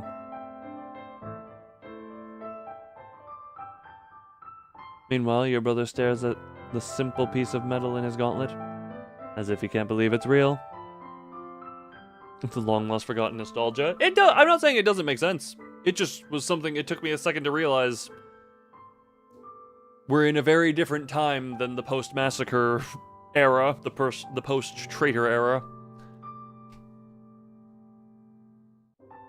Meanwhile, your brother stares at the simple piece of metal in his gauntlet as if he can't believe it's real. He pockets it, too many emotions washing over his face to unravel. Thank you, Lynn. I mean it. It's alright, I have dozens of jewels after all, you say. But please don't ask me to trade them all for any more of Edgar's baubles. You yelp as he pulls you into a quick hug, engulfing you in the cold steel of his breastplate. Oh. I won't, I promise. You're hugging, smashing me into metal. Your raven friend remains perched on the empty suit of armor, surveying the room like a small winged tyrant on his throne. Be a good boy and don't steal any more jewels, alright? Decorative rug, the book. Your brother notices you eyeing the book. Would you like me to read it to you? He asks playfully. Or do you say plainly or plainly? Playfully. Mercifully, he hasn't noticed the cover. You knew he would never offer if he'd known what you were reading. Spirits, no. I was just reminded of, well, simpler days. When your father was alive. When your brother's smile reached his eyes. When your only concerns were pleasing your tutors, sneaking off for swordplay lessons, and wondering if the terrifying tales about revenants that told you were true.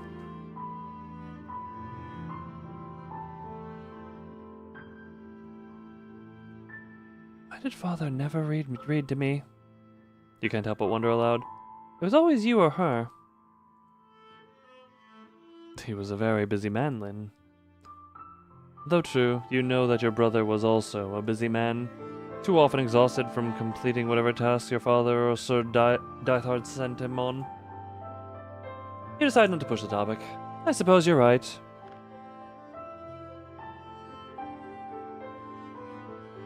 Reading old letters. I was just looking over before the banquet. All the flattery and condolences start to sound identical. How am I to remember who's who, let alone put faces to each name? God, yeah, when everyone's saying the same copy-paste message. Ugh. Oh, sorry, I've been sitting for a while. Needed to stretch for a bit. Ugh. Good to maintain mobility and not sit for long periods of time is something I should actually remind myself of more often instead of just right now when my legs are feeling stiff. Many of them will be meeting you for the first time. Nobody expects you to know every detail about them offhand. You would be surprised how expectant people can be. But the Marchioness needs to know her court, especially if I'm supposed to pick a suitor among them. You needn't worry about that just yet. You've barely stepped into this new role, then. It's fine to learn how to be Marchioness first, before you have to navigate a partnership too. You just don't think I'm ready, do you? You are barely an adult, just got thrown into this. I don't want you to be hasty. The person you choose will not only become Marquise, but someone you have to spend the rest of your life with. Brother.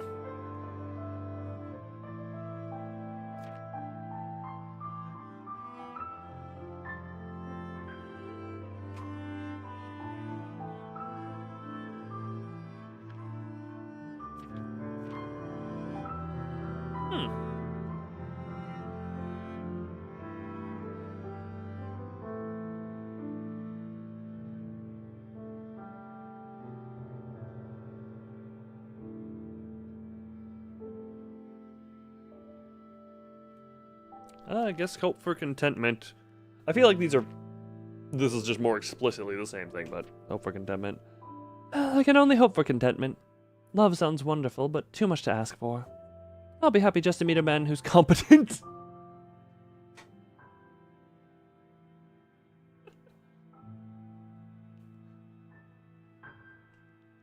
I hope you raise your standards above competent soon.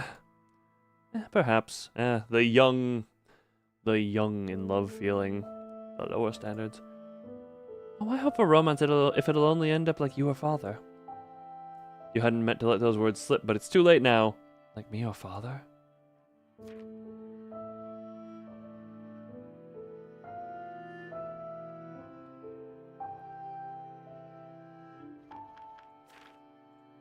Every single choice is a save slot.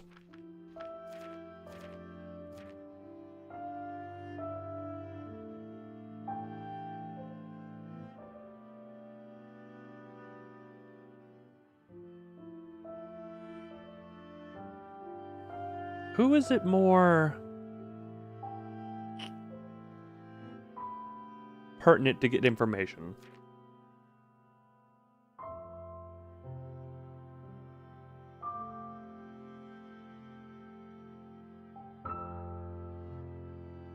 Isn't that why father never moved on?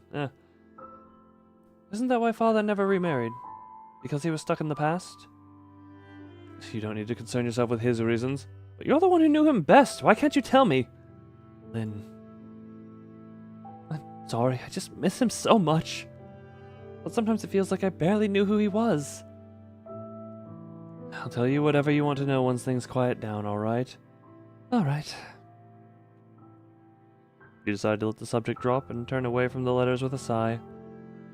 You love your brother more than anyone in the world, but having a conversation with him can sometimes feel like asking a stone wall to move. Hopefully we can speak more another time.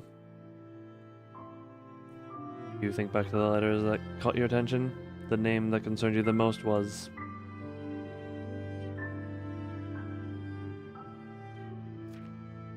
Oh yeah, Heimdall, yeah.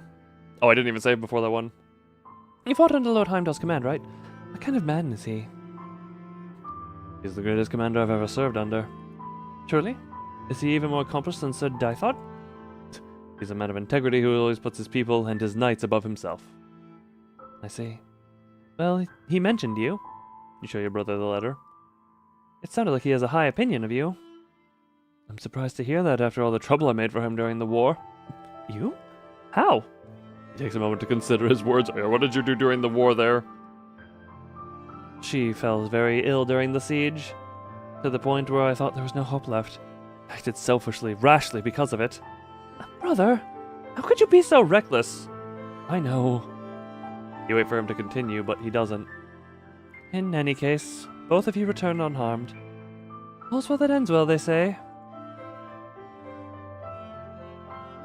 Now, are there any other lords you wish to know about, Lynn?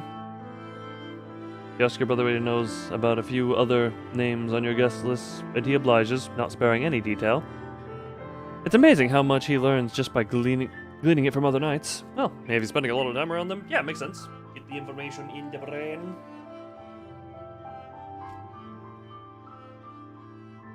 Check twice. Mirror. Oh, I didn't check the planet. You can't help but glance at your reflection again, smoothing your hair and your sleeves for the umpteenth time as you do. You look perfect, Lynn. Stop fretting. I may not have done steel, but a woman's appearance is her armor, brother. Are you prepared for the upcoming battle, then? As I'll ever be. Your brother sighs as he sees you fiddling with your hair. I swear, you and her are the same. That just means you need to meet more women, brother.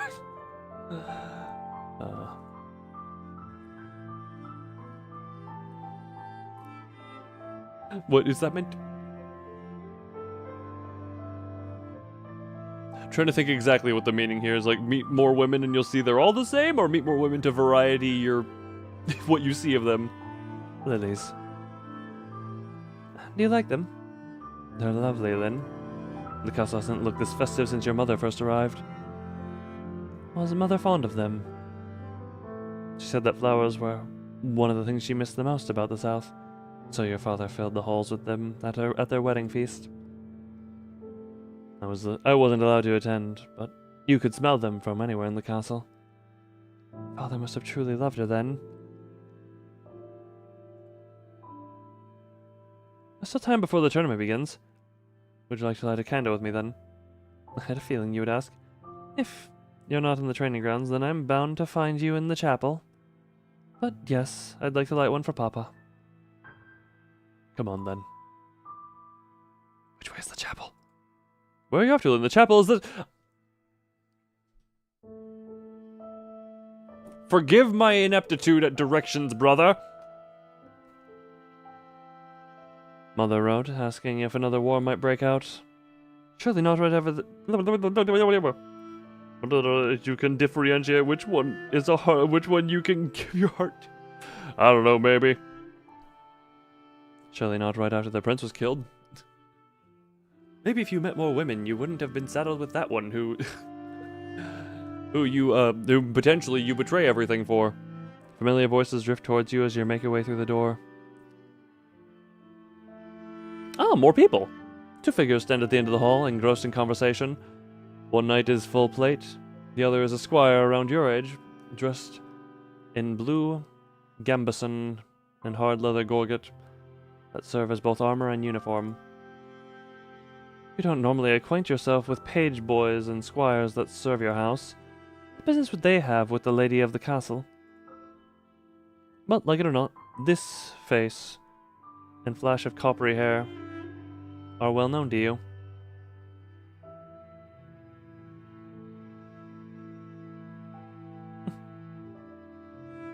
First, how dare they ignore you? You're not sure whether to interrupt them, keep waiting. You know, this might be an awkward place to leave it. But I am going to save here because my throat is starting to feel it from all the reading. So I'm going to leave off here for now. And then hopefully next stream can both be finished off and maybe get a few different endings. The stream, no, thank you for being here for the stream. Has been enjoyable, and I am...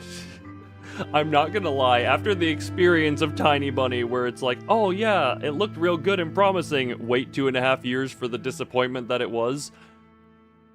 Part of me was worried, but I'm glad that this is not a letdown and I am enjoying it. Pretty to look at, lovely to read, and curious to see how this goes based on how the armor of Tristan was left at the end of the first section. Members get to listen to free audio. Hey, look, everyone gets to listen to the free audiobooks. That is how that is, but for now, thank you everyone who came to enjoy this. I hope you enjoy it as I have. And as per usual, and as per always, bye.